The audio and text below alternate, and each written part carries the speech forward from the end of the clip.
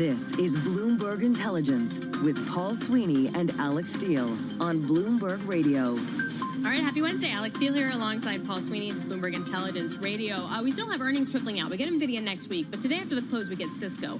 And there's no other person you want to talk to than Woo-Jin Ho, Bloomberg Intelligence Senior Technology Analyst.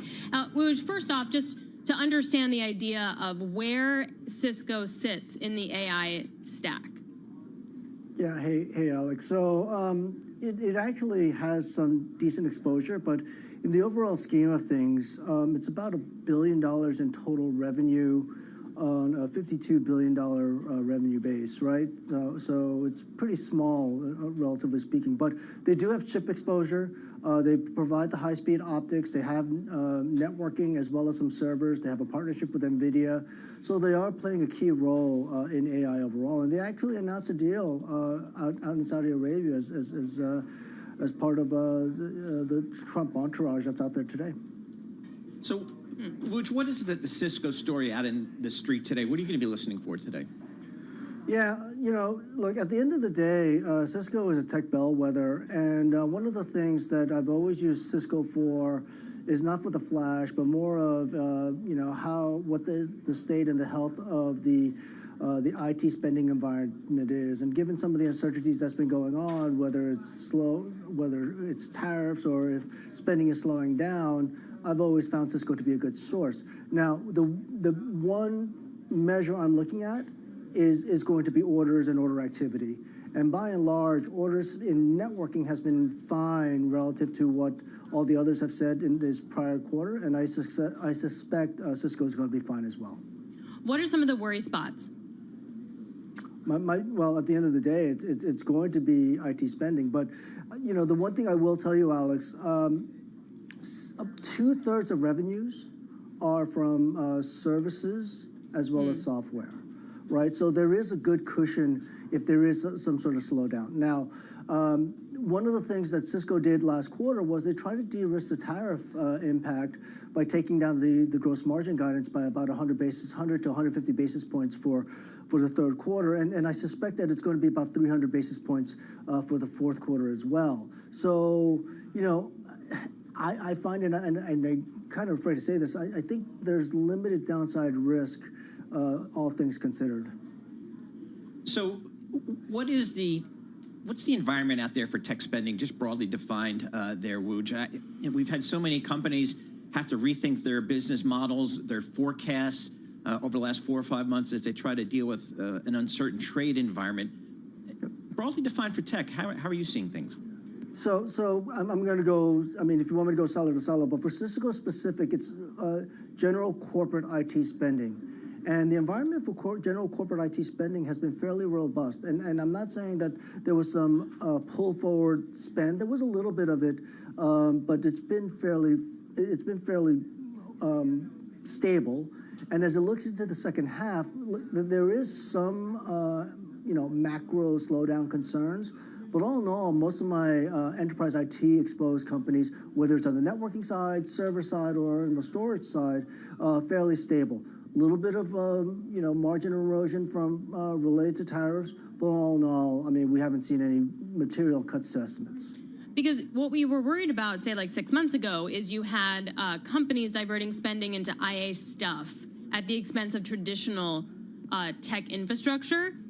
Yep. A, is that still happening? And then /B, can Cisco capitalize on that shift, or you think they'll be fine? Cisco will capitalize on that shift. Okay. It won't have as big of an impact given the size of Cisco. But what we're finding out today is that some of the underspending in, let's just say the daily networking and the hardware equipment, those things need to be upgraded too. And what we're seeing is that companies are going to reinvest in their core networking products. So back in February, they gave a pretty upbeat sales forecast. I remember the stock jumping on that. Are expectations high going into this print?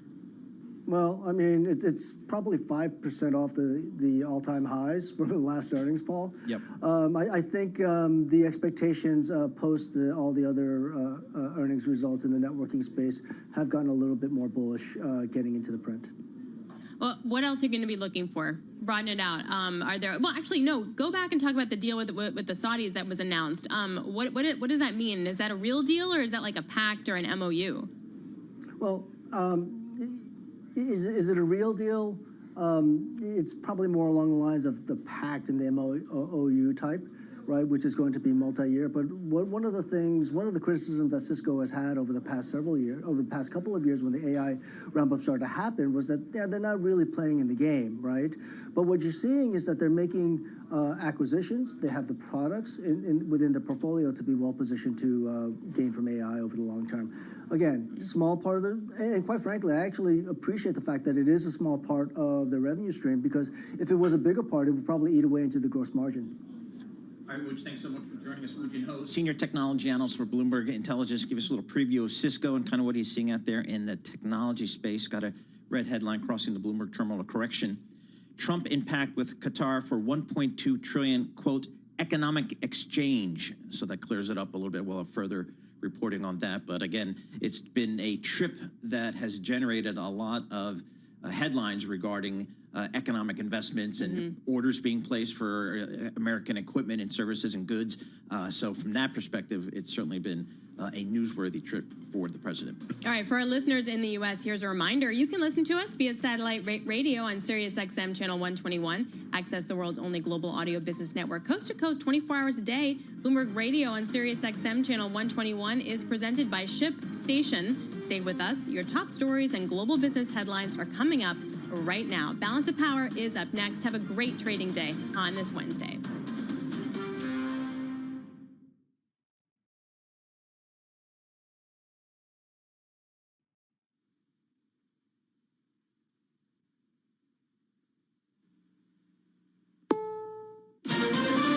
This is CBS News on the Hour, sponsored by Progressive Insurance.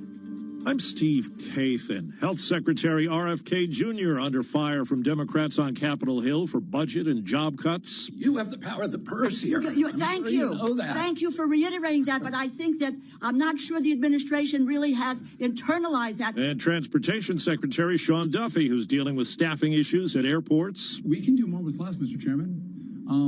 And if we do more with less, that means that we'll have additional money, I think, through this committee to put back into the infrastructure that so many of us dearly want in our communities. Well, CBS's Nicole Killian on the Republican budget bill that's making its way through the House of Representatives. It increases the standard deduction, increases the child tax credit, again, preserves the president's tax cuts, includes some of those things he campaigned on, like no taxes on tips, no taxes on overtime. The EPA says it's going to roll back limits on some types of forever chemicals in drinking water. The agency will keep limits on the two most common ones. It will offer a 2-year deadline extension for utilities to comply. California's Governor Newsom proposing that state pause enrolling more low-income immigrants without legal status for state-funded health care benefits next year. He also wants to start charging people who are already enrolled a $100 monthly premium in 2027. President Trump is in Qatar announcing a new defense deal and an agreement for Qatar to buy 160 Boeing jets. Kelly's telling me from Boeing it's the largest order of jets in the history of Boeing. That's pretty good. Well, CBS's Nancy Cordes says earlier today Trump met with the former al-Qaeda figure who is now Syria's interim president. The president was willing to go into that meeting at the urging of the Saudis and others here in the Middle East who are really hoping that this new chapter for Syria works out and makes things safer for everyone in the region. The government says 80,000 people died from drug overdoses last year. That's down 27% from the year before. A California DoorDash driver has pleaded guilty to stealing $2.5 million from the company. Saeed Devagiri of Newport Beach admitted she and 3 other people created fake driver and customer accounts, then placed fake expensive orders. They would report the status of those orders as delivered, so the fake driver accounts would be paid. Then they would repeatedly switch the status of the orders from delivered to in progress and get paid over and over again, hundreds of times. 2 of the other suspects pleaded guilty. The third is fighting the charges. Michael Wallace, CBS News. Wall Street, the Dow is up 8 points. The S&P is up 9. This is CBS News.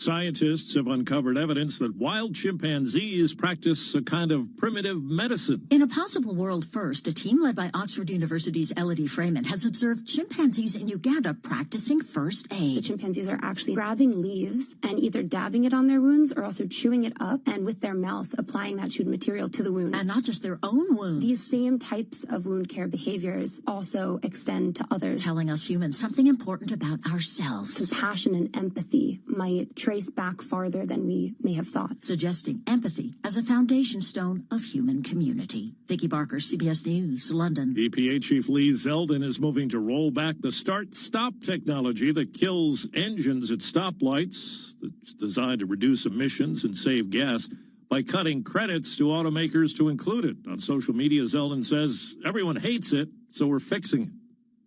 Steve Kathan, CBS News. From the world of politics to the world of business, this is Balance of Power.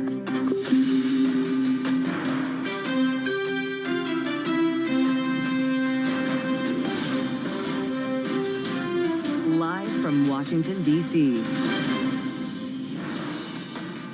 It's the Wednesday edition with President Trump moving across the Middle East and House Republicans moving closer to a deal on reconciliation. We put it all together with Bloomberg's Mike Dorning. He'll be with us in studio in just a moment with analysis today from our political panel. Republican strategist Rick Davis is with us from Stone Court Capital. Democratic strategist Adam Hodge from Bully Pulpit. They'll be here later in the hour. President Trump arriving in Qatar amid big questions surrounding the offer of a luxury 747 to be used as a temporary Air Force One. We're going to get into this and whether Donald Trump will ever actually be able to use that plane if it's green-lighted with Republican strategist and national security expert Ashley Davis. It's all after a look at Wall Street. We get to the markets right now with the voice of Wall Street. Live from New York, Charlie Pellet. How's it look, Charlie? Yeah, right now looking green. Dow, S&P, NASDAQ, all moving higher. Big warm welcome back, though, Joe Matthew. S&P advancing now by 14 points. 5,900 even where we stand. That is a gain of 0.2%. Wall Street's epic rebound from April's meltdown, maybe showing some signs of exhaustion, though. A renewed rally today, however, in the market's most influential group is continuing to fuel those gains in stocks. The S&P, as I mentioned, up 0.2%. The Dow up another 0.1%, up 20 right now. We've got NASDAQ up 134, up just about 0.7%. The Bloomberg Mag 7 Index also up today, gaining 1.7%. The 10-year, 4.52%, with the 2-year, 4.04%. Gold down 2.1%, 31.81 the ounce. West Texas Intermediate crude down 0.4%, 63.40 per barrel of WTI. As for markets, tariffs, and the economy, Michael Reed is senior U.S. economist at RBC Capital Markets. So if you continue to see tariffs, even if we go from 20% to 10% in terms of the effective tariff rate, you're still going to see a drag on imports into the U.S. ultimately. We're not seeing it yet, but that will happen. RBC's Michael Reed interviewed this morning on surveillance. As we have been reporting, Boeing has won a mega order from Qatar Airways amid a flurry of deals between Gulf nations and the U.S. during President Trump's visit to the region. The agreement signed by the Doha-based carrier is for 160 aircraft. Boeing shares, they're up right now by just about 2%. And the oil giant Saudi Aramco has signed agreements with major American companies, potentially totaling $90 billion. Recapping, stocks higher. S&P right now up by about 0.2%. Back we go to Washington. Balance of Power continues. And once again, here he is, your host, great guy, Joe Matthew. All right, Charlie Pellet. Well, you're a great guy too, Charlie. I missed you, and it's great to have you with us here. Midweek, the Wednesday edition. Way to parachute into the week halfway through it. I've got a lot to catch up on. I need to take a deep dive with Kaylee Lyons to find out everything that I missed, although I've had my eyes on things, and I've had my eyes on you. It's good to see you again, and welcome to the Wednesday edition of the fastest show in politics here on Bloomberg Radio, on satellite radio channel 121, and on YouTube, where you can find us right now by searching Bloomberg Business News Live. So late night here in Washington. Early morning, should I say. Wee hours. These guys worked right through breakfast. The enduring image from the all-nighter on Capitol Hill. And don't worry, we're going to be following Donald Trump through the Middle East over the course of our program today. It was at 4:57 a.m. Utah Congressman Blake Moore slumped over in his chair on the Ways and Means Committee, all the way over. Sound asleep, to the point where his colleagues had to jostle him awake to finish the work that they did complete. They actually cleared the tax component out of Ways and Means, but that wasn't the only one. We had Energy and Commerce all through the night. Ag went late, and there are questions about exactly how Speaker Johnson's going to thread the needle here. We still need a real deal on salt, right? We've got a couple other things we need to iron out. With a Memorial Day deadline looming, here's the Speaker of the House earlier today. We're still on target to hit that Memorial Day deadline, which people balked at when we first said it. The American people are counting on us to get this done and get it done quickly, and we're on target to do it. We're working around the clock to build that consensus to get the 218 votes and deliver on President Trump's America First agenda. They balked, he says, but here we are on the verge of a Memorial Day vote.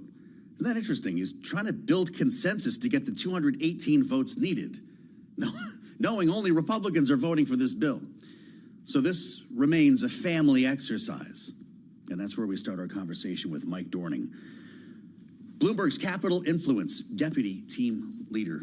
Your team is busier than ever. Oh, right yeah. Now. This is go time. So they're all spread across the Capitol right now. As we speak, yeah, it's kind of amazing to see you guys at work. Now, it's interesting because we've been talking about this for months, but this is the actual marking up of the bills in the voting in committee that will bring together something to vote on the floor of the House. Will he actually get this done by Memorial Day? Hard to say. There's a good chance he might.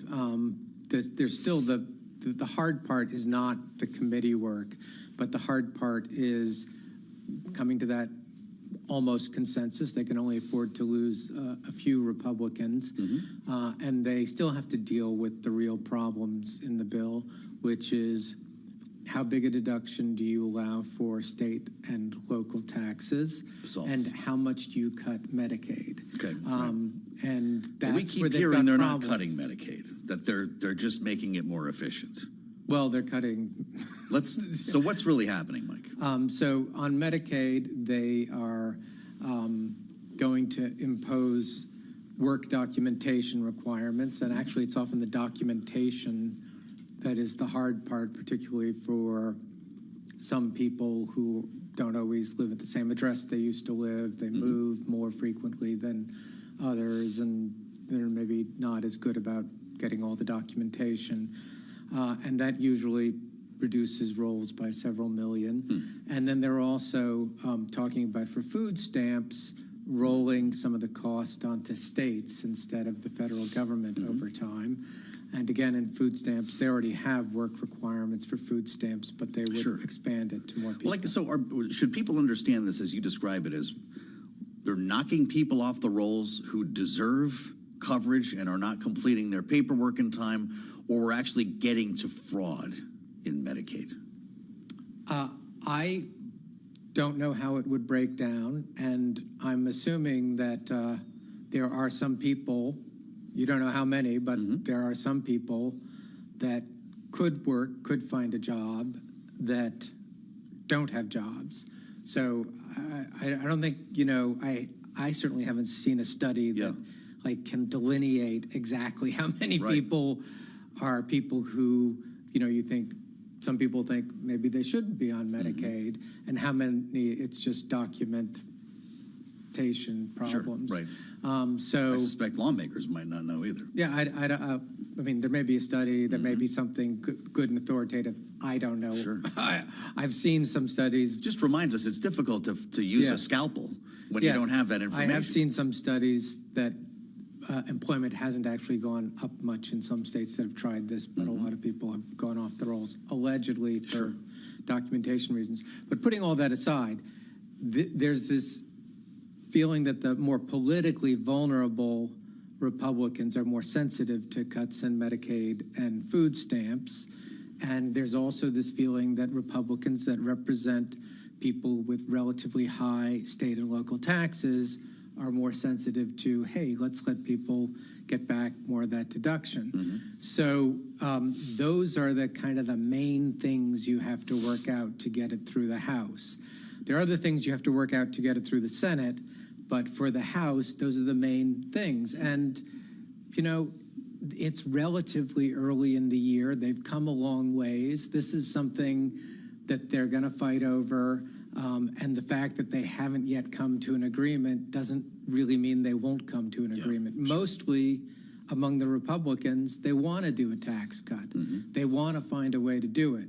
And so that helps you. But in Congress, when people want to find a way, then they often do find a way. Well, they start bumping into each other on things like salt, right? You mentioned the deduction here that even the salty Republicans can't seem to agree on. There was even reporting that Nicole Malliotakis was thrown out of a meeting or not allowed into a meeting with leadership because she's on Ways and Means. Well, you've got a, I guess, Smokey in the hen house here. You can't even trust your fellow Republican lawmaker on this. $30,000 has been floated. Congressman Lawler says, hell no, I'll vote no. Where's the sweet spot? I don't know, and that's the, if I would say the sweet spot is probably something more than Johnson initially offered. And I think Johnson's smart enough to know you don't start with your best offer. You start with a somewhat better offer. It's not going to be unlimited, we can say, right? I think it's very unlikely to be unlimited. And there's not going to be much pressure in the Senate for this. It's all the pressure is in the House, because in the Senate, there aren't a lot of Republican senators from high tax states. So the only way to get this is to get it in the House. And they could, if they wanted to, there are enough of them that they could just kill the bill, block it, or hold it up, until December 31st. All right, so let's say everything goes great.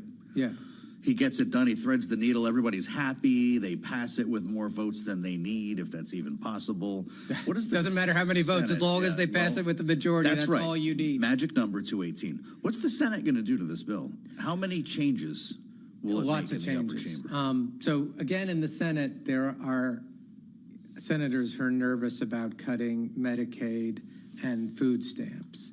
There are also senators who are nervous about cutting all the clean energy tax credits that President Biden passed. So you'll probably see pressure from senators to cut Medicaid less, cut food stamps less, preserve more of those tax breaks for clean energy, a few other sort of bits and pieces. Like, I think there's some senators who want to be more generous even than the House one in terms of research and development, tax credit for, or tax break for companies. They want to make that permanent instead of just for the period that it is in the House bill. Things like that. There'll be lots of, and each senator has a lot of power. But again, like in the House, I think a majority of Republican senators do want a tax cut. So there's likely, whether they do it July 4th, whether they do it, the most likely time that they get it done is by their August vacation, or whether they do it in October like they did it in the first Trump presidency. It's just a question of when and what pieces will suggesting move in what we don't way. know if the debt ceiling is going to go into this or not, right? That could be standalone. That is why they might get it done in August. And it's great for the Republican leaders that they can Get it all attach done. that, create this artificial deadline, get it done quick. Amazing. Mike Dorning, great to see you. And thank you for the update here. Bloomberg's Capital Influence team is all over this, and you can find Mike and his colleagues' work on the terminal and online. Ashley Davis is on the way in next. Would Donald Trump even get to use that new Air Force One from Qatar? It's next on Bloomberg.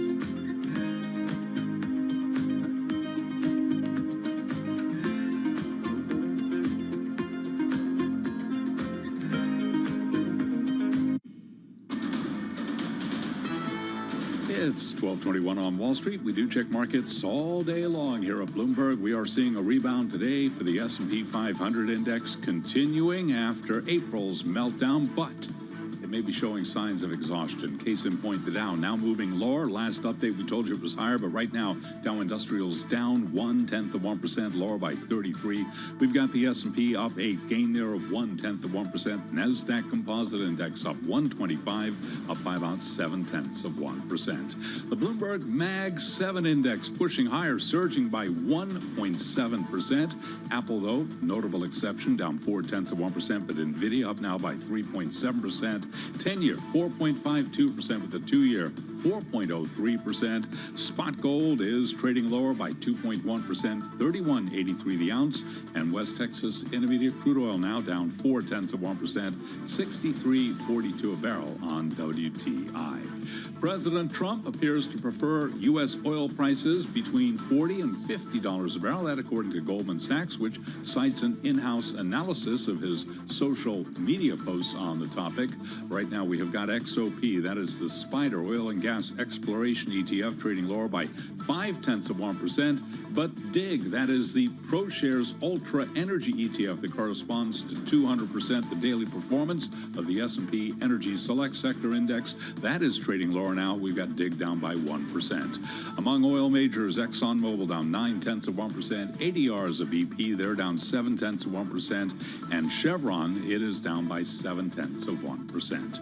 Balance of power continues right now. And back we go to Washington. Once again, your host, he's back, Joe Matthew. All right, Charlie, thank you so much. I'm going to add one more to the pile here with the good help of Charlie Pellet in New York. The next IPO that we've got our eyes on here, eToro Group, has just started trading just below $70. It opened at $69.69, having been priced at $52 a share. This is a nice pop, and following CoreWeave, probably the biggest offering that we've had a chance to talk about for some time, remembering everybody was talking animal spirits. Paved the road to Goldman Sachs the minute Donald Trump was elected. But then, of course, there was a chill on the market, thanks in part to the Terrorist Liberation Day and all the rest. Another new issue here, eToro Group. This is a rival to Robinhood, opening at $69.69 and now off to the races. It is at $72.95, now up about 5% from that level in its first day of trading. Thanks for coming along. It's Balance of Power. I'm Joe Matthew in Washington. I missed you. We're back on the fastest show in politics, with a lot of talk about this airplane while I was gone. Every day I woke up and read something new about this 747 that ABC started talking about. This is the plane from Qatar. It wasn't until the Washington Post got to it this week, though, that I really had a sense of what we were talking about here. And the more I learn, the more I'm asking questions. Of course, the 747 is what Boeing made that became Air Force One. There are two of them, and they're aging. We talked about this in the first Trump administration, and getting Boeing to make more has taken time. So we're looking now at this so-called gift from Qatar to retrofit what is a 13-year-old aircraft at some $400 million, but the retrofit would cost a lot more than that. As we learn, of course, and we're hearing concern from a lot of Republicans now in Washington. You could pick out John Thune if you want. You could look at Ted Cruz, suggesting that there are great concerns here about security, not to mention the idea of gifting under the rules of the Constitution. Donald Trump, though, talking about this, he can't figure out exactly what the problem is here, as he's made clear on Truth Social and in speaking about this on his trip through the Middle East. Here he is. Listen.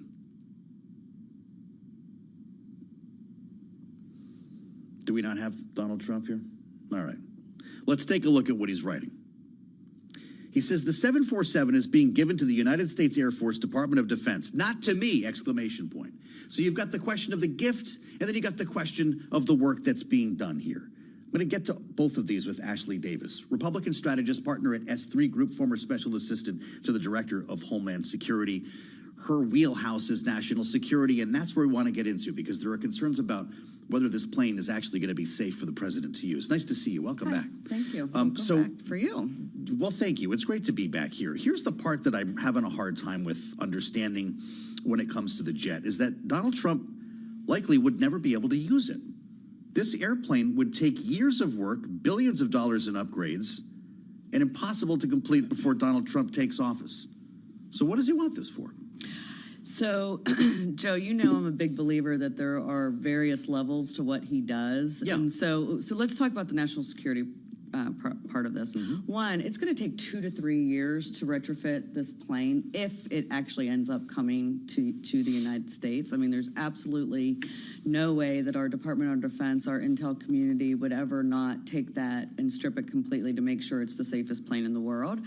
But I also think, you know, supposedly he is very angry about not getting his plane for 6 years he's been wanting this plane. So he's angry about it. He talked about it again yesterday. He's continuing the dialogue so I think he's poking a little bit at the company that is making the plane, and so he's trying to cause a little bit of friction there.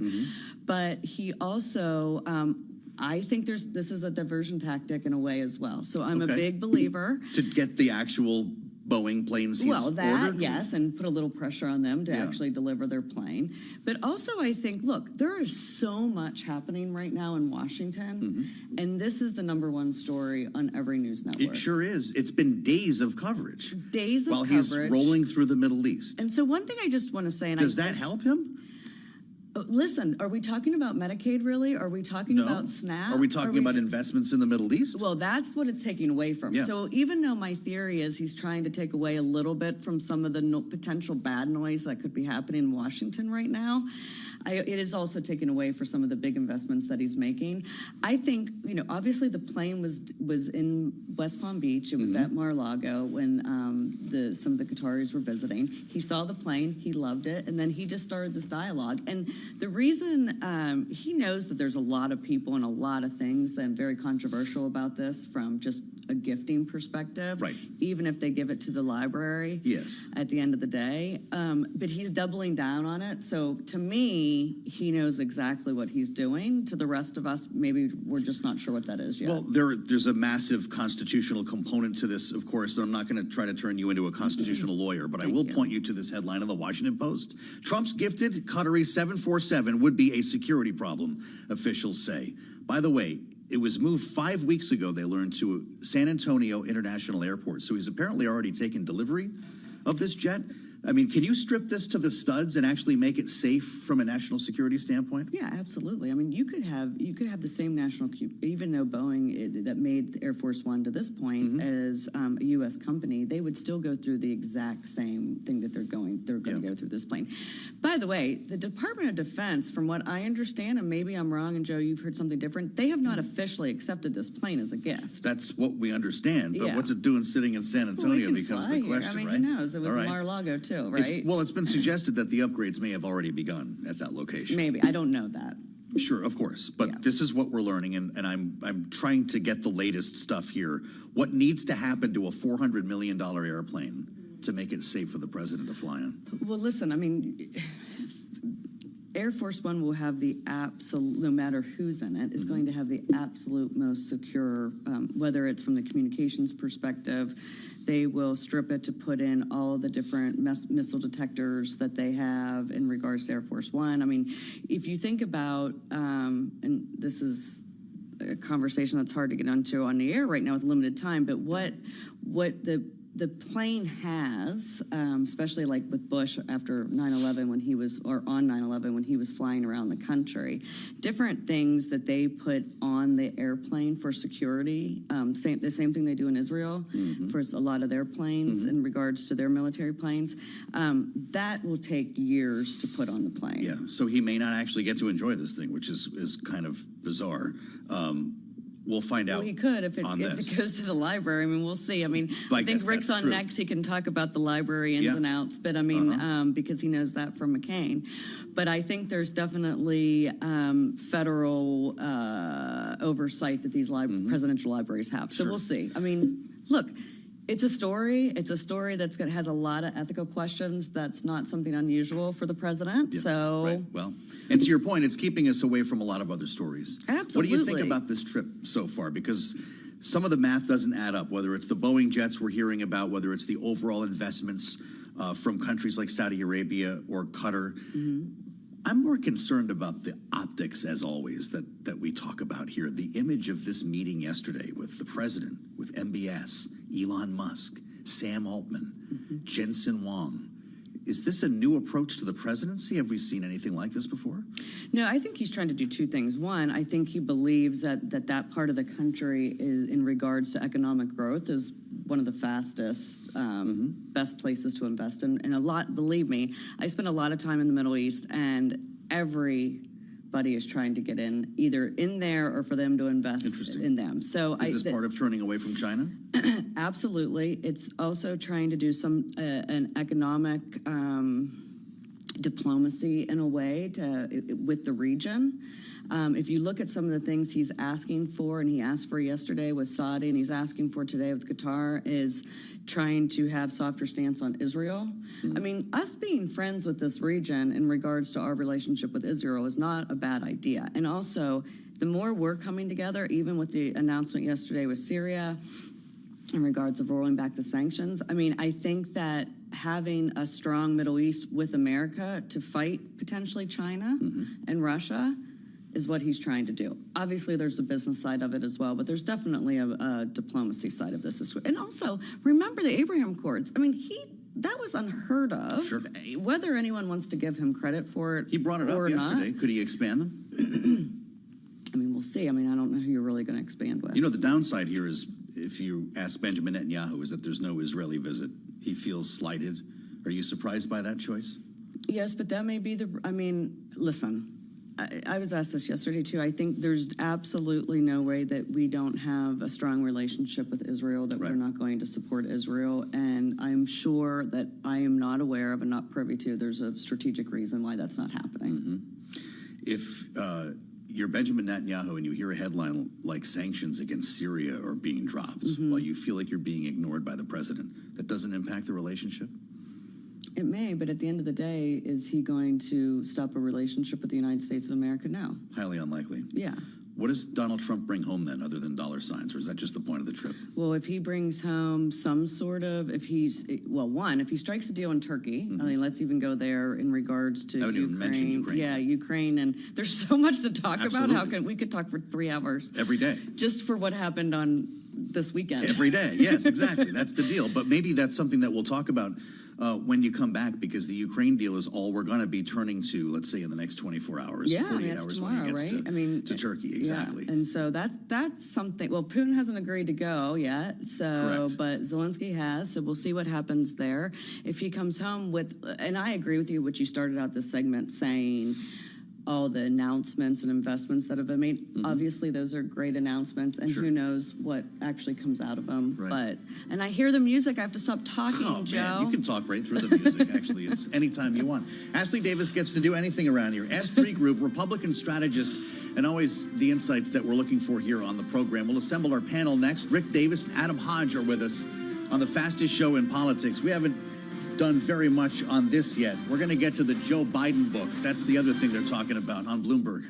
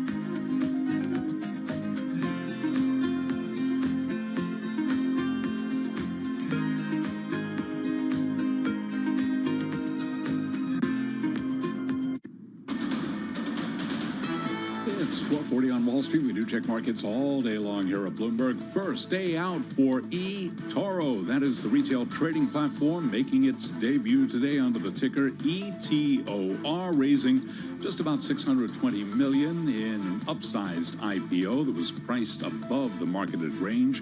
Right now, we have got eToro surging by 37.6%, currently at 71.57. We will keep you updated throughout the day on the progress of eToro. First day of trading there. Goldman Sachs, Jefferies, UBS, Citigroup all leading the offering, but again, eToro up now by 37.8%. The Dow lower now, down 91 points. That is a drop there of 0.2%. S&P 500 index calling that a little green. Yes, higher by 4 points, up under 0.1%. While the Nasdaq Composite Index is up 122, up by about 0.6%. 10-year at 4.52%, with a 2-year currently yielding 4.04%. Spot gold right now down $73 the ounce, tumbling 2.3%. And West Texas Intermediate crude down 0.5, 63.37 a barrel. The Mortgage Bankers Association is out with its weekly report on home loans, and that story, here's Bloomberg's Vinny Del Giudice. The average rate on a 30-year loan showed little change last week, running at 6.86%. That boosted new loan demand for the second week in a row. But loan refinancing stalled. Mortgage rates hit this year's high of 7.09% in early January. There's more housing data on tap this week. Builder confidence Thursday. Housing starts Friday. Vinny Del Giudice, Bloomberg Radio. And speaking of economic indicators, how about Walmart earnings tomorrow morning? Up now by 0.6%. American Eagle Outfitters, meanwhile, lowering after pulling its guidance for the full year. Right now, we've got American Eagle flying lower, down by just about 4.7%. Again, eToro, first day of trading there, up 34.1%. And just getting word that the drug maker Sanofi is going to invest at least $20 billion in the U.S. through 2030. eToro, one more time, up 34%. Back we go. Balance of Power continues. Once again, your host, here he is, Joe Matthew. All right, Charlie, thank you so much. Charlie Pellet, the voice of Wall Street and the New York subway, live at World Headquarters in New York. We'll get back with Charlie soon to check on the markets for you, as we always keep a hand on Wall Street here as we talk politics in Washington. In fact, it's been difficult to separate the two, and this week is no exception with the announcement of these massive investments from overseas, and specifically the Middle East. Donald Trump on his travels abroad, goosing Wall Street today. Boeing is a big example of that, with the deal in Qatar having been announced. George Clooney back in the news. I don't know if he wanted to be, but it's all anyone's talking about around here. Once we finish the conversation about the jet from Qatar, you know he's dyeing his hair now on Broadway. Have you seen he's doing Good Night and Good Luck? Jet black hair. Not something that Joe Biden tried on the campaign trail. Yet we're talking about these two in retrospect, following this new book out here by Jake Tapper and Alex Thompson. As we read, and this is all about, of course, Joe Biden's mental acuity, what was really happening inside the administration and whether people were covering up for him.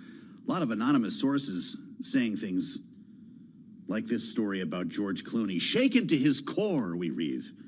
The president hadn't recognized him, a man he had known for years. They write Clooney had expressed concern about Biden's health before. A White House aide told him a few months back they were working on getting the president to take longer steps when he walked, but obviously the problem went far beyond his gait. This was much graver. It was like 2 weeks later he wrote the column that began the unwinding of Joe Biden's run for re-election. A lot of questions about this book, about whether this is actually news, and about whether it is productive to be looking in the rearview mirror here as Democrats try to find their way forward. And that's what we're talking about with our political panel in this part of our conversation. Rick Davis is here at the table, Bloomberg Politics contributor, Republican strategist, partner at Stone Court Capital. Also with us in studio is Adam Hodge, managing director, Bully Pulpit International, our Democratic strategist. Great to see both of you gentlemen here. Adam, you worked in the Biden administration for some time. It's good to see you. I'm sure you don't like reading stories like this, but what's your reaction, and did you actually hear stories like this when you were in the White House? My initial reaction is that any time the Democrats are focused on what's in this book and looking back at how Joe Biden operated and has physical or mental acuity, it's time we're not spending talking about what Donald Trump and the Republicans are doing with tax cuts and Medicaid. So from a strategic standpoint, I just think it's a waste of time. Yeah. And I think, like, if the Democratic Party is going to think about how we go forward, it's about, like, how do we connect with people? You can look at different pieces of, like, where we have or haven't invested resources, where we have fallen off connecting with certain pockets of the country, and what policies that we want to put in place that would connect with those folks. That, to me, feels like a much more valuable use of time, not looking back at whether Joe Biden should or shouldn't have run. The reality is, like, it's clear he shouldn't have run. We lost. Like, Donald Trump is the president. So, like, let's pick it up. Where do we go from here?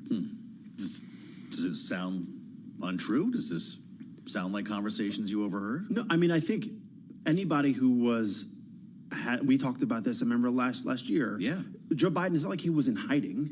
He would walk to Air Force One. He would walk in the White House. He'd walk up to the podium. Sure, yeah. Right. I remember traveling with him to the NATO summit in Europe. It wasn't like he was somehow missing in action. People saw that he wasn't walking as well as he should have, and that he had stumbles at the podium. So this is all a bit of DC drama that I don't think, I mean, if you take a step back, none of this is a surprise or shocking to anybody, and it doesn't matter in the current day and age, the current political landscape. I don't know if this sounds like news to you, Rick. We talked about this a lot in real time while these observations were being had by some. Right. But I'm looking at a book largely full of anonymous sources telling stories like this. Is that the point here? Yeah, it's kind of reprehensible from my point of view, especially when you look at the campaigns, and unfortunately this happens quite a bit. You lose, and you got to pin the blame. Here we're going to pin the blame on the candidate himself. Yeah. Every single one of the people who are an anonymous source were probably in the position of being on a campaign, being in the White House, or being a part of the administration somehow. And if that's the case, why didn't they quit? If they were so shocked by the behavior of the president and the people around him, why did they partake in that? George Clooney, great example. Oh, he just had this epiphany at a fundraiser. Everybody knew that it was the Joe Biden, before the election cycle. Everybody could have spent a year before the election began saying now's the time for this president to retire, and going to him and doing that. Instead, they do it after primarily a misstep, a failure in a presidential debate. Too little, too late. Everyone there in that book had a reason for him to be on the campaign and speaking, and yet none of them took the risk personally to say, hey, you ought to get out. And I think, thinking back, though, as you're talking, I'm thinking about what the view of a staffer, someone working in the White House, and thinking about all the stuff you did get done, all the stuff you still had to get done. So all the things like chips and infrastructure and the rescue plan, all these things that were being implemented under the leadership that wouldn't have happened without Joe Biden being president. You want to see those things through. So it's a little bit hard to take a step back and say, I got to do this part of my job, or I'm helping Ukraine defend itself against Russia's invasion. I'm not going to, it is hard to say, I'm going to put all that aside, all the good work that I'm doing. Sure. Just because I think the president isn't quite up to the level he was when he ran for president, a few years ago. I think where the Democrats should go forward now, look, this is what we got done under Joe Biden. These are the things that made a positive difference. This is our vision going forward. That has to be the focus. Anything about whether he couldn't walk to Air Force One, to me, I just think it's a huge waste of time. It's kind of ironic. George Clooney is the man raising all this money for him, making him relatable, and is the one that actually puts the dagger in the heart with the op-ed that came out something like 2 weeks after this supposedly happened. Is there a lesson learned there for the type of surrogates you're rolling with on the campaign? Yeah, look, I always think it's dangerous to go into the lion's den of L.A. and start hobnobbing with a bunch of liberal, TV and radio and music and movie stars. Yeah. They are usually out of the mainstream of the American public to begin with, right? So look at the outpouring of support they all gave to Kamala Harris, and it didn't amount to a single vote. I think politicians sometimes get stars in their eyes. Oh, I get to hang out with George Clooney. Hey, I'd like to hang out with George Clooney. Come on, barbecue in the back of Davis's house. Right, yeah. I bet he'd love to be. But I would never have him, on the stage with a candidate. Right. I'm sorry. You're a great movie star. Find me somebody who has a policy issue or a point of view that will be good for the campaign. That's usually not. And he got Barack Obama up there too at that event. Adam, you know, it just begs the whole question, and everyone's trying to relitigate this whole thing, that I hear Democrats either say he never should have run, and you just made that implication for re-election, that is, that was kind of the original sin. That was the mistake. Others say people appreciate consistency. And what would have happened if he had stayed in the race? Would he have done better than Kamala Harris? I mean, at all the polls that I've You seen, say no way to that. I don't think, I mean, there's any credible case. Could to she be then, made. then the follow-on is, could she have done better if she had 2 years to run? I think taking a step back, and this is something that I think we should, just if we're being honest about politics, the 2 times that Democrats have lost to Donald Trump, we haven't had a real competitive primary. The one time we did beat him, we had a real competitive primary, and Joe Biden won. You know, and like you can say how the party coalesced around him, but he won the primary in a very open, wide open primary, and he got elected president. So I think if there's a lesson for Democrats to learn going forward is how do we have a full, robust primary process where we err and look at who should be the best nominee. And it is valuable because you get around the country. You talk to voters, you spread the Democratic brand, the Democratic gospel about what we want to do for the country. And there's value in that. There's value in going to talking to the people around the country that you just lose without having a competitive primary. And I think some of that, we exceeded expectations in the midterms in 2022. And so there wasn't this clamor to change horses at that point. There's a lot of time between 2022 and 2024. At the end of the day, like I don't, with where the global economy was with inflation, I don't know how much difference it actually would have made in the outcome. Is there a failure in journalism here when we've got people who were covering the campaign now writing books that are telling a different story, or are they simply at the mercy of their sources and they're relaying what they're hearing? Should there have been more focus on this by the White House press corps? I think that the White House press corps gave it a hard look. You know, Adam's as Adam was saying, I was in the White House. They did not hold their punches. They didn't hold back. I mean, you know, there were all these stories, and so there was plenty of juxtaposition of that, and that all led to him getting out of the race. So, you know, it wasn't like that didn't happen. I think this is more a story of the underbelly of Washington, D.C., where people take advantage and try and make money and brandish their image by attacking people who are already down and out. You know, Washington has an old line, only kick them when they're down, right? And so this is a classic example of that. Wow, incredible. It makes you wonder what the next book is going to be. You know, the flurry, the avalanche of Trump books, it got to the point where you just couldn't tell them apart. Is Joe Biden going to have his own version of that? Yeah, I'm sure there will be, everybody got a book deal and they'll write about the campaign and they'll, you know, that. So this will be, you know, a poor little one out for Chris Marr, who just came on to help Biden defend us, because it's going to be like this for the next several months. Is that why he's showing up on The View and making speeches? Yeah, I mean, I think that's part of it. And I think if you care about your legacy, I mean, like, we know history is written by the winners, right? And so you got to try to defend your legacy and talk about what you feel like you accomplished. I assume Biden will write a book of his own, talking about what he feels he accomplished. But I don't think any of that helps Democrats take back the House and the Senate in 2026, win the White House in 2028, and more importantly, regain and rebuild the Democratic Party's brand so that we are a majority-making party across the country for decades to come. Some think it's attractive to kind of go away when you're done, you know, a la Johnny Carson. If you were, you know, helping Joe Biden during his campaigns the way you did John McCain or other politicians, would you tell him to go home at this point, stay home, don't go on The View, don't write a book? Yeah, I mean, you know, look, we even had a point of view that, you know, you always had to do your day job. So, you know, when John McCain lost the presidency in 2008, he was a senator. Yes, go do your day job. Yeah. Don't act like a president. Go do your day job. Be a good senator. Joe Biden is retired. I mean, for all intents and purposes, he is going to be doing things like writing books and maybe penning some articles. And I don't begrudge him for defending his image.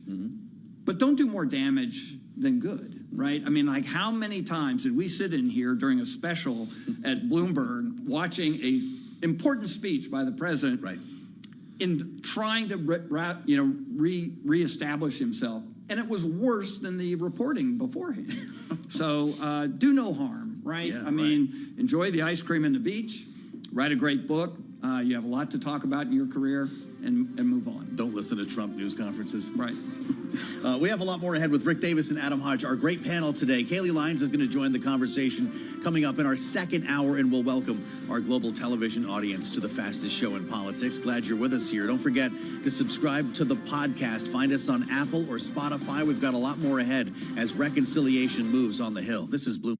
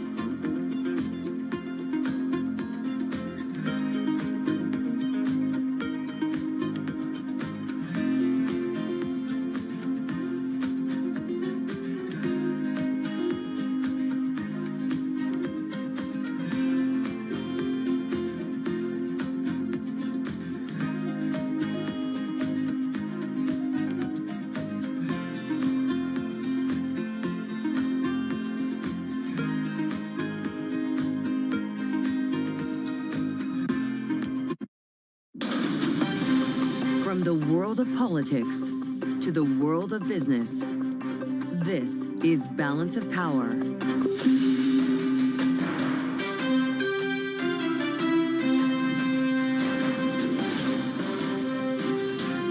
Live from Washington, D.C. It's the Wednesday edition with President Trump in Qatar today and House Republicans here in Washington moving closer to a deal on reconciliation. Thanks for being with us. I'm Joe Matthew in Washington alongside Kaylee Lyons. I missed you. You have so much to bring me up to date on. Thank you so much. All I know is We may be approaching a deal on reconciliation, but we don't have one yet on SALT. No, we don't. It did advance the tax package that is out of the House Ways and Means Committee this morning after what was a marathon overnight markup. And despite those, 16 hours of shooting down various amendments and figuring out how to get this bill through the committee on partisan lines, still no solution on the state and local tax deduction. The Speaker does sound optimistic that one can be reached, but we know that those members from blue states where this is a big issue, Republicans that is, are making a lot of noise. Balking at this idea of $30,000 as the final number. Maybe this is just part of the negotiation as we hear on the other end of Pennsylvania Avenue. We'll find out. But of course, the White House is pretty empty right now. President Trump abroad announcing tens of billions of dollars in investments going from Saudi Arabia yesterday to Qatar today. Still unclear if this new Air Force One is going to be part of a deal, but he will be making a bit of news. A big dinner set for a bit later on today, as it seems like half of Silicon Valley follows him across the world. Yeah, a lot of tech titans have been in the Middle East for this. He, of course, will be participating in that Qatari state dinner this hour. When we get images of him arriving, we'll bring them to you here on Bloomberg TV and, of course, describe what we're seeing for you on Bloomberg Radio. But yes, this is all about attracting investment. The White House was touting $600 billion in pledges from the Saudi government yesterday. Today, they're talking about $1.2 trillion in economic engagement, right? Is that the phrasing they're using? Not necessarily things that are firm yet, though we do have, of course, news on a big deal for Boeing. Yeah, it's massive. It's moving the stock and unlocking opportunity after the deal with China was unlocked.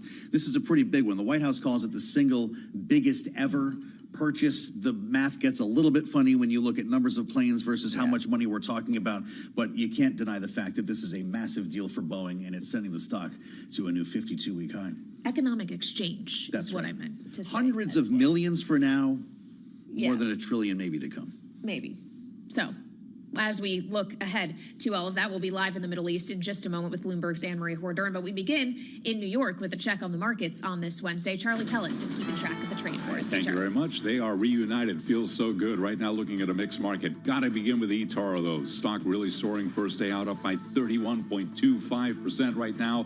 First day of trading as a public company after the trading and investment platform. And some of its backers raised nearly $620 million in an upsized IPO. Again, eToro rallying now by 31.5%. The trading gives eToro a market value of nearly $6 billion based on the outstanding shares listed in an earlier filing. Again, eToro now up by 31.2%. The Dow lower, down 90. That is a drop of 0.2%. S&P little change right now, up just 2 points, virtually flat on the day. We've got NASDAQ up 106 now, up 0.6%. The Bloomberg Mag 7 Index rallying 1.5%. The 10-year 4.52%, with that 2-year at 4.04%. Gold now down 1.9%, $31.89 the ounce. West Texas Intermediate crude down 0.3%, $63.47 on WTI. Boeing won that big order from Qatar Airways amid a flurry of deals between Gulf nations and the U.S. during President Trump's to the region. We got a whole lot more coming up with our Anne-Marie Hordern in just a moment. Boeing shares, though, they are gaining today, up now by 1.6%. So again, recapping, S&P 500 index higher by 2 points now, flat on the day, and we've got eToro up by 30.5%. Back we go to Washington. Balance of Power continues, and once again, your hosts, Joe Matthew and Kaylee Lyons. All right, Charlie Pellet, thank you very much. Indeed, we have our eyes on deal making today, both at home and abroad. President Trump, of course, touting economic deals with partners in the Middle East, while here at home, his partners on Capitol Hill, if you will, Republicans in the House in particular, are trying to work a deal to make sure his legislative agenda can pass, of course, inclusive of extending the 2017 tax cuts, other measures as well, trimming of Medicaid. The problem is the deal that needs to be reached is the one that seems still elusive for House Republicans, and that is a deal on the cap for the state and local tax deduction. Yes, the mighty SALT, which we've been talking about for months. We're not done yet, but to Kaylee's point, some work was accomplished overnight. It was an all-nighter. In fact, we saw lawmakers falling asleep at the dais in the Ways and Means Committee right around 5 a.m. They managed to advance legislation 26-19 was the vote in Ways and Means. Of course, not the only committee marking up legislation. It all leads us to a potential vote on the floor in time for Memorial Day, as the speaker mentioned. Bloomberg's Tyler Kendall joins us with more here, our Washington correspondent live on Capitol Hill. Tyler?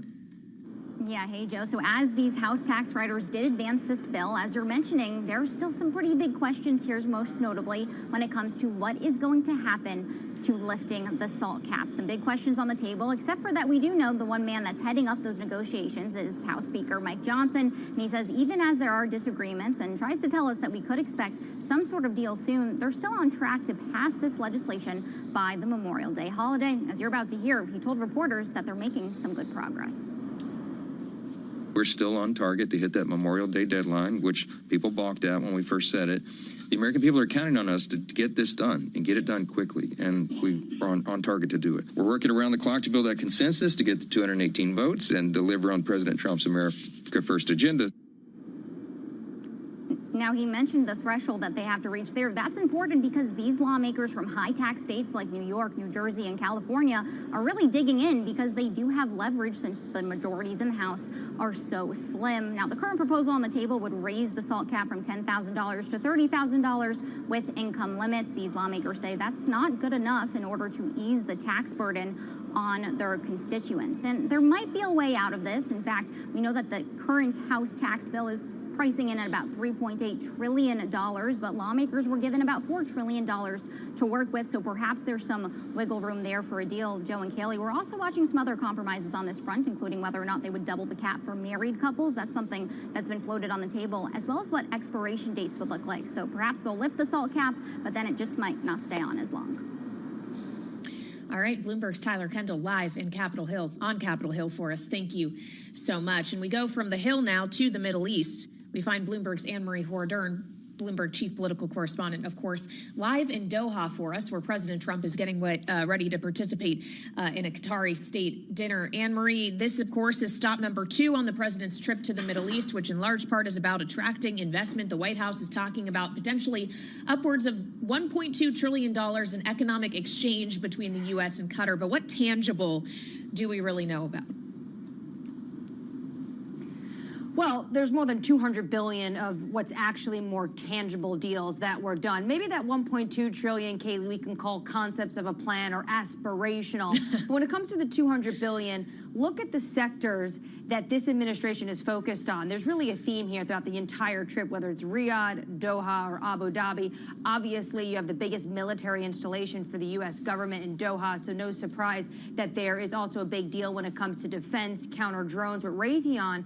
Obviously, we've talked a lot about Boeing, the shares that skyrocketed, although Bloomberg a week ago was reporting about this, saying 100 wide-body jets Qatari Airways was looking to purchase from Boeing. They actually upped that to 160 today when the president and the mayor came out and talked about it. And then other things like quantum computing. AI technology is huge for this region right now. We are talking about traditional economies in this region when it comes to energy, oil, gas, that they want to move beyond and look to how they can transform their economies. For a place like Qatar, gas, LNG is huge. They're looking at potentially other ways to diversify and make a more dynamic economy. And that same theme will carry on tomorrow when the president goes to Abu Dhabi. NVIDIA, AMD, they potentially will be the big winners when it comes to the fact that the Emiratis say they are ready to invest $1.4 trillion, but they need access to those advanced chips. Indeed, big week. These are big headlines you're talking about, Anne-Marie, and it's great to have you with us here, whether it's NVIDIA or Boeing. Hearing less talk about Turkey and Ukraine. What will those headlines be later this week? Well, the president once again today left the door open on potentially going to Istanbul.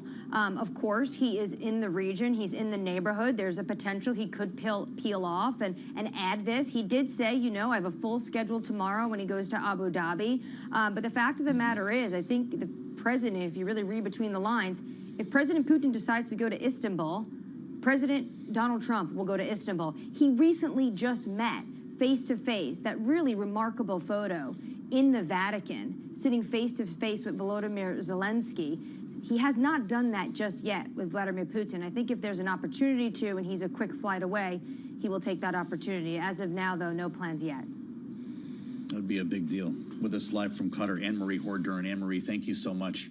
As we follow the president's travels throughout the Middle East, we have the voice of Natasha Hall, Senior Fellow with the Middle East Program at the Center for Strategic and International Studies, CSIS. Natasha, it's great to have you with us. I wonder your thoughts just broadly on the optics behind this trip so far. It's been a story of investment, dollar signs, a different type of diplomacy than Americans were used to in the Biden administration, right down to having actual high-tech executives yesterday, whether it was Sam Altman or Jensen Huang, meeting the Crown Prince alongside Donald Trump in Saudi Arabia.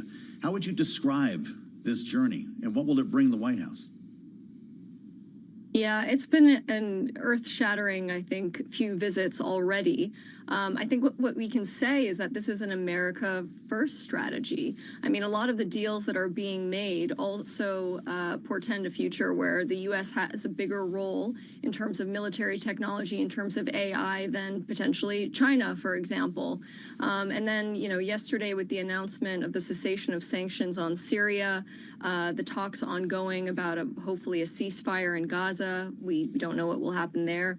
But, I mean, this is really, I think, an America first rather than a Netanyahu first policy strategy. And that's what we've seen so far. Well, and when we consider these American first policies, the attempt to attract more investment from these countries into the United States, America also has to give a little here as well. Anne-Marie was just talking about movement on chips, for example, for the UAE. To what extent is this for the countries that are hosting the president also a chance for them to extract concessions or things they want from him? Well, that's exactly what we've been seeing. We know that Saudi Arabia, for example, has wanted some kind of defense pact with the United States, has wanted help with a civilian nuclear program as well.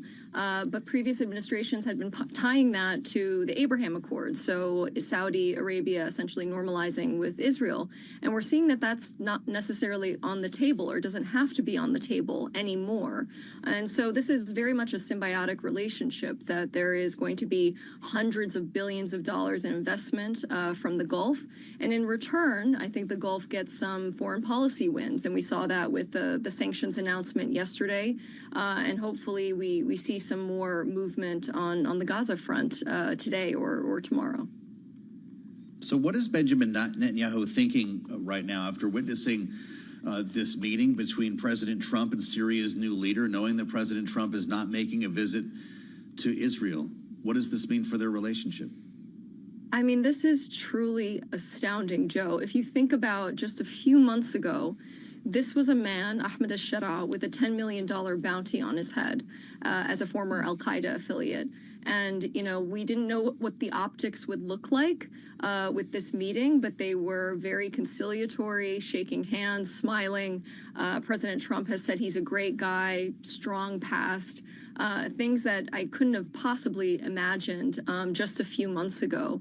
The other thing to consider is that President Trump continues to say that he is consulting with Erdogan, which I'm sure raises some alarm bells for Israel, which sees Turkey as an increasing threat with the fall of Assad, its neighbor to the north.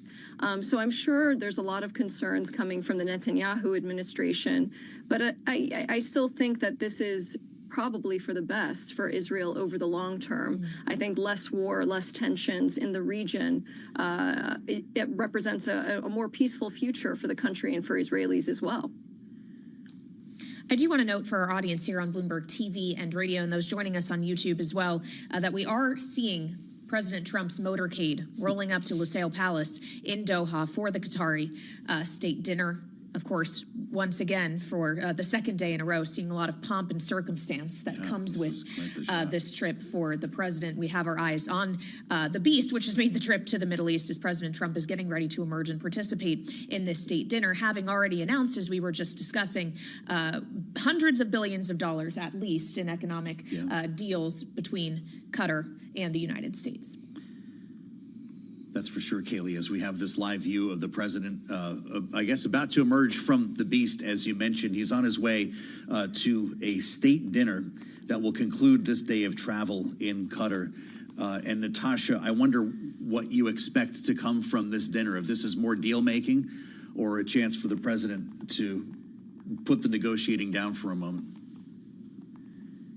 I mean, I think this might be putting the negotiating down for a moment, but perhaps longer indirect talks. We know that Sheikh Tamim, the Emir of Qatar, was supposed to have a 30-minute meeting with President Trump. It went on for 2 hours. We don't know why.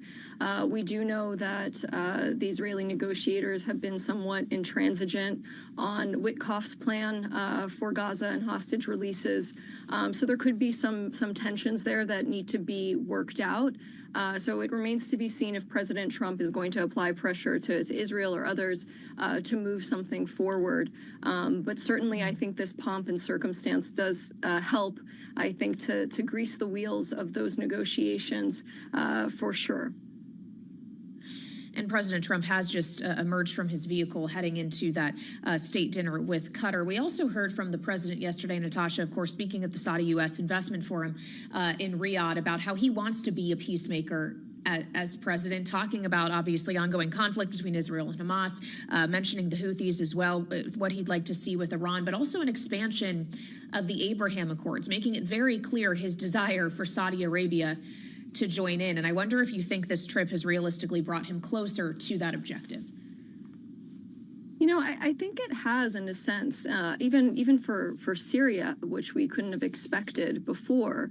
I think that there's an acknowledgement, though, that the way that things are, it would be very, very challenging for Saudi Arabia or Syria to sign the Abraham Accords, that things need to get straightened out. There needs to be a broader peace before that happens.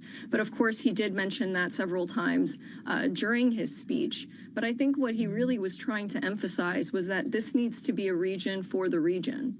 And really showing that the Gulf players can be shapers of the region themselves, and not just the United States and not just Israel. And so I think that that is a really pronounced rebalancing in the region that we don't know what to expect entirely. But I mean, I think this is a considerable shift.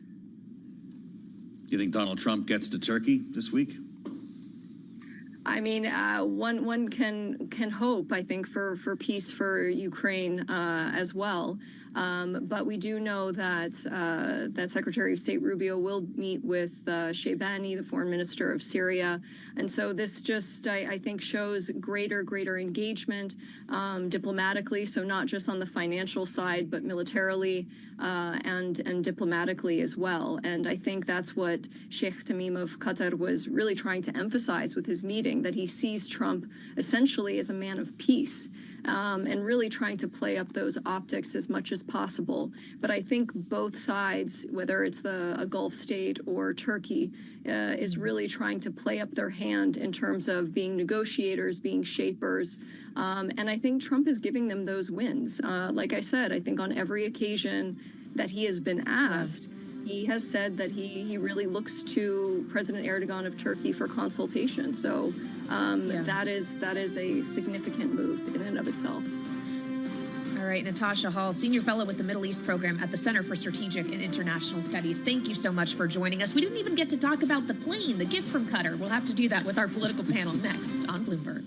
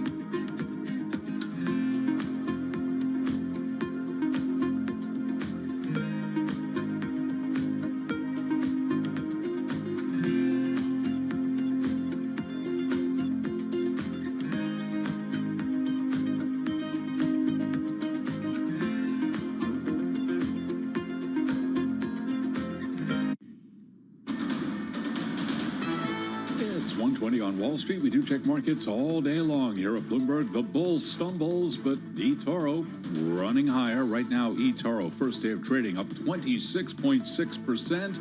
First session as a public company after the trading and investment platform and some of its backers raised nearly $620 million in an upsized IPO again.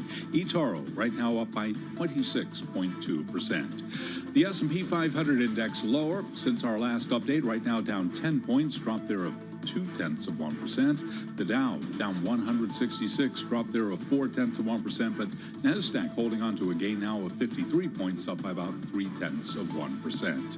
The Bloomberg Mag 7 index up 1.1%. Tech rallying, 10-year at 4.52%. The 2-year 4.04%. Spot gold down 2%, 31.85 the ounce, and West Texas Intermediate crude down 0.6%. WTI now 63.27 a barrel. Bitcoin down 1.6%, 102,887 on Bitcoin. HBO Max, remember that? It's history. Now it's HBO again. Warner Brothers Discovery changing the name of its flagship streaming service back to HBO, part of a broader strategic shift designed to re-emphasize premium programming for adults.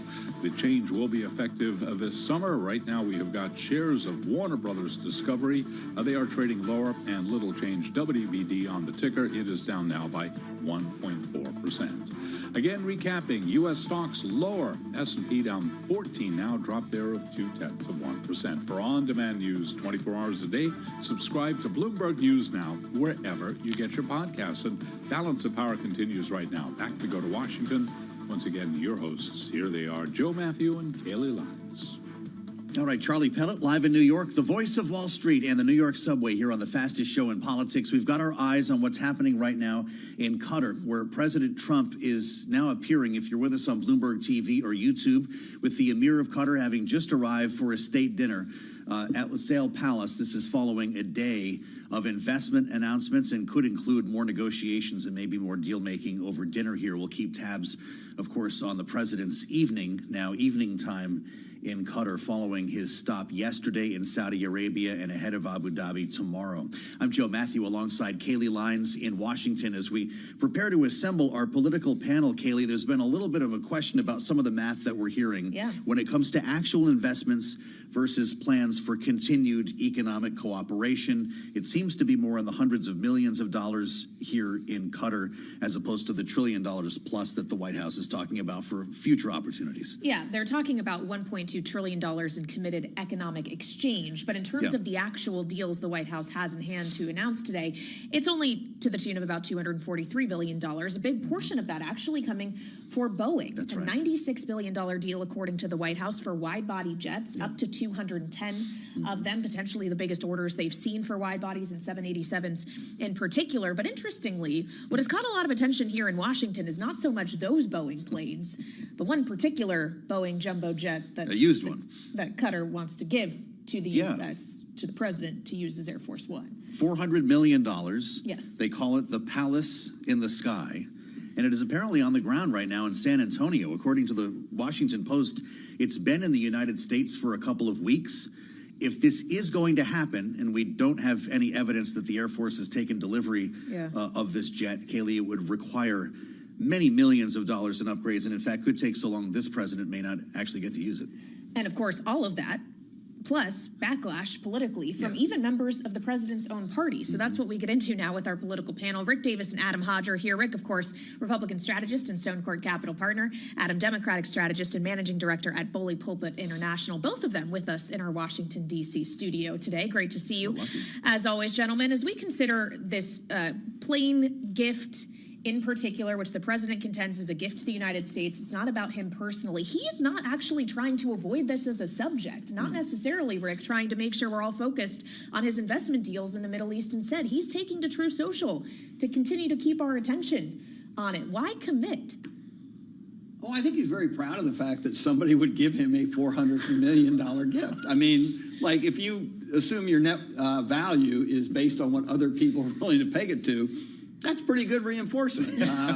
And the reality is, we know Donald Trump cares about things like airplanes and homes, and these are the brandishments of his career. Remember that first time we really ever saw him was standing on, in front of a Rolls Royce, the king of the deal. So I'm not surprised by that. I think he's very proud of the fact that the Kingdom of Qatar would be willing to, spot him an airplane. You can imagine the conversation. Oh, I have to fly on this dump, the 747 that's sometimes called, Air Force One. I really, wish I had a plane like this. It's yours. I mean, maybe there's a genie in the bottle somewhere and just made it appear. But the reality is, Donald Trump thinks these things, the optics around him are important. He likes the opulence. It's not typical of an American president.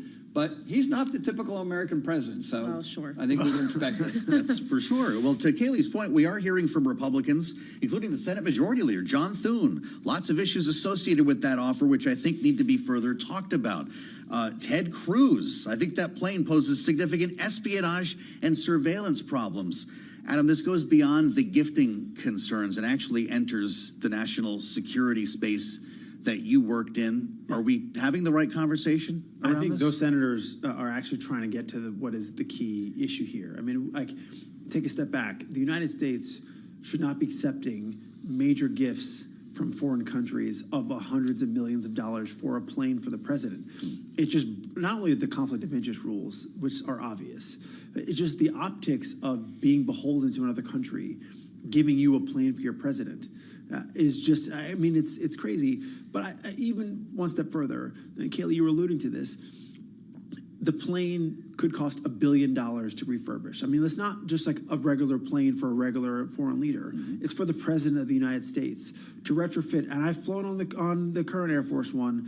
It's not even your normal 747. There's all kinds of technology that is classified to the gilt that I don't think you can just bolt onto an existing plane. So it's a bit crazy, and I don't understand why you would take the political hit from people within your own party for a plane that you may not be able to even fly on. Of course, it's not everyone within the president's party who seems to have an issue with this. The Speaker of the House, Mike Johnson, was asked about this today, and he was like, it's not a gift personally to the president. It's a gift to the United States. The quote, Rick, other nations give us gifts all the time. We aren't going to see Congress doing anything about this, even if they wanted to. No, I mean, it's not worth the time and effort to, really try to protest it. And as Adam said, it's going to be a long time and a big cost to do this for him if he's president. If he's not president, fly on the plane if you want. I mean, I think, frankly, if we got a deal today that he won't run for re-election, but he gets the plane, done.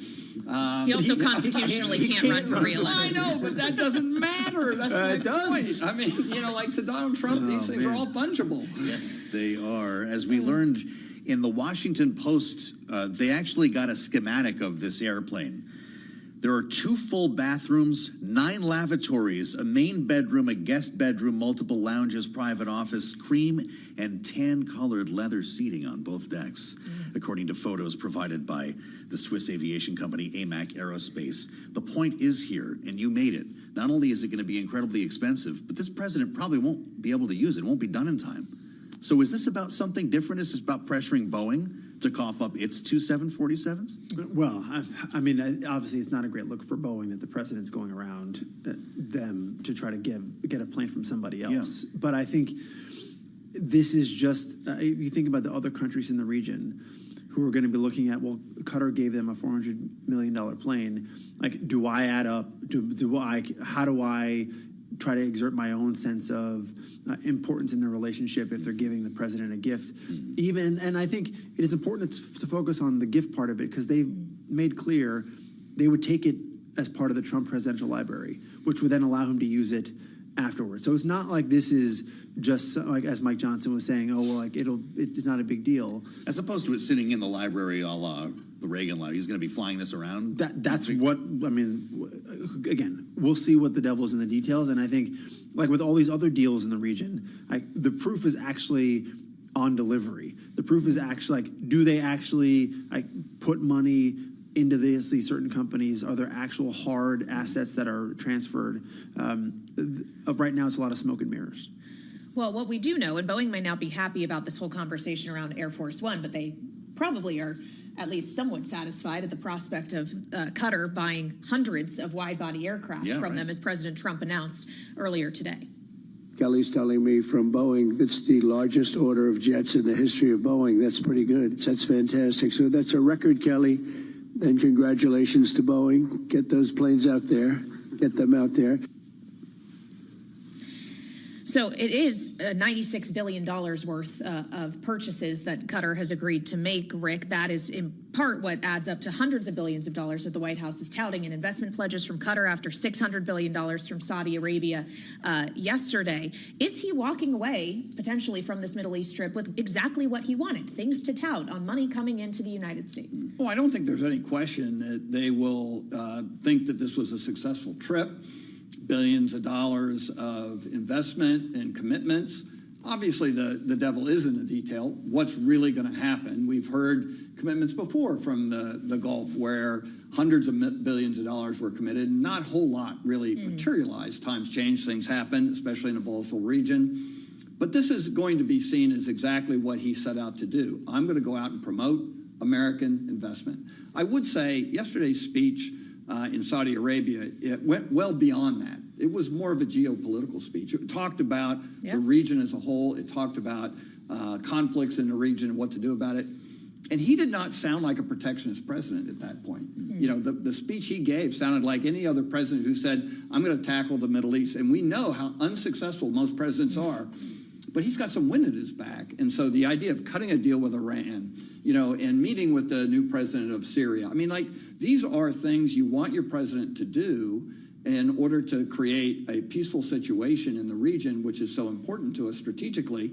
And he's doing that. So I wouldn't want to just lose the fact that he's out there shilling for U.S. investment when he's also doing a lot, you know, in the region geopolitically. Interesting. This is not the way Joe Biden's visit to the Middle East would have gone or went when you're front-loading the announcement with dollar signs. What do you make of that approach to geopolitics? No, but I think, like, when I was in the White House, we did actually, like, announce key deals. Sure. We're on state dinners. Wasn't the first word that came out of his mouth, though. This seems to be the point of the trip. Yeah, it is, and I think that is true to Trump's brand, right? That's part of his deal.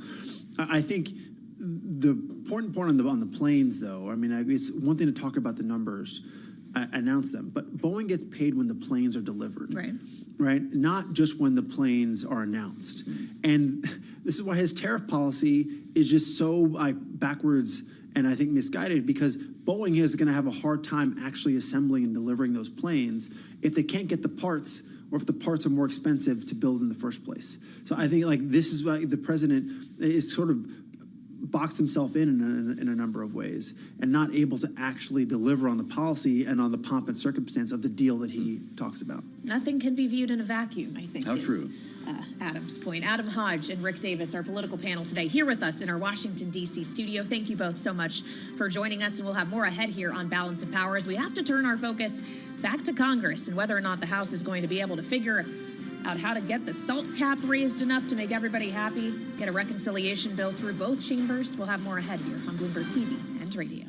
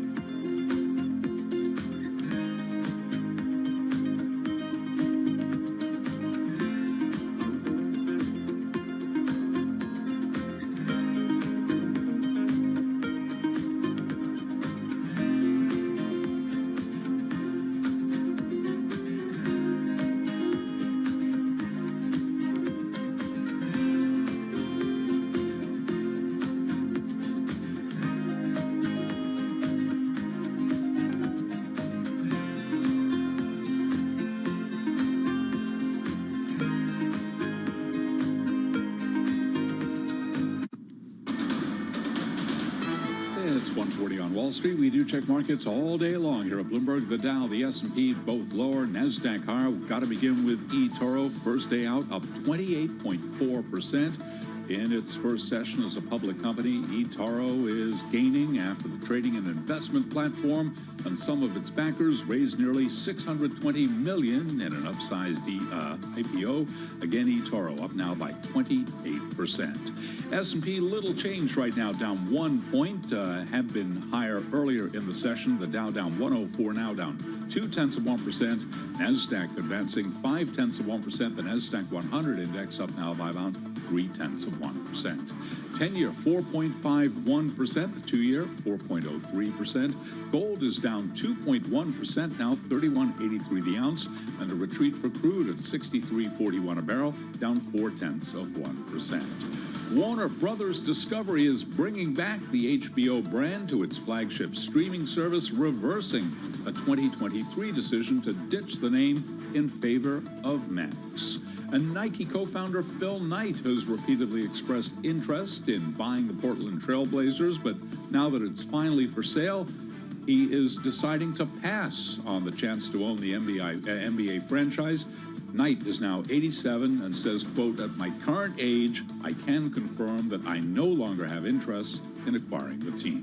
Recapping stocks lower, S&P down 2 points, down just under 0.1%. eToro up by 27.8%. Balance of power continues right now. Back we go to Washington. Once again, your hosts, Joe Matthew and Kaylee Lyons.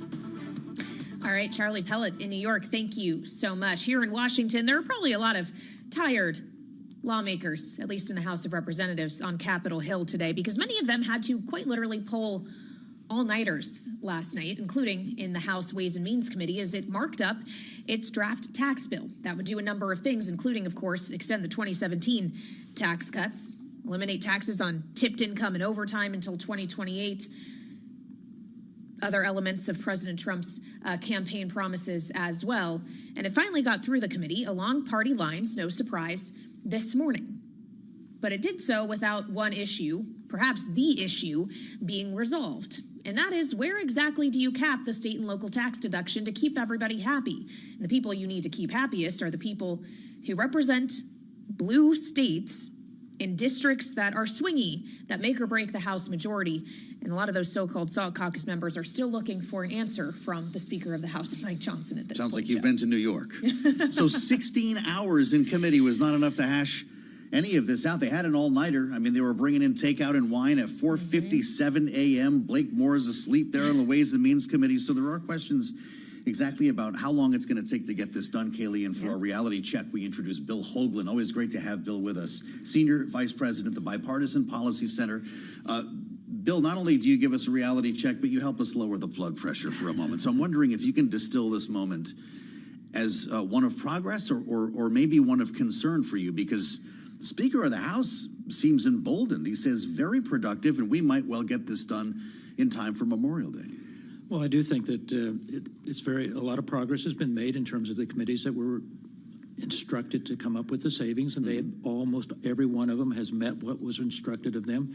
The House Budget Committee will meet Friday morning and bundle all these bills up into one package and report it out. So it is a good possibility that it will all be on the floor and could be done by Memorial Day recess a week from this coming Friday.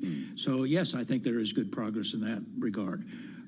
The elements of the package, however, may create some real issues for the Speaker, particularly given today that we were hearing so much from members, some of the more conservative members of the United States Senate that has to take up this bill, who are suggesting that they don't like what's in there.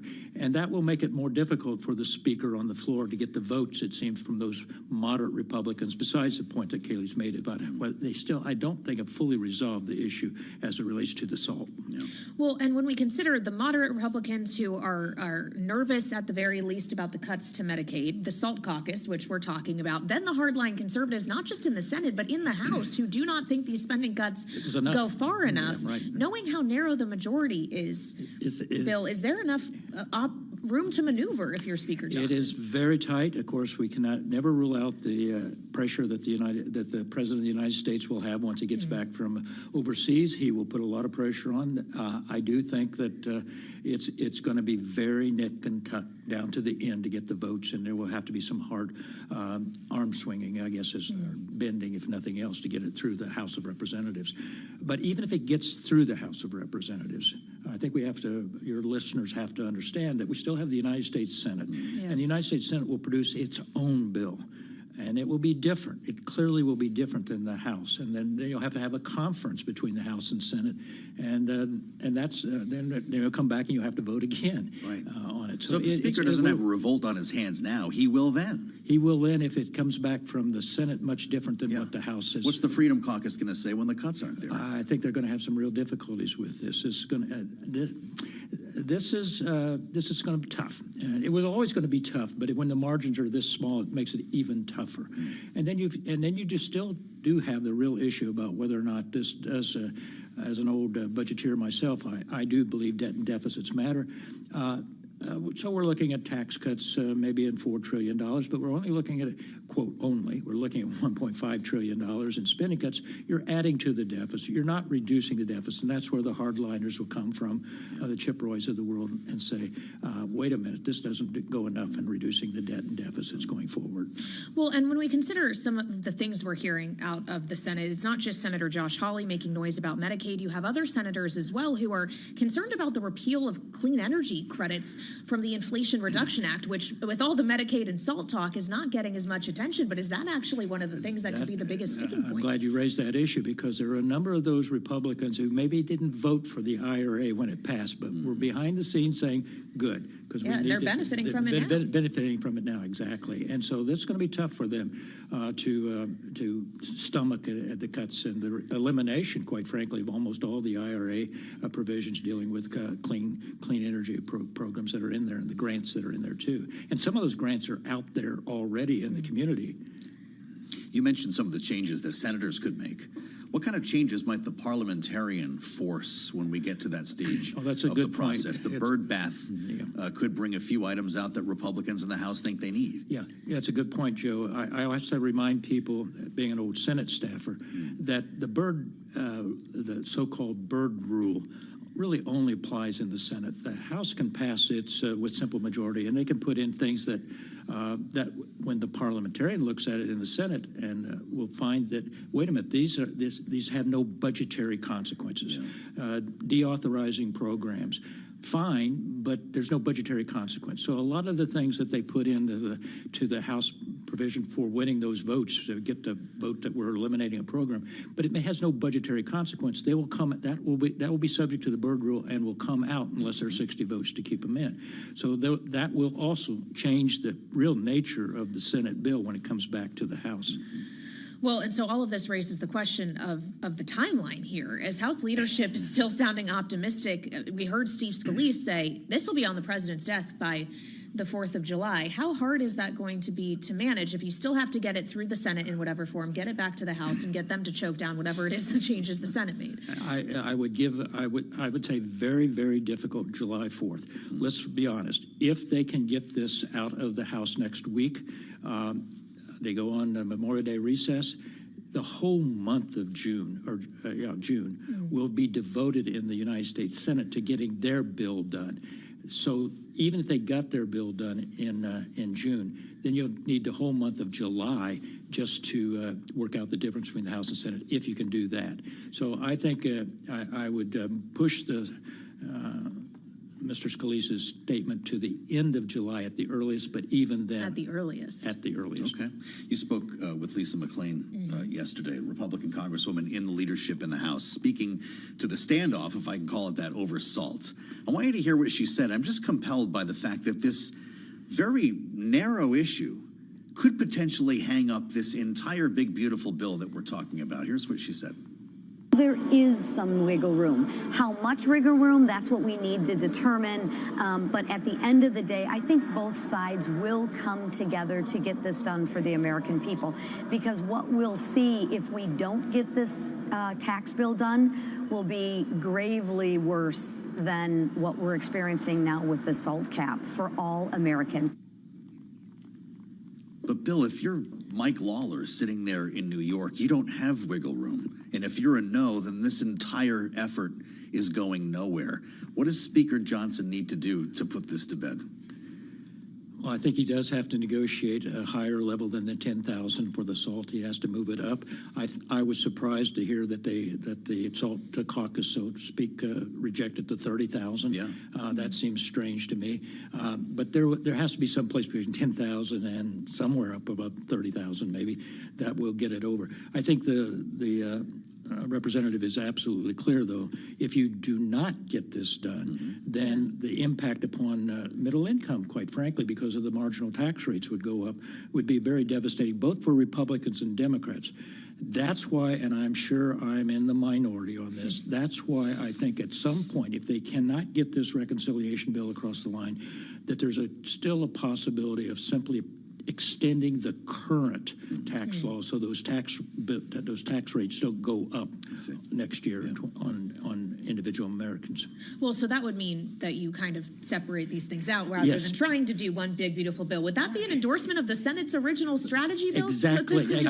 That's exactly where I'm glad you went there, because I'm being an old Senate staffer, and I do appreciate the work of the Speaker, of the Majority Leader, Mr. Thune. That was his strategy at the outset. Let's do what we can do, get a win, and then move on.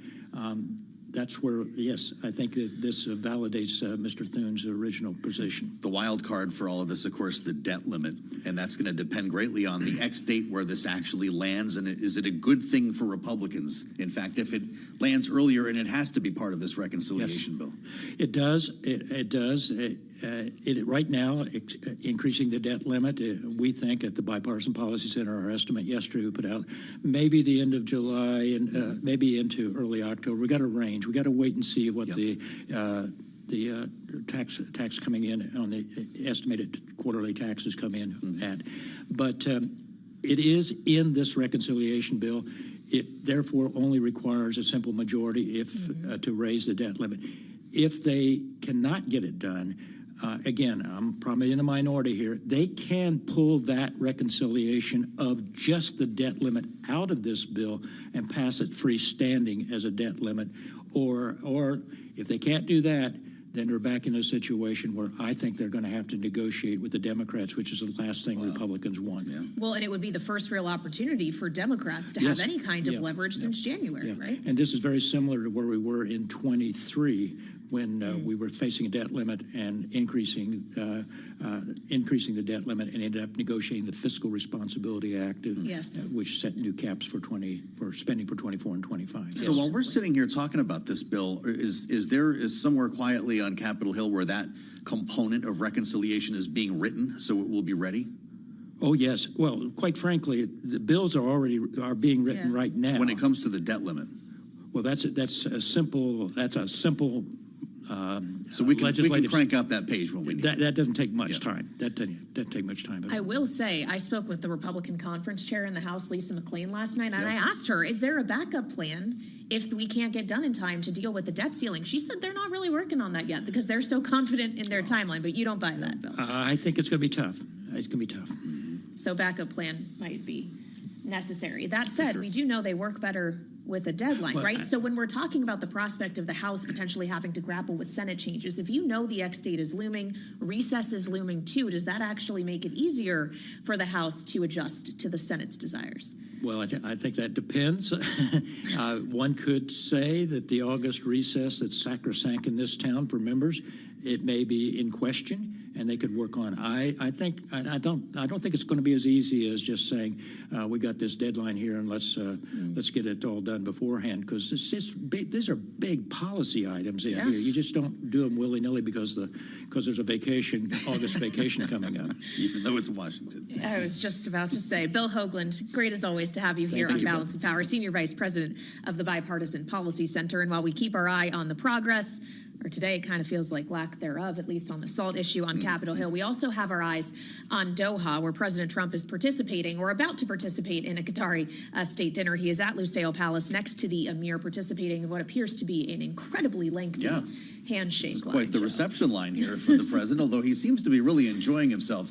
The pomp and circumstance that greeted him, complete with horses and camels, was remarkable, and the dinner that he is about to go into, I'm sure, will be the same. We'll have a lot more on this for you and on his visit on the late edition of Balance of Power. That's at 5 p.m. Washington time. Yeah, we have to talk about all of those investments to the tune of hundreds of billions of dollars he's securing on his trip to the Middle East. Plenty else to discuss as well. We'll probably get back to the airplane at some point in the late We'll edition, get to the plane. I would imagine. Meantime, Bloomberg Business Week Daily is straight ahead here on Bloomberg TV and radio.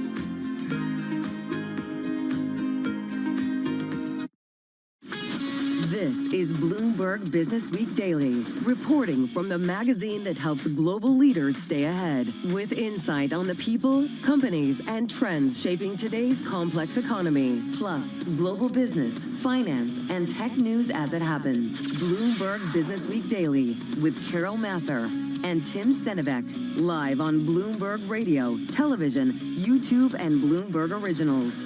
And a very good afternoon, everybody. Yes, indeed. We are across Bloomberg platforms on this Wednesday, as we always are. Carol Massar, Tim Stanovic, live here at Bloomberg headquarters in New York City. Gotta say, Wall Street's epic rebound from April's meltdown kind of showing some signs of exhaustion, although we did have an IPO out of the gate today. We did have an IPO out of the gate. eToro, that is a deep tease, one of Carol's gainers for today. I think It's that's soaring. a pretty good one. It is absolutely soaring. And opened above its IPO price as well. We'll keep an eye on that one. As far as the major indices, look, the S&P 500 is flat. Charlie Pellet's going to be stopping by with a few more details in just a couple of minutes. All right. Also, we're going to focus, really deep dive into all of the news coming out of the Middle East. Of course, President Trump continuing his visit there. So we're going to get the latest on that. Also, his expectations putting out there that they might be, the U.S., that is, exploring normalizing the relationships with Syria in particular. So we'll dig into that a little bit. A little closer to home, we're going to turn inward and talk about the GOP tax plan and the president pressing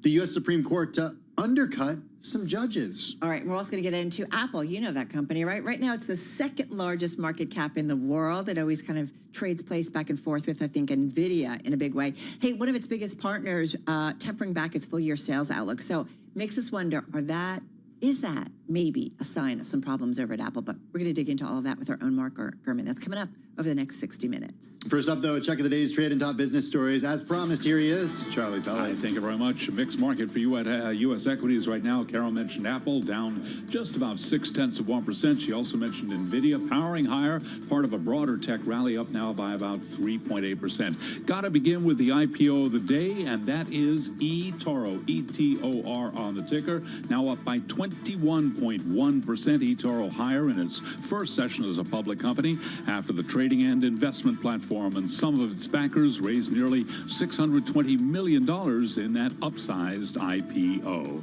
The Dow trading lower, down 99 points right now, down 0.2%. S&P up 2, little change there. The Nasdaq Composite Index up 108, higher by 0.6%. 10-year at 4.51%, the 2-year 4.04%. Spot gold is trading lower by $69 the ounce. Gold now down by 2.1%, $31.80 for a barrel of WTI, and gold 31.80, WTI down 0.5%, $63.31 on West Texas Intermediate crude. Boeing won that big order from Qatar Airways amid a flurry of deals between Gulf nations and the U.S. during President Trump's visit to the region. Boeing shares, they're up now by just about 0.8%. And briefly, former New York Mayor Bill de Blasio has agreed to pay an almost $330,000 fine to settle an ethics board's complaint that he misspent public funds on his security detail during his brief failed run for president. Recapping, S&P up by 2, eToro trading higher now by 29.2%. And for on-demand news 24 hours a day, subscribe to Bloomberg News Now wherever you get your podcasts. I'm Charlie Pellet. That is a Bloomberg Business Flash. All right, Charlie, thank you so much. All right, folks, you are caught up on the markets on this Wednesday. It does feel like a little bit of a breather. Got some more economic news coming tomorrow. In the meantime, we continue to track the president over in the Middle East. He is in Doha, Qatar, and he's been making some statements, and there's also been some more business deals coming down. We want to dig into all of this over the next 14 minutes. President Trump, we should point out, he did talk about exploring normalizing relations with Syria after the toppling of longtime autocrat Bashar al-Assad. This is adding to a pledge to lift sanctions against the country's new government. Let's get some context on this, some thoughts on a possible deeper U.S.-Syrian relationship. With us is Bloomberg News senior reporter Jennifer Delohe. She is traveling with the president, and she joins us from Doha at this moment. Jen, good to have you here. A lot of ceremony as we continue to look at the live pictures out of Qatar. And of course, we know that the president, a receiving line, a greeting line, but getting ready to go into a Qatari state dinner.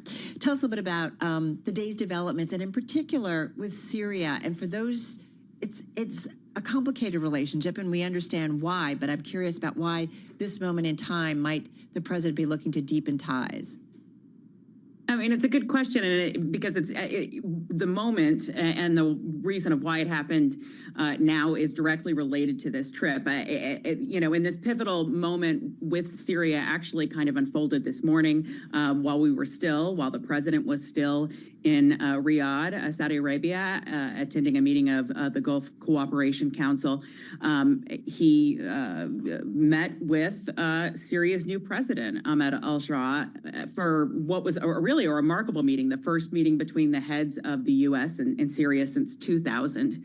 And the meeting was essentially brokered by and encouraged by Turkey's President Erdogan, as well as Saudi's Crown Prince Mohammed bin Salman, who Trump had been, visiting with for essentially 36 hours at that point, or at least a day and a half.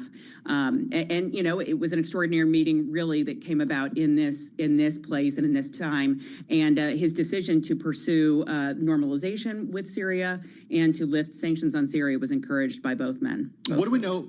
What do we know, Jen, about Ahmad al-Shara, the country's president, who took place of longtime autocrat, as Carol mentioned, Bashar al-Assad? What do we know about him?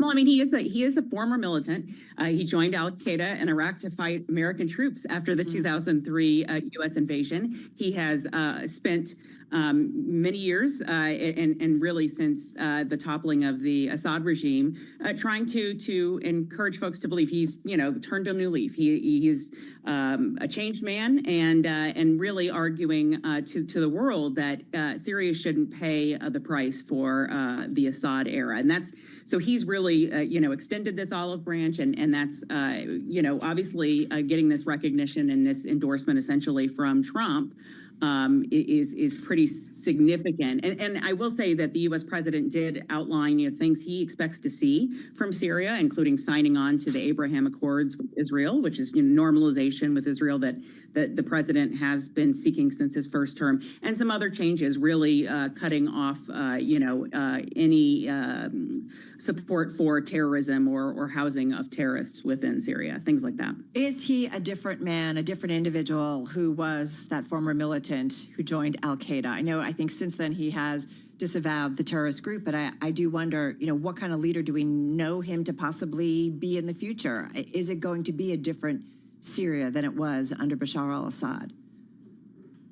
I think that's a very open question, and it's a very real one for Israel, which, the backdrop for this trip that Trump is taking in the Middle East, going, of course, to Saudi Arabia, then to Qatar, and tomorrow heading to the United Arab Emirates, is that he's not going to Israel. And certainly relations with Israel have been a little bit tenser in recent days. There's a sense that in Israel, they're feeling a little bit of the cold shoulder from the U.S. right now. And this move with Syria is one that is likely to spark fresh tensions with Israel, because they've issued these constant warnings about Shara's government, and they've actually carried out airstrikes in Syria since Assad's ouster. So, there's really a wait and see a piece to all of this that, we will, in fact, have to wait and see how this all plays out. But there's definitely folks questioning this embrace. Hey, Jen, one thing I always think about is, this is the first planned trip by President Trump overseas, right? We know he went certainly for the Pope's funeral, but this is the first planned trip. And I do wonder the significance. I know this is something Tim and I kind of keep going back to, significance of it being the Middle East, the significance of it being Saudi Arabia, the significance of Qatar, maybe not going to Israel. It's not so far off the map, right, to stop there on the trip. What message does that send to the world about President Trump and his White House and their, global priorities? Or is it different? Because fair to say the Trump administration is a bit of a different one. It might be a bit of both. I mean, Trump certainly is different, and we shouldn't discount that in this context. He is a president who values investments and deals in the U.S., and this trip is a lot about investments and securing announcements of purchases and commitments to invest in U.S. manufacturing and buy U.S. goods. So that has been a theme throughout the trip, and one we will continue to see. So I think that's certainly a factor here. The president is also very clearly saying that he sees the Middle East and U.S. allies in the Middle East as incredibly important for both regions, both on a commercial level and at a security level. And you know, he expressed this very clearly yesterday. He gave a pretty big speech at a Saudi-U.S. investment forum, basically articulating that he wants to see cooperation with the Middle East on commercial matters and other matters, and really cheerleaded essentially, you know, any efforts to get away from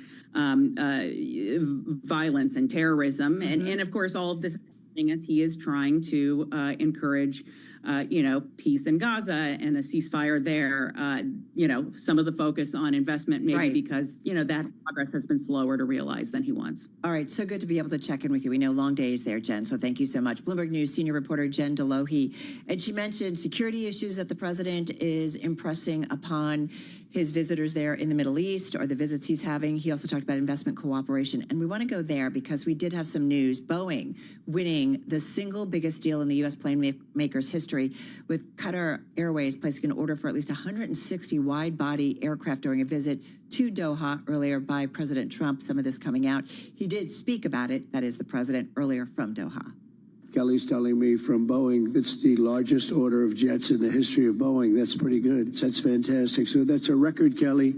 And congratulations to Boeing. Get those planes out there. Get them out there. That was President Trump earlier today from Doha. Anne-Marie Hort-Dern is co-host of Bloomberg Surveillance on Bloomberg TV. She's been traveling with the president. She joins us right now from Doha. Anne-Marie, day 2 of activities for President Trump in the region of this four-day trip. Give us the highlights of his actions today as we led you into a big, big deal, certainly for Boeing. That's one of them. Yeah, absolutely. Deals, deals, deals is the president marking his second day of the Middle East tour in Doha. He's actually still in a receiving line. He's at this state dinner. He met with the likes of Steve Schwartzman, Elon Musk. Those kind of individuals are attending this state dinner, as well as many of them were in Riyadh as well with the president. And you can just tell who's in the room, what the president is focused on this trip. And that's inking business investments and having closer economic ties with some of these countries that have massive sovereign wealth funds. So when it comes to Doha, we're looking at more than $200 billion of deals that were announced. There was also a $1.2 trillion number in the White House fact sheet. They're talking about economic expansion. I would like to say that that's concepts of a plan, aspirational potential where they would like to take this relationship. But if you look at some of the sectors that are involved, of course, Boeing, the standout. We reported a week ago that this was going to be a massive deliverable for the Qataris, for Boeing. We were talking about 100 wide-body jets. Actually, it could be as many as 210 jets. We also have investment in quantum computing, as well as obviously defense and Raytheon. Where we are in Doha, this is the biggest U.S. military installation for the United States in the region. We have CENTCOM stationed here. So this is really pivotal when it comes to the defense sector. And I would just say tomorrow when the president touches down in Abu Dhabi, the conversation once again is going to go right back to AI, advanced technology, as you see these traditional economies that have been linked for decades to oil and gas really want to transform for the future. You know, it's funny, Anne-Marie, I think about when you see these numbers, whether it's $500 billion or $1 trillion with plans to commit that in terms of investment in the United States. Time will tell, right, if that actually pans out. Having said that, the U.S. is getting things, it seems to be, as we see the president talk about it. But what does the region really want from the United States? Because it too is looking to expand, as you say, beyond an oil-based economy, and so they kind of need relationships outside the outside the region in order to expand that economic reach. Well, when it comes to the economy and investments, this region really is thirsty for that advanced technology. Under the Biden administration, May 15th, this diffusion rule was supposed to come into fruition. And basically, that separated the world into 3 different geopolitical buckets or tiers. And a lot of these states in the Gulf were in this mid-tier. So they were capped on the amount of advanced chips they could purchase, which means they can never really see the full capabilities they wanted when it comes to building massive AI data centers. I briefly caught up with Jensen Huang yesterday as he was walking into the honorary dinner Mohammed bin Salman, the Crown Prince of Saudi Arabia, was throwing for the president. And I said to him, how do you feel about the diffusion rule being rescinded, because just a few weeks ago, before he spoke to the president, I also spoke to him about the diffusion rule, and he felt like it was antiquated and not the right approach. And he said, rescinded, it's canceled. So the likes of NVIDIA, AMD, they're finding a new market here, but this is excitement in the region to be able to get their hands on that chips. There is a caveat. They need to be willing to play ball with the United States when it comes to making sure the U.S. feels comfortable with the national security concerns when it comes to advanced technology. They do not want to see any of this technology leaking to Beijing. Anne-Marie, I got to tell you, I'm just blown away by the list of business people, executives who are attending some of these events with the president. We've got a list of them on the Bloomberg terminal, but just to name a few, we got Larry Fink of BlackRock, Steve Schwartzman of Blackstone, Arvind Krishna of IBM, Jane Fraser of Citigroup, Kelly Ortberg of Boeing, Ruth Porat of Google, Andy Jassy of Amazon. The list goes on, from defense companies to consumer packaged good companies to technology companies such as Palantir. What does that tell you about the purpose of this trip? What does it tell you about the way that the business community is looking for access to these markets? Well, the president wanted to go to capitals that are flush with capital. I've been saying it all week, which is why he's flanked by businessmen. You could see what he wanted to get out of this: economic relationships, investment deals. And it comes at a time, as we've seen the market, we've seen big tech companies, CEOs, some of them being very transparent and frank with the president in private Oval Office meetings. They're concerned about his tariff rollout and what that could potentially mean for their businesses, hitting pause on a number of investments. The president also is trying to show wins, that he is gaining momentum in other parts, another pillar of his economic proposal. And I would also say, for this presidency, he is really doubling down for the Middle East, not just when it comes to economic relationships, as we've seen in Riyadh, Doha, and we'll see again on full display tomorrow with the Emiratis. But he views the Middle East as a place that he can make sure global conflicts are mediated. Today with the Emir, they didn't just talk about Boeing and Raytheon. He said they also talked about what's going on with Iran. They also talked about what's going on with Russia and Ukraine. We have seen a number of negotiations regarding Gaza happen right here in Doha. As literally as this week, those negotiations have been going on. In Riyadh, we've seen the teams from Russia and Ukraine deal with the Americans there. There's no longer this place where they think they're going to go to Europe to find these peace negotiations. This administration firmly thinks they can do this in the Gulf. Really quickly, 40 seconds here, Anne-Marie. You know, it's kind of remarkable, almost 7 years since the assassination of journalist Jamal Khashoggi, and then what was followed was really a pushback, certainly by U.S. leaders, towards Saudi Arabia and the region. Any talk about human rights in all of this? And just got about 30 seconds, quickly, please.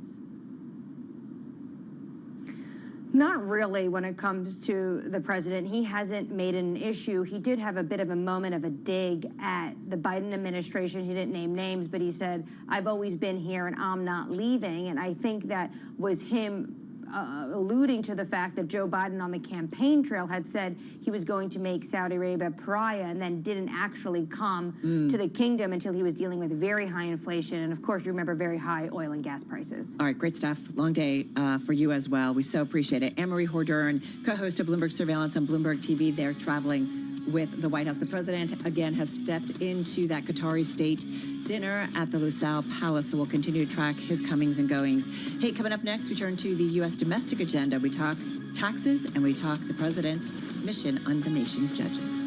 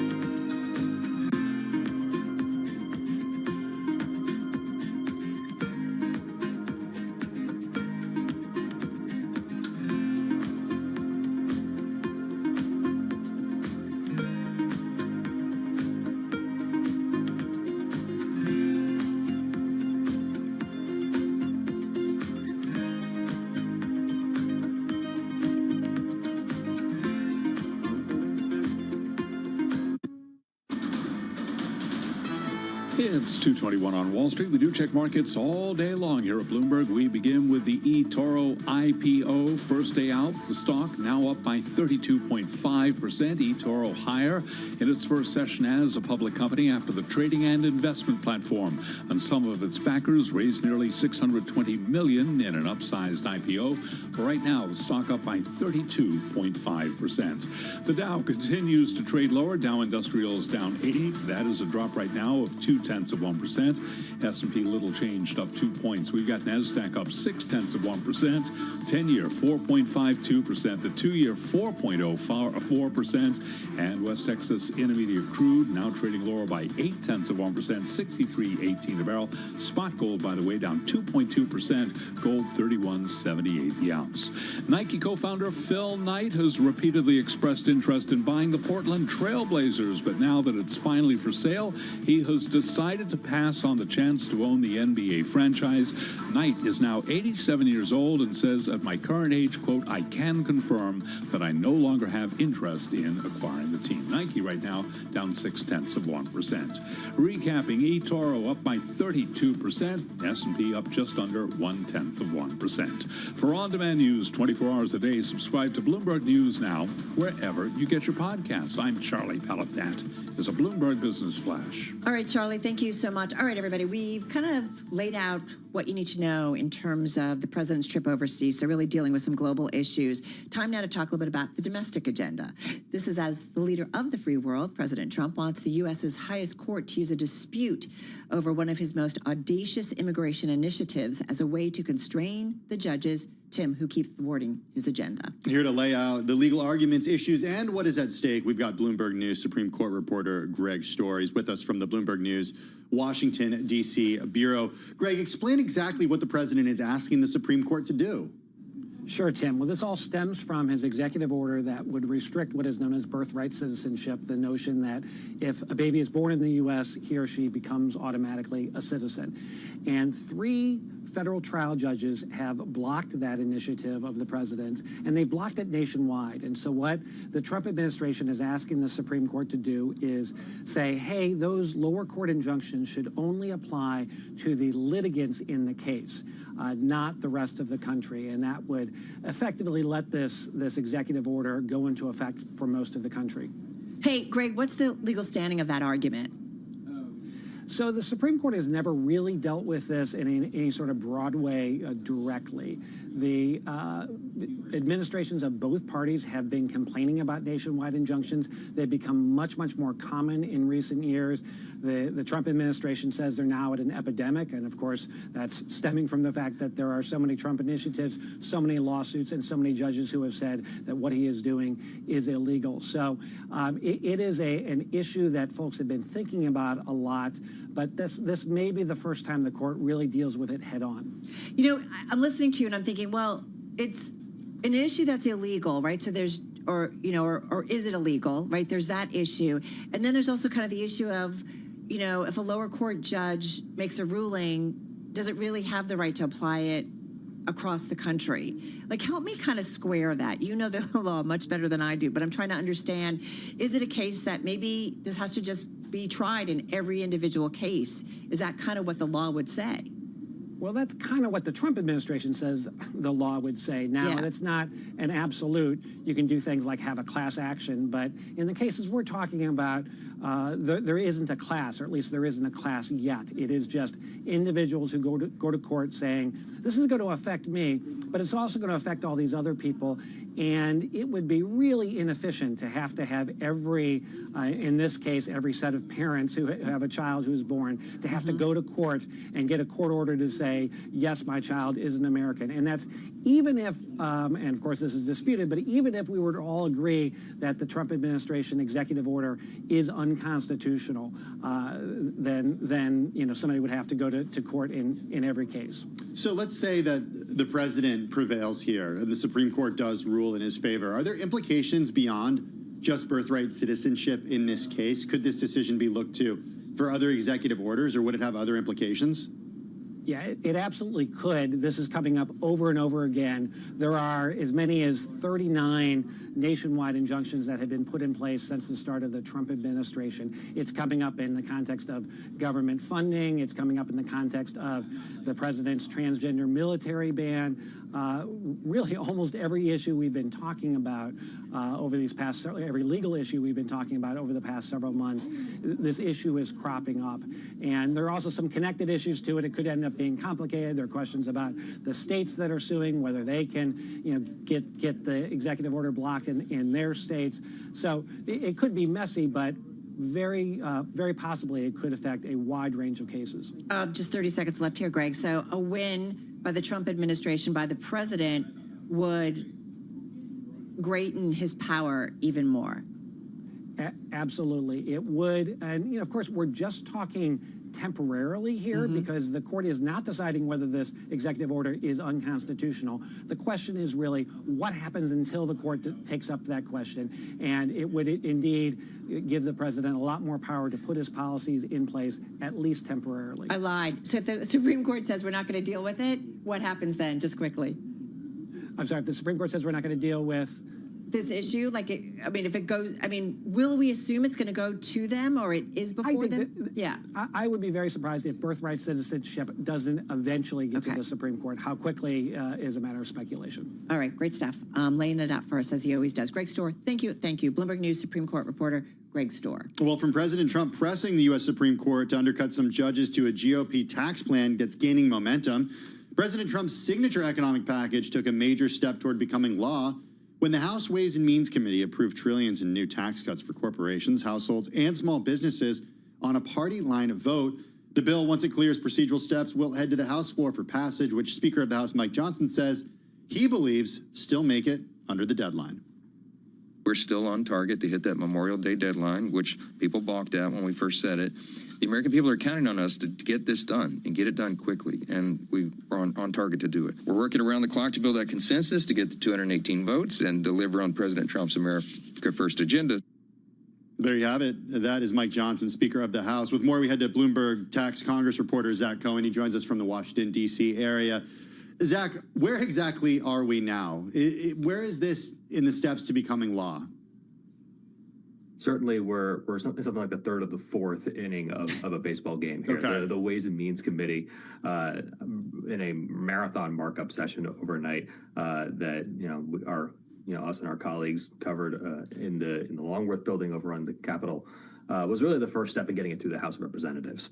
And they could see it on the floor of the House next week before that Memorial Day deadline that Mike Johnson talked about. It'll go to the Budget Committee next on Friday. There's still a couple of sticking points they'll have to work through, but certainly getting a final product through the Ways and Means Committee was a really key hurdle they needed to get over in order to get these $3.8 trillion in tax cuts, at least through the House and then onto the Senate. Democrats have any say in any of this? Certainly, they've made plenty of a ruckus. They've raised something like 36 amendments overnight, trying to poke holes in the arguments, saying that this bill tilts the benefits toward the wealthy, that cuts benefits for healthcare too much. But ultimately, this is a party line exercise. Republicans are using something called budget reconciliation that allows them to essentially skip the filibuster in the Senate. And because they have the majorities in both the House and the Senate, and obviously the White House with President Donald Trump's veto pen, can essentially sideline Democrats through most of this process. There are certainly procedural tools that Democrats can use to draw out this process. And when it goes to the Senate, there are ways that they can strip out individual provisions by challenging certain provisions that may or may not follow the sort of strictures of the budget process that are laid out in law. But for the most part, this is a Republican product at the end of the day. Zach, I'm not going to ask you to make predictions here, but given your experience covering this and where we are in this so-called baseball game, when it does get to the bottom of the ninth, what do you think this thing could look like? I think probably it looks similar to what the House Ways and Means Committee marked up last night. You have to remember this is after months and months of painstaking negotiations by Ways and Means Chairman Jason Smith with not just members of the SALT caucus, who certainly get plenty of attention and are still negotiating that final number that we could see changes to before it goes to the House Rules Committee on Monday, but also with fiscal hawks, people who want to see lower deficits coming out of this bill that are likely to make But then the Senate's going to have some changes of its own that it's going to want to make to it. I was talking to a senator yesterday, or earlier this morning, rather, that said, other than a straight extension of the 2017 tax law that cut rates both for businesses and families, and an extension of borrowing by lifting the debt limit, really everything is on the table for other changes. But they wouldn't have gotten this far through the Ways and Means Committee without sort of pre-conferencing or pre-clearing a lot of these provisions with not just the Senate, but the White House as well. All right. So what I love about Bloomberg is, right, we just kind of go through these things and we kind of figure out winners, losers. We do this really well. And I just want to throw this out at you and just kind of confirm. So my understanding is wealthy Americans, small business owners, private equity, domestic car dealers, manufacturers, elderly and tipped workers, parents, corporations, and defense contractors are among the winners in the House Republicans' draft tax legislation. As for the losers, low-income Americans, residents of high-tax states, renewable energy, electric vehicle makers, elite universities, private foundations, and immigrants. Is that, if we do kind of two columns, winners, losers, is that pretty fair? Yeah, that's a pretty accurate representation. There's a lot of cuts, sort of broad-based here. There's an increase to the standard deduction that about 90% of Americans would probably see hit their tax returns next year. There are the exemptions that Trump has promised on tipped and overtime income, and the workers could see those benefits as well.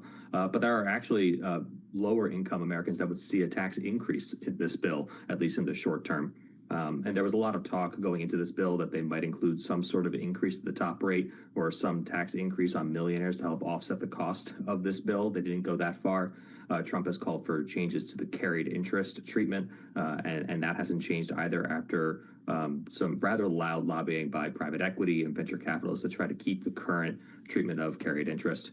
We could still see some changes coming out of the Senate. Yeah.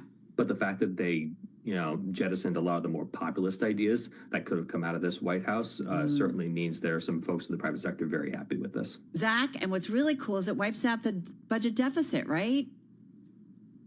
Well, what it does is it increases the debt ceiling by $4 trillion. I was being sarcastic. I hope you could feel my sarcasm. I grew up on it, so I just wanted to share that with you. Go ahead.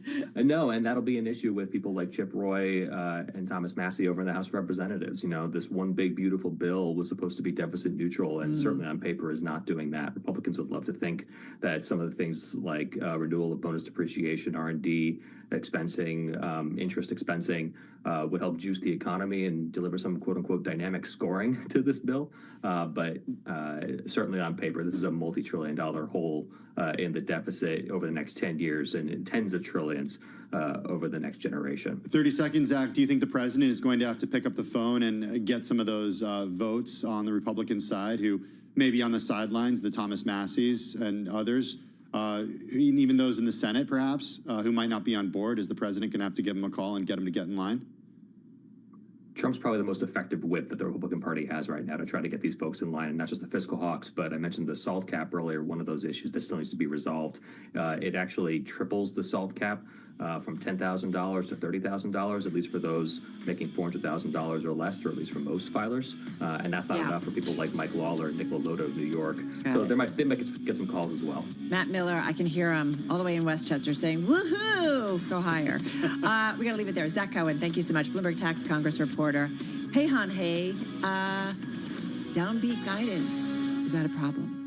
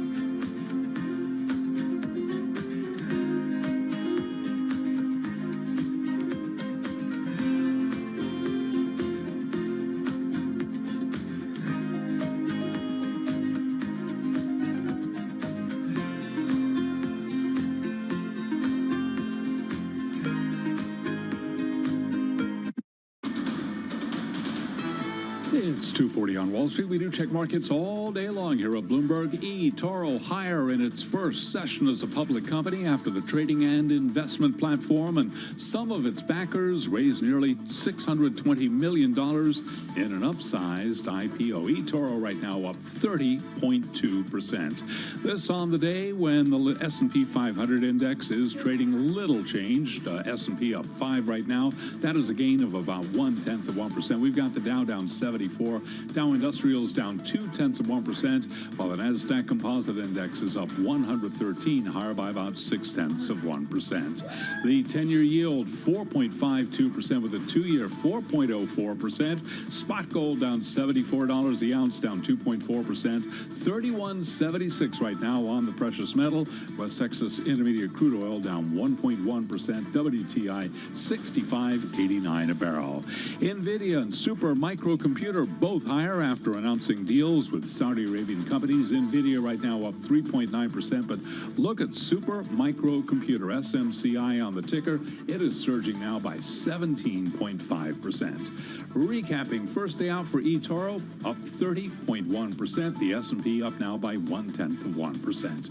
For on-demand news 24 hours a day, subscribe to Bloomberg News Now wherever you get your podcasts. I'm Charlie Pelleton. That is a Bloomberg Business Flash. All right, got it, Charlie. Thank you so much. Well, Hanhai Precision Industry, a.k.a. Foxconn, the main manufacturer, of iPhones and NVIDIA-powered AI servers, cutting its guidance for full-year revenue growth to reflect potential fallout from the U.S. trade war. Now, the Apple partner indicated that while sales still will grow in 2025, it will be at a slower pace than its prior projection issued back in March, based on a presentation, some slides that the company actually put out there for its post-earnings call that happened earlier today. So, Tim, the question is this a problem? Well, that's a good question to ask Mark Gurman. He's a Bloomberg News managing editor for Global Consumer Tech. He joins us not from Los Angeles, but he's here in the Bloomberg studio.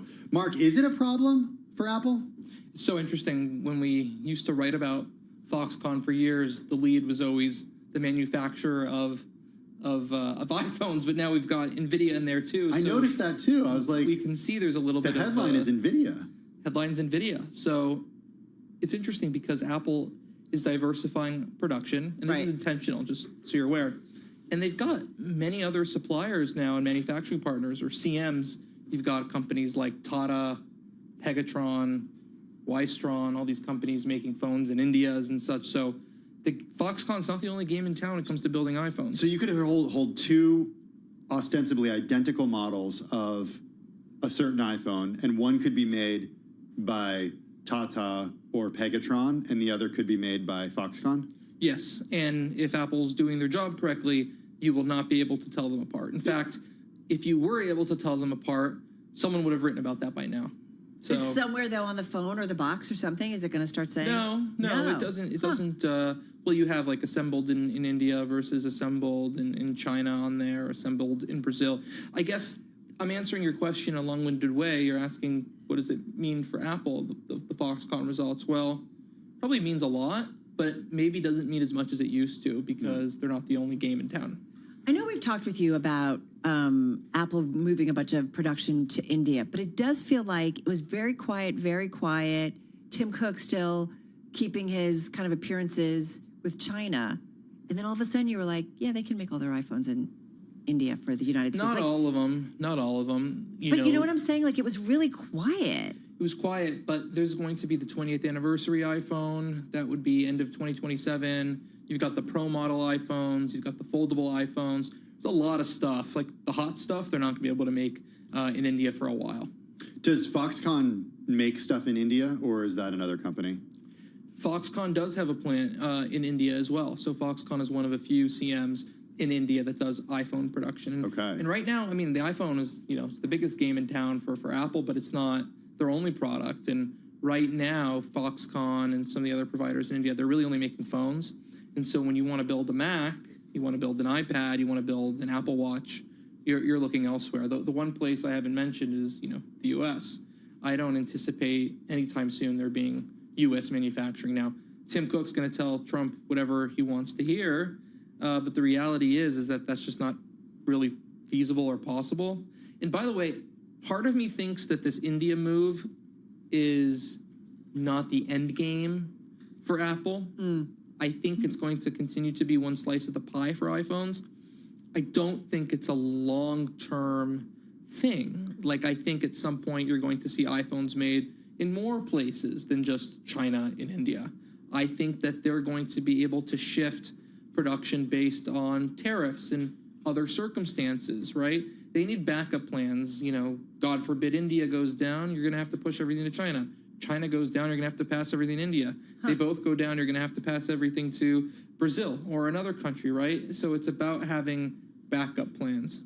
So investments in the United States, we've talked with you about this before, that maybe what they might do is do some packaging manufacturing. Like, what will they do in the U.S.? Yeah, so I just, remember, that was just a theoretical example I came up with, like, what could they do in the U.S.? And they can build iPhone boxes, right? I think that's the point I was trying to make, is that, like, that's as technical as you're going to get from an engineering perspective of U.S. production. Paper boxes, right? Recycled paper boxes. You're not going to be able to make those intricate phones for a variety of reasons. Who was it that said to us, I think it was off air, that said every administration for the last few years or few administrations that Apple, every time they come in, like, Apple's going to invest X in the United States. Is that true? That was on air. That was Mike McKee. Was it Mike McKee? Yeah, yesterday. Is that, like, have Apple they said always repeatedly that they're going to do these invest in the investments U.S., during invest in different the U.S.? administrations. Yeah, but don't forget, they have to invest a certain amount in the U.S., the country that they build some components in, the country they operate in. You're going to, you throw your full R&D budget into that number. You're technically investing in the U.S. because you're designing the products in the U.S. Is the new headquarters an investment in the United States? Sure. There we go. Of course. Check. This headquarters, that store, these are all investments. The salaries, those are all investments. You just add those numbers up. It's called sustaining your business, and you have operating expenses anyways. And so I would say from a serious standpoint, like a lot of those numbers are based on things they're already investing in. They're just putting out a press release to appease whether it was Obama, whether it was Biden, now whether it was Trump last time or Trump this time. Mark, yesterday we heard from President Trump in Saudi Arabia, who said to Jensen Huang during this Saudi-U.S. investment initiative speech, Tim Cook isn't here, but you are. Okay. What does that mean? I'm not going to begin to try to decipher what Donald Trump is saying and what he means by that. I will give you the Apple point of view, though, not from them. I certainly haven't talked to them about this, but if I were Apple, my response would be, we put out a press release a year ago, or less than a year ago, saying we're going to open up a bunch of flagship stores in the UAE and Saudi Arabia, and we are doing investments there. So, Apple, Tim Cook might not be there physically this week, but they are going to be there in a big way pretty soon. Wasn't he talking with the president last week about pricing? Don't know about that. I thought he was like... They talked about investment after the China tariff resolution, came to a head after that deal was announced with China, or said it was going to be announced. Not sure exactly where they landed, but anyways, they talked about that because Tim Cook should be a very happy person after that came together. Win-win-win. On pricing, it's in the news again because now the Wall Street Journal is reporting about it this week, but you've been talking about possibly higher prices for... Not only did we first report that price hikes would happen, this was in early April, we then reported that people were running to Apple stores to buy the new phones before the price hikes came into place. Actually, I was in LA when I was writing about this, and we had a great reporter here, and I was on the phone with her. I had her run to all the different Apple stores to go talk to people and ask, why are you buying the phones? Why are they buying the phones? They're all talking about, the price hikes that, everyone's writing about. Those are going to happen. And so I'm not sure what the excitement was about price hikes being reported on again weeks after consumers are already running out to stores to buy the phones to avoid the price hikes. But that's neither here nor there. There will be price hikes. Don't forget, the starting price of the high-end iPhones, the Pro phones, has been stagnant at $1,000. Inflation over the past several years, what is it, an average of 20% at this point? You go back all the way to the beginning of the decade. Yeah, so certainly something's got to give, and they're going to have to adjust pricing. Tariffs or no tariffs, it's time for them. Not that I want them to. I know. But if you think about it, it's shocking they hadn't done it already. All right, Mark Gurman, thank you so much. Great to have you here in New York. Bloomberg News managing editor for Global Consumer Tech. When we come back, a check on stocks on the move. This is Bloomberg.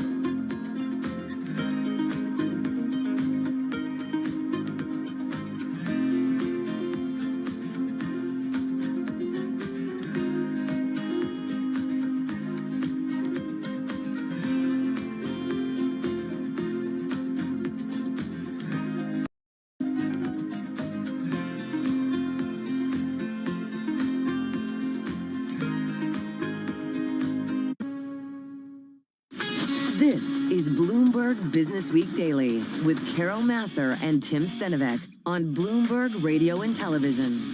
All right, everybody, you are listening and watching Bloomberg Business Week Daily. Carol Masser along with Tim Stenovec live in our Bloomberg Interactive Brokers studio. We are monitoring the president, of course, in Doha, Qatar. Right now he's attending in a Qatari state dinner at the Lusail Palace, making some comments. It's a little bit shaky. Understand we're taking a pool feed, so got to take it as it comes. So we're going to monitor it. And when we've got maybe some cleaner audio, we'll take you there to hear the president's comments. But of course, in the meantime, we're going to be monitoring that. In the meantime, we've got kind of a mellow day on Wall Street. Let's take a look at some stocks on the move this week. Carol Masser along with Tim Stenovec, and joining us is Bloomberg News equities reporter Alexandra Semenova.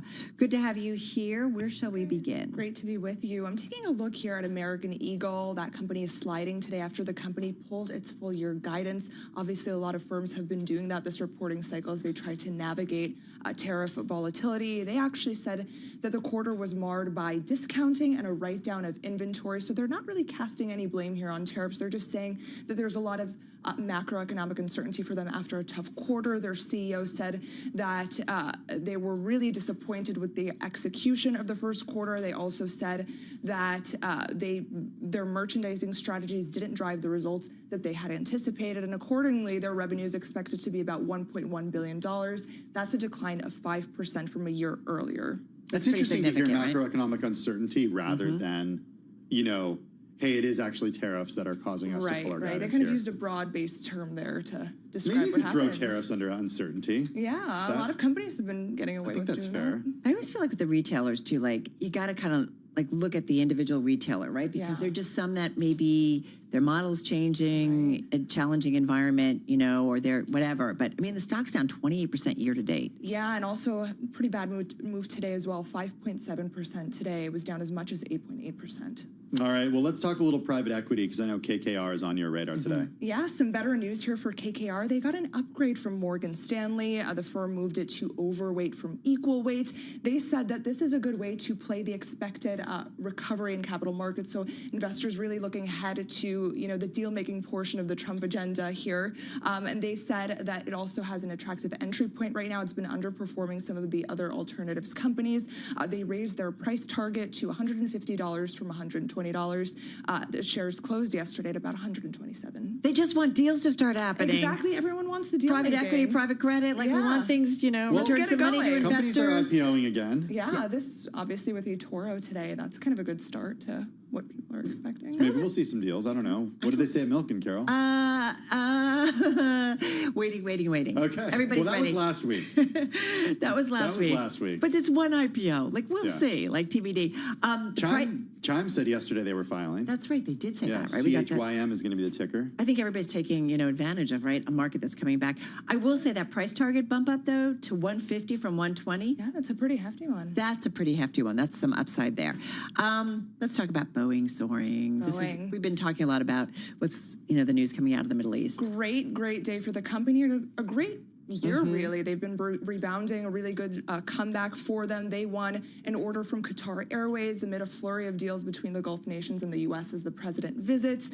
The agreement is for the 160 aircraft, according to the White House. This is apparently the largest order in the company's history, and it's also a win for Boeing at a time that it has been under pressure from delays for the latest Air Force One presidential jets. So really positive here for Boeing, which obviously has dealt with so many issues. 52-week high today.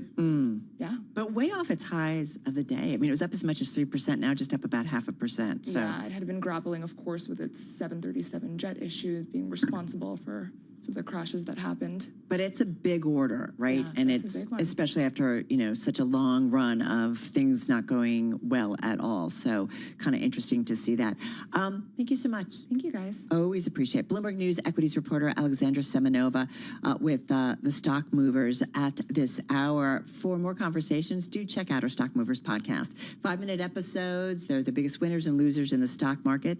And you can find it on Apple, Spotify, or anywhere you get your podcasts. Well, the Dow Jones Industrial Average right now down just about 0.1%. The S&P 500 higher by about 0.1%. The NASDAQ, though, Carol Masser, that is the outlier today. being pushed higher by some of those chip names, up about 0.6%. You know, it's funny that you said that. I've been looking at the stocks in particular today because it's on quite a run. You got 13 names higher, 17 to the downside, but the index overall was up as much as 1.3%. Again, everything is kind of pulling back off its earlier highs. It's just up about 1/3 of 1%, but a lot of chip stuff in the news. Well, look at the names that are moving at higher today. NVIDIA's up another 4% today. You got AMD higher by 4.3%, and you got ARM higher by 5% right now. Yeah, really, really good point. Keep in mind, too, that, you know, as we watch the market kind of churn a little bit, maybe take a breather, tomorrow you've got some big news. We've got another read on inflation, producer price index. You've got retail sales numbers, so we'll get another check on how the consumer is doing and what the retail sales numbers show. That is for the month of April. And then you also hear from Walmart early in the morning. So always an important benchmark when it comes to the retail environment. Hey, if you are sticking with us on a Bloomberg Business Week Daily, we've got a duo of executives from the C-suite who are going to talk the U.S. and global economies. The CEOs of Angie and Philips North America are going to be joining us.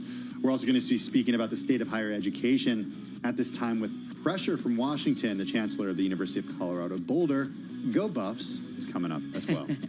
All right, we're coming back, though, on Bloomberg Business Week Daily.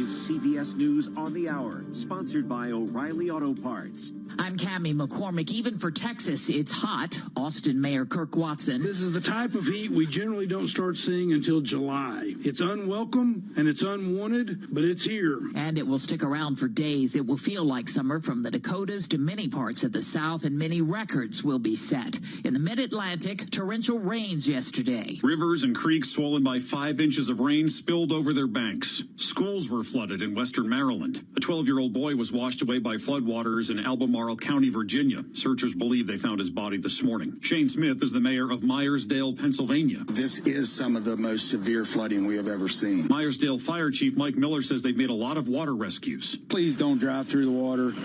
It puts your life in danger, puts our life in danger. Michael Wallace, CBS News. Health Secretary Robert F. Kennedy Jr. facing some angry lawmakers today on Capitol Hill over his cuts to the workforce, grants, and other programs. There were protests, too. The witness will suspend. The committee will come to order.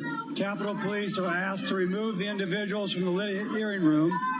Members of the audience are reminded disruptions will not be tolerated. A federal judge has ordered a Georgetown scholar released from detention, as Matt Piper reports. Badr Khansuri was detained, Trump administration officials say, because of social media posts and his wife's connection to Gaza as a Palestinian American. He was arrested by masked officers in Virginia nearly 2 months ago. Asta Sharma Pakral is an attorney at the Center for Constitutional Rights. The message from the court today is that the government cannot arrest, it cannot incarcerate people, it cannot rip them away from their families just for standing in solidarity with Palestinians. Matt Piper, CBS News. President Trump met today with Syria's new leader, a man who once had a $10 million U.S. bounty on his head. He was also once an al-Qaeda fighter in Iraq.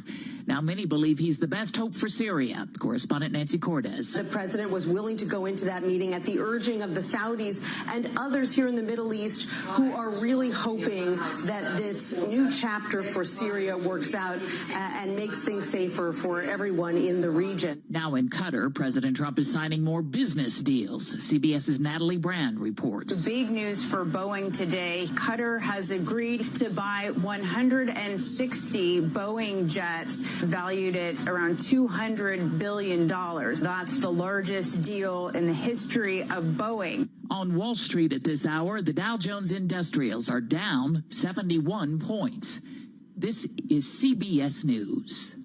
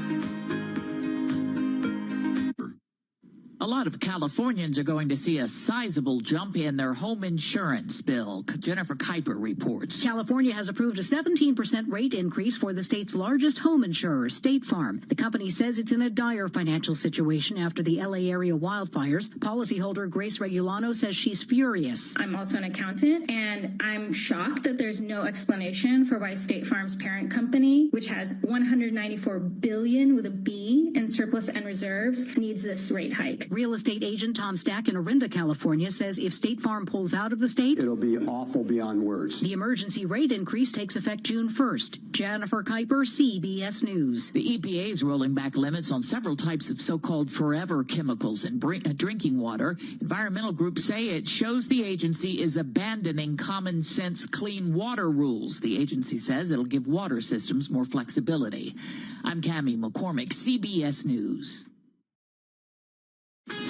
This is Bloomberg Business Week Daily, reporting from the magazine that helps global leaders stay ahead, with insight on the people, companies, and trends shaping today's complex economy, plus global business, finance, and tech news as it happens. Bloomberg Business Week Daily, with Carol Masser and Tim Stenovec, live on Bloomberg Radio, television, YouTube, and Bloomberg Originals.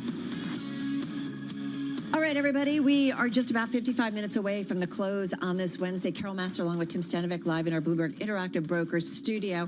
And just want to point out, we've been monitoring, of course, the president over in the Middle East. He's at a Qatari state dinner, and that dinner at the Lusail Palace just wrapping up. The president making some comments as well. Some Have headlines. they even eaten yet? Or I've seen a lot of handshakes and a lot of speaking. I don't know. I would be very hungry if this were dinner. Hard to know. I have no... Great question. It doesn't look... I'm looking at a shaky shot coming... This is from the pool. And it doesn't look like there's any food on the table right now. Yeah. But there are some dishes, but... Yeah, maybe they haven't eaten yet. So maybe they're not quite done. I know the president is done speaking for now, at least. Yeah, so I would assume, right, like they speak and then they kind of like chow down for a little bit and then hit the hay. Do you think they do that? Well, I can only speak from my own experience. Was at my wedding when everybody was watching me eat, and I didn't like that. So I didn't. My husband and I left our wedding and went to our hotel and did a full course like steak dinner and béarnaise and all that. That's great. I was starving. That's great. Yeah. Yeah, it was good. All right, let's focus. We're focusing on the Middle East. We're focusing on the markets. We're going to talk about that. We've got a duo of executives from the C-suite, which is so cool considering this environment. Yeah, they're going to talk the U.S. and global economy. The CEOs of Angie and Philips North America are going to join us. Also, the state of higher education at a time when they are feeling the pressure from Washington. The chancellor of the University of Colorado Boulder is going to stop by. And I love this. We're going to get into DeepSeek's tech madman, who is threatening U.S. dominance over AI. It's the cover story of the new issue of Bloomberg Business Week, coming out and hitting newsstands very, very soon. But some of these stores are already hitting the Bloomberg terminal. All right, folks, that's your setup for the next 2 hours. Let's get you set up on where we are in the trade at this hour. And we're under an hour to go until the close. Here's Charlie Powell. I thank you very much indeed. 53 minutes to go until that closing bell clangs on Wall Street. The Dow lower, the S&P, NASDAQ, they are both advancing. But Wall Street's epic rebound from April's meltdown is showing signs of exhaustion. Right now we have got the S&P higher by 3 points, 58.90 where we stand, up by about 1/10%. The Dow lower by 68, down 0.2%. The NASDAQ Composite Index up 107, now up by about 0.6%. The Bloomberg Mag 7 Index up 1.6%. The 10-year 4.53%. The 2-year 4.05%. Gold down $80 the ounce, down 2.5%.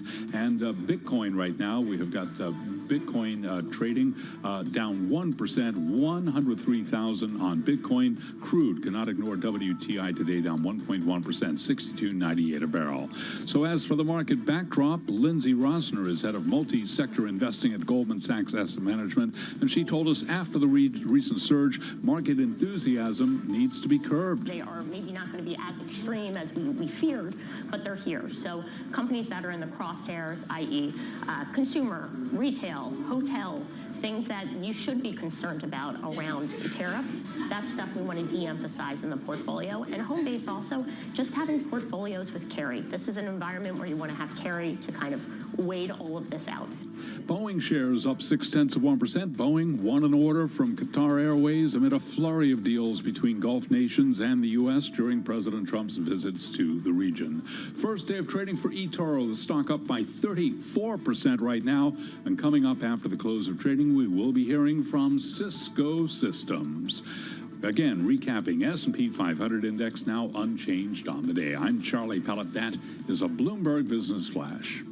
Thanks so much for that update, Charlie Pellet. Do appreciate it. Well, as we heard from Charlie, the epic rebound from April's meltdown is starting to show some signs of exhaustion on speculation that stocks may have run too fast amid risks stemming from a trade war to an economic slowdown and sticky inflation. We wanted to get Eric Weiner back in here. He's senior editor for Equities Americas at Bloomberg News. He joins us here in the Bloomberg Interactive Brokers studio. Eric, what a difference just a couple weeks make, because year to date we are up 0.1% on the S&P 500 right now.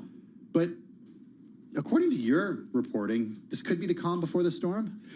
It feels that way. I mean, things can keep rising from here. There's plenty of room. I mean, the Mag 7 is underperforming.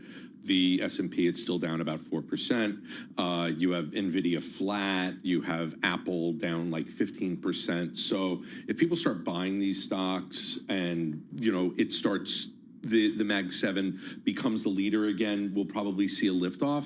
But positioning is still kind of bearish. Options positioning is very, very set up for front end moves, but not necessarily for the back end of the year. And there's just a lot of nervousness. The story that we're working on right now is how retail got this rally right. You know, the dumb money beat the smart money, so to speak. But the question is how long that lasts. How do you know that? Is that just based on flows? Yeah, it flows. So and it's also with like seeing a VOO and you see that, or where do you see that? No. I mean, you have to get it from a bunch of different places. So, for example, like yesterday, Goldman's trading desk, this morning, Goldman's trading desk put out a note about trading yesterday, and hedge funds were net buyers for the first time in a while. And most of that was short covering. Some of it was going in and buying in, but a lot of it was short covering. And that, you know, that pressure, that tension lifts things. And so like that's kind of where we see where sentiment is. When we start seeing people just pouring in, that's one thing. But I mean, we're still net short on futures on the Russell 2000, on mid caps, on volatility. So it's the way that the professional traders, Wall Street pros, are positioning is not like it's, you know, tear time. That's not exactly the way they're positioning for this. So, you know, I was talking about you before we got started, or talking with you about a column that's out, the Mac Review by Van Ram, who's a Bloomberg, and just saying, beware false dawn in bear market as economy strains. And, you know, this whole idea of buying the dip and investors just betting that we can only continue to go higher, that is not necessarily always a good strategy. Well, no. So the thing in investing that people miss is it's all about timing. So you can be right and wrong at the exact same time. And what Ven is talking about, he's a very smart guy. What he's talking about is that you will get rallies like this in the middle of a bear market.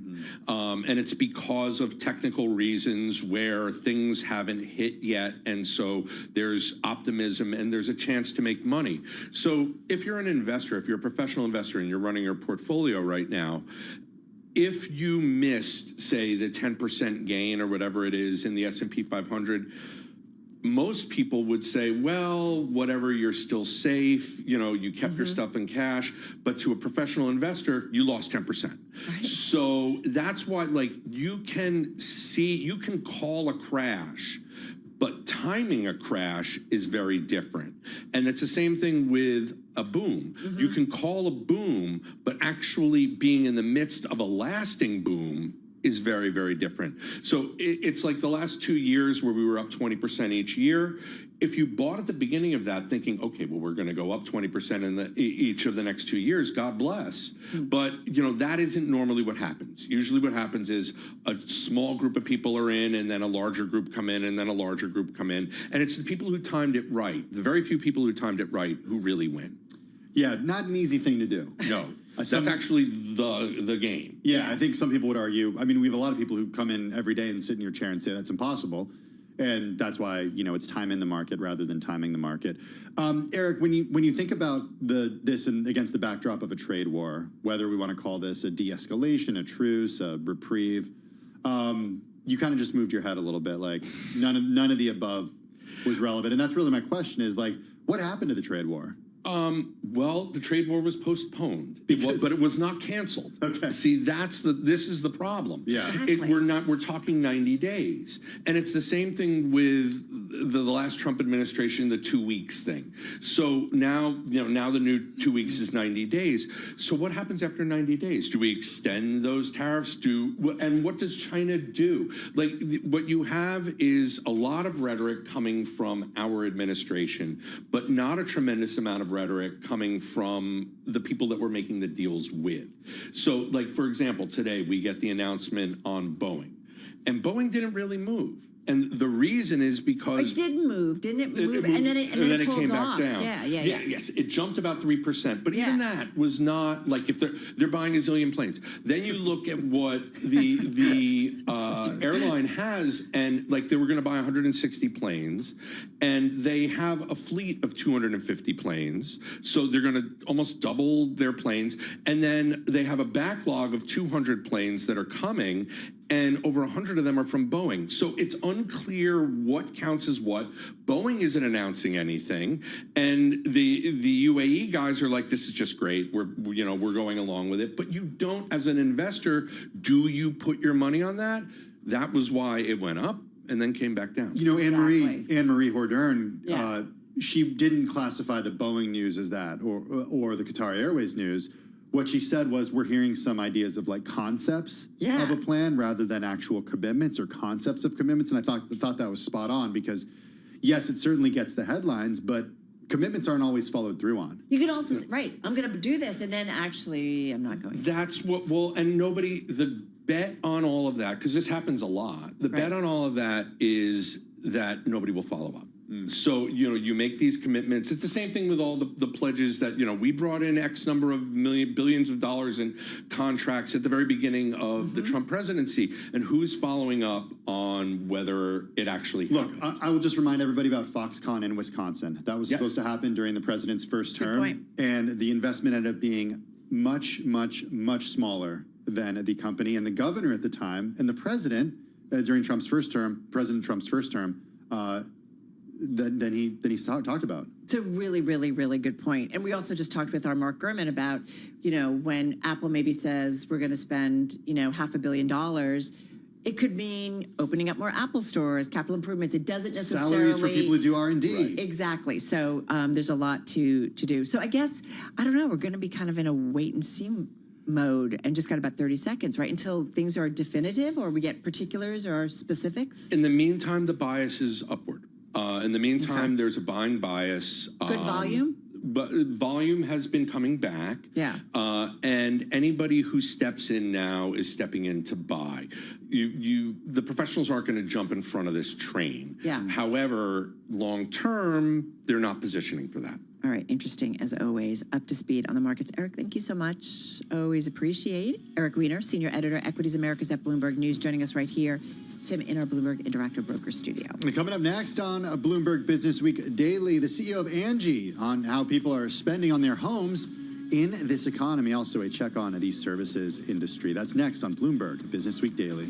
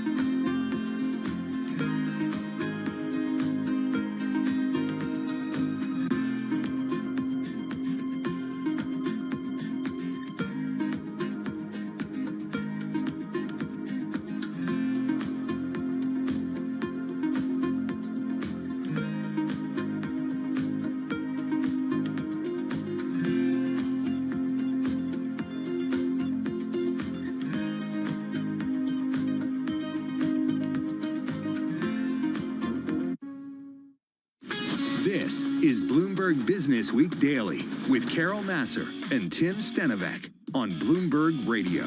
It's Bloomberg Business Week Daily. Let's go now to tape playback that we are getting from the press pool. The president making comments just moments ago. This is tape playback from a state dinner in Qatar. Let's listen in. And I guess I was right, but I've known him a long time. He's been my friend for a long time, and it's a real honor. I didn't know that I was going to be president, and I didn't know how successful he'd be. I mean, what he's done with his incredible piece of land, this beautiful piece of land, what he's done is incredible, unthinkable.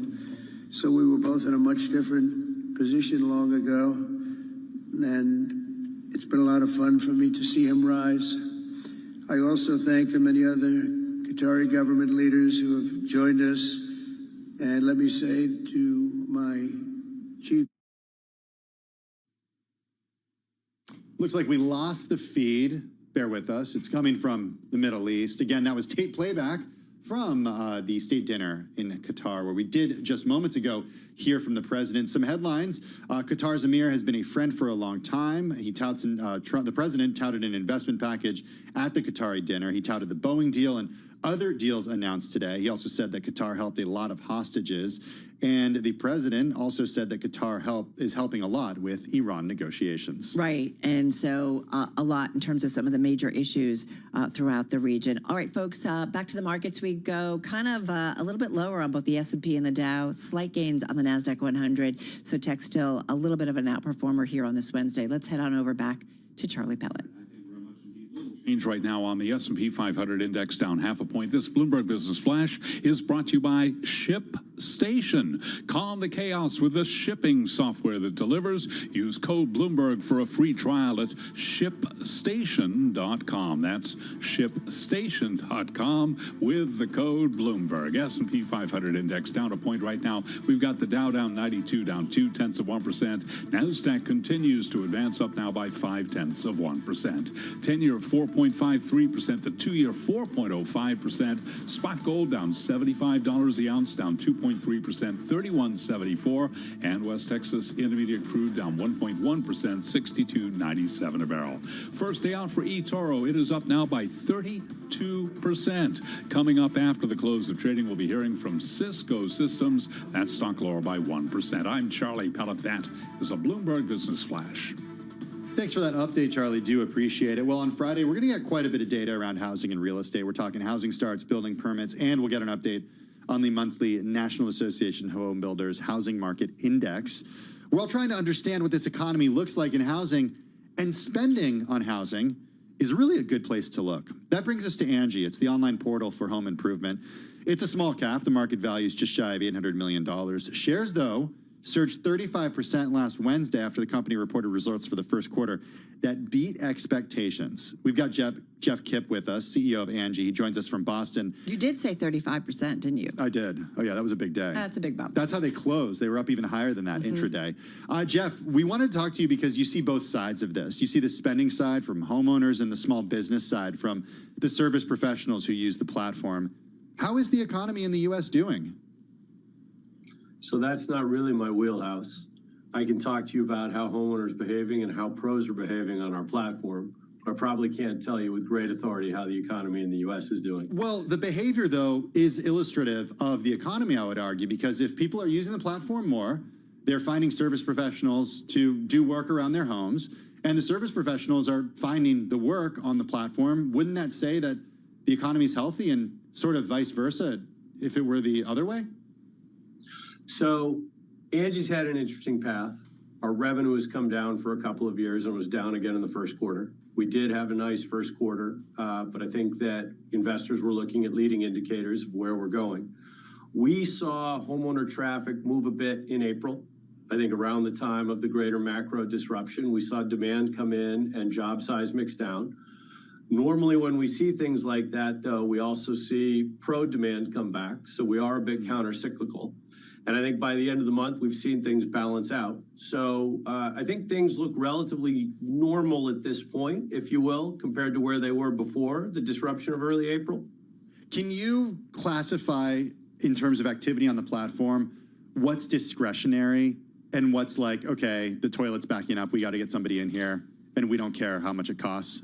type of activity? The toilet backing up is definitely not discretionary. That's not discretionary. The toilet backing up is not discretionary. A hole in your deck before a barbecue is not discretionary. But bumping out your kitchen or adding an extra bedroom by converting a porch may be discretionary.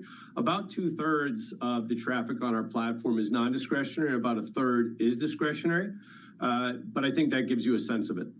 Well, oh, go ahead. I was just going to say, is it typically level in that sense, or does it ebb and flow? Like in times of abundance, maybe more on the platform is discretionary than is non-discretionary. You know, interestingly, as we look at it over time, we have seen things, give or take a couple hundred basis points, stay in the same range. But on the other hand, we haven't been in a very difficult time for a number of years. I think you'd have to go back to the financial crisis to see that. I think the most common thing you see in more difficult times is a change in job size rather than a really material shift in discretionary and non-discretionary. But again, it's been a lot of years since we had a really material disruption. I am also curious, Jeff, you know, as Tim laid out for you, you really guys do, though, see a lot across your platform, and especially when it comes to small business owners. We often talk about, you know, the lack of electricians or plumbers that are out there. What insight can you give into that, and also how immigration, because a lot of these folks often rely on immigrants to help them with their projects? Sure. I think there's a lot of great skilled pros out there who are immigrants. And I think there's definitely employees of pros who are immigrants. You see that all across the country. To date, we haven't seen any real shifts in that area. We have been fairly effective at continuing to acquire pros, and our cost of acquisition has actually been coming down. So our overall returns have been coming up. I think in general, over time, if you look at our platform, making sure we had a full supply of skilled pros has been harder than securing the homeowner demand, because if you look at demographic characteristics, the skilled pro base hasn't been growing, it's been aging. That being said, if you read what's going on in the press, you continue to see noise that more younger people are seeing that skilled trades are a great alternative to sitting at a desk. And so maybe there's some movement there. We'll have to see over time. Yeah, and you know, you hear a lot about the idea that with some of the skilled trades, you can make a really good salary out of high school. You can skip the whole college thing. I always talk about, it was a plumber that we used to have, and he's retired, had, I think, multiple homes and so on and so forth. I mean, this guy was doing very, very well. Yeah, if you own your own plumbing company. Happy for him, too. Where is the, if you think about that pipeline, where's the most demand on, you know, again, you guys operate a two-sided market, so you see it. Where's the most demand, and where's the lack of supply? Where's the imbalance here? So you tend to see the highest volume in some of your smaller, more repeat, perhaps lower high skill, high training. So handyman, lawn, cleaning. And in general, across our business, this includes Europe, making sure we have the highly skilled trades is harder. I think that's true in the market in general. In the small town in Massachusetts I live in, you're really, your bathroom has to be flooded to get the local plumber to get to your house. Yeah. And usually you have to go outside because, as you said, plumbing pays very well because the supply is down. Hey, one of the things I wonder, you mentioned, right, your international business, a much smaller portion of the overall business, but I am curious what you're seeing in Europe. I say that because this has been a year where, at least from the investment side of things, people are looking at opportunities in Europe increasingly. Just coming off of the Milken Global Conference on the West Coast, a lot of people were talking about diversifying into Europe, that there's momentum over there. How do you see it based on your platform and what you guys have access to in terms of momentum? So we've had a very strong run in Europe the last couple of years. We put up mid-teens revenue growth and taken a business that was not making any money to 20 million-ish in profitability. So we've had a nice run. I can assure you that homeowners need skilled pros there, and skilled pros want work over there. Our business is smaller there. The nature of the market is different. Homeowners do about half the jobs, and they outsource less than half of those, whereas in America, they probably do twice as many jobs and outsource closer to half. So it's a different market for us, and it's a much smaller business. But that being said, people owning homes and pros needing work is alive and well, and we found it a great place to operate. There is a lot more regulation, both on the employment side and certainly in the internet and tech, that you have to cope with. That means you have to be very wise in your decisions. This is the first earnings report last week since the spinoff from IAC. You were at IAC for years before joining Angie full-time. The spinoff happened on March 31st, so just really a couple months ago, not even a couple months ago. What does it mean for you to be an independent company now? What does it allow you to do? So it doesn't mean a lot is very different. Our strategy is the same. Our mission is the same. Our goals are the same as they were 2 months ago. Frankly, our chairman is the same. Joey Levin came with us. We're really fortunate to have him. And we still have a public shareholder base who we're trying to execute and create value for. So same customers, same shareholders, same very comparable. We took a few IAC people off the board, same employees. So we're really on the same track. Longer term, of course, being a fully independent public company does some things for you. It means you have a more liquidly traded stock, which means the stock should be more stable, which is in general better for employee compensation. And then, of course, you have a currency if you feel good about using that currency for acquisitions. So there are a number of longer term things that it frees up for you. But right now, we're focused on our mission of getting more jobs done well for homeowners and having pros get more jobs to do well and getting back to revenue growth in 2026. Hey, listen, our understanding too, with this first earnings report, since you guys were spun out, revenue was down about 19% from the prior year, and it was because of what you guys are doing in terms of ongoing quality and efficiency improvements. So sales force consolidation, marketing optimization. So give us an idea of kind of then the growth trajectory of where you guys might be in a year from now as a result of some of those actions. So we've guided that we're going to be growing again in 2026. And the core of our revenue decline this year is we implemented homeowner choice on our platform for all incoming homeowners, which means that a homeowner from any channel is now presented a set of pros, and they are only matched to those pros. Their pros only get their contact information if they choose. We saw NPS was much higher. Pro win rate, the percent of time a pro wins a lead they pay for, is higher, and thus customer satisfaction would be higher. We implemented that. That had the heaviest impact on our third-party network channels, and it basically all of our revenue decline in the first quarter is from the decline in third-party network revenue. Our proprietary volume came back nearly to break even on an improving trajectory in the first quarter. And what we've told people is that's where you see the growth coming next year. Our proprietary channels should be reaching growth, and our third-party network channels we think will be flat. And when you add growth to flat, you get growth. So that's the path we're on, and we think a lot of people saw that in our first quarter results, and we're pretty excited about it. Jeff, appreciate you joining us. You got to come back next quarter. Thanks for the update. That's Jeff Kipp, CEO of Angie, joining us from Boston. Coming up next, we're driving to the close already. This is Bloomberg Business Week Daily.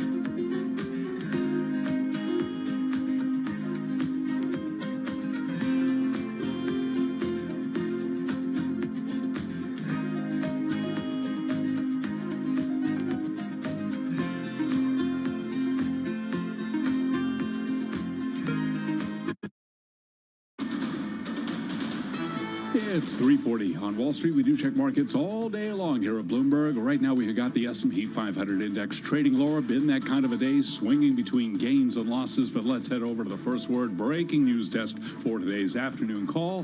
Here he is, Bill Maloney. And good afternoon, Charlie. U.S. stocks are trading mixed right now in a quiet tape. The Dow's currently down 108 points. S&P's dropped 3, while the Nasdaq is higher by 85. The U.S. 10-year yield is at 4.53%. Gold and oil are sinking, and Bitcoin, that's lower by 1%. Leaders to the upside in the Dow, NVIDIA and Goldman Sachs, while Merck fell 3.4% and led to the downside. Among the main 11 S&P sectors, leaders were tech and telecom, healthcare and materials were under pressure. And in the defense space, Lockheed Martin fell intraday after warning about added cost pressures. Regarding IPOs, eToro Group opened at $69.69. The IPO was priced at $52. And wrapping things up, Cisco reports after the bell. Live from the first breaking news desk, I'm Bill Maloney. Charlie? Okay, we thank you very much, Bill Maloney, and to hear live breaking news over your Bloomberg. Subscribe to Bloomberg News now wherever you get your podcasts. I'm Charlie Pellet. That is a Bloomberg Business Flash. I'm driving in my car. How about you let me drive? Oh, no. This is not a toy. Who's gonna drive you home? Honey, please, I'll do the driving. Drive on. Excuse me, I want to drive.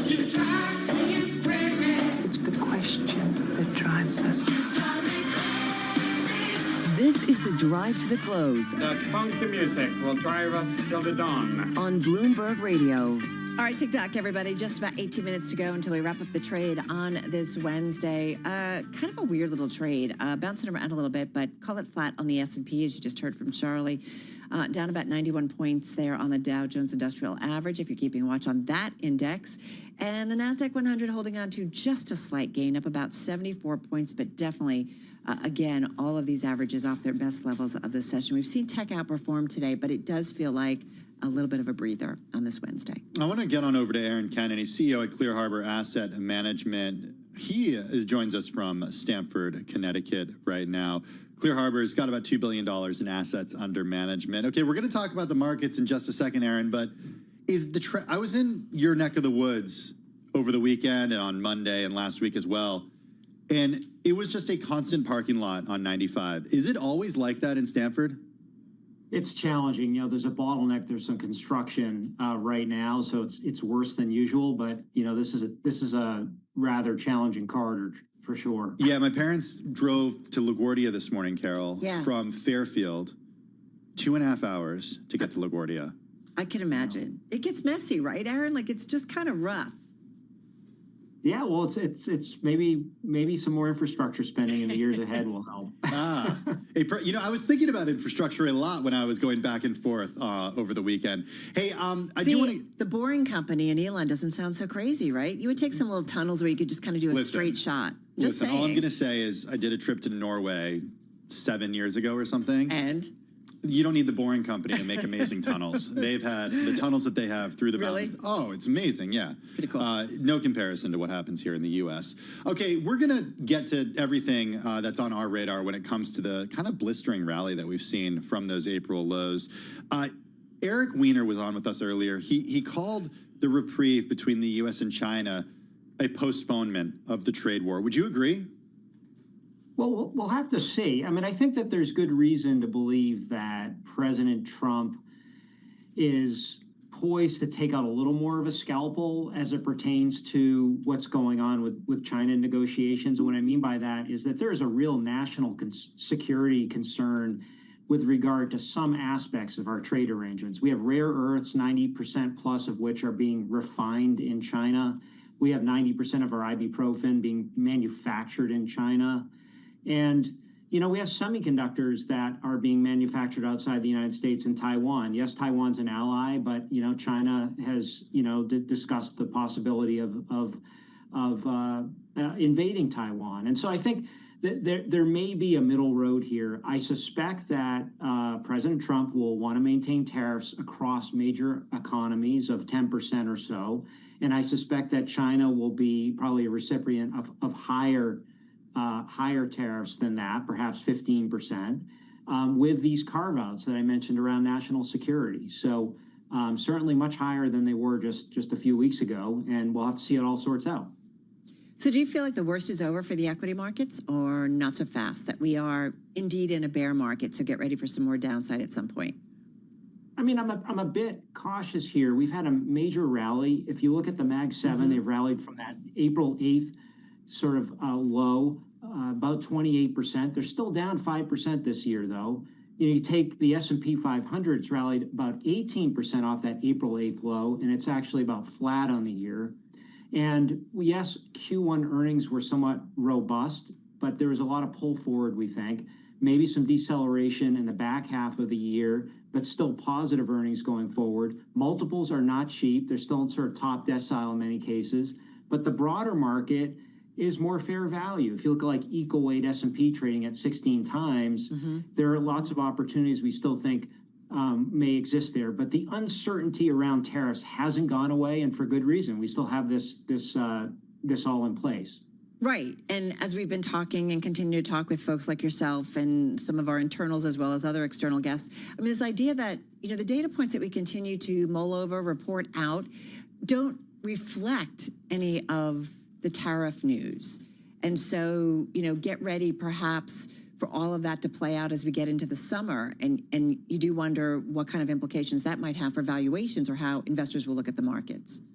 I think that's right. I think that's why time is of the essence. I think that's why corporate America has put so much pressure on the White House to, if they're going to backpedal, if they're going to take out a scalpel instead of a mallet on the tariff issue, become a little more detailed and refined around it, do it sooner rather than later. Let's not create unnecessary harm to the economy. I think there's an understanding that's been sort of permeating up into the Oval Office around that. And so I'm somewhat hopeful that we're going to continue to move. We're still going to make, some progress in a positive way. We've done it with the UK. It looks like we may be in the process of doing it with China. The EU's next, multi-country. It's going to be more challenging. But I think that this is considered progress. And if you read The Art of the Deal by Donald Trump, he's sort of all about shock and awe and creating a level of confusion. Even as Secretary Bessent said this as much within the last week, that this is sort of his approach. Yeah. We'll have to see how this all plays out. All right. So, Aaron, I have to ask you, have you read The Art of the Deal? Did you read it years ago? Or I do wonder if everybody's like pulling that book out again and saying, we got to take a look at it. Yeah, I'm sort of pulling it out now, to be honest, for the first time. And the parallels are sort of striking. And so, that's why I bring this to your attention. Love it. What else should we know about from The Art of the Deal? You got to dust off your copy, Carol. I know. Yeah. Well, I don't have much more for you on that, but, certainly the president's trying to nudge monetary policy officials to cut rates, and he's doing that, quite overtly. But what's interesting to see there is that the Fed is sort of facing a dilemma of not knowing whether or not these tariffs stay, whether or not growth becomes a challenge if tariffs stay, or whether or not pricing and inflation becomes more of a challenge. But if you look at the front end of the bond market, Carol and Tim, with twos trading right around 2%, 50 basis points below the Fed funds rate, one could argue that the market's still pricing in some cuts this year, just not as many as they were just a week ago or just a few days ago, and perhaps starting to cut later this year rather than mid this year. So that's sort of a thought that, Trump's nudging or maybe not so nudging, verbally berating the Fed chair may not result in much activity for several months. Hey, Aaron, before we let you go, just 30 seconds on gold. For much of the year, it's been new all-time high after new all-time high. Down about 7.4% from those highs earlier this month. What say you about gold right now? Yeah, we're still constructive over the long run as it pertains to gold. We think that gold is an alternative currency, can't be manipulated by the money printing process of a fiat currency like the dollar, like the euro, like the yen, and that it does have a place in portfolios. We also think the added catalyst for owning gold is the reality, which is after Russia invaded Ukraine a couple of years ago, we shut off dollar access to Russia. Maybe that was for good reason, but I think a lot of countries that are not so friendly with the United States, when they think about creating a reserve currency for trade purposes, owning gold over dollar makes a bit more sense to them on the margin. All right. Always appreciate your view on the markets. Aaron Kennan, co-founder, and CEO at Clear Harbor Asset Management. This is Bloomberg.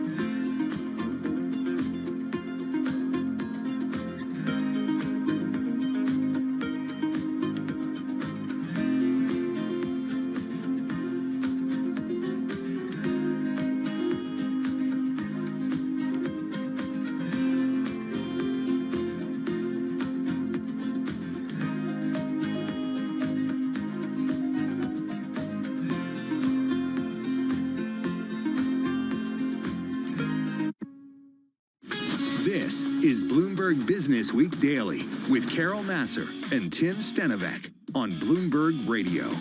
All right, everybody, we are just under 7 minutes away from the closing bell. We're going to head over to our TV colleagues in just a moment.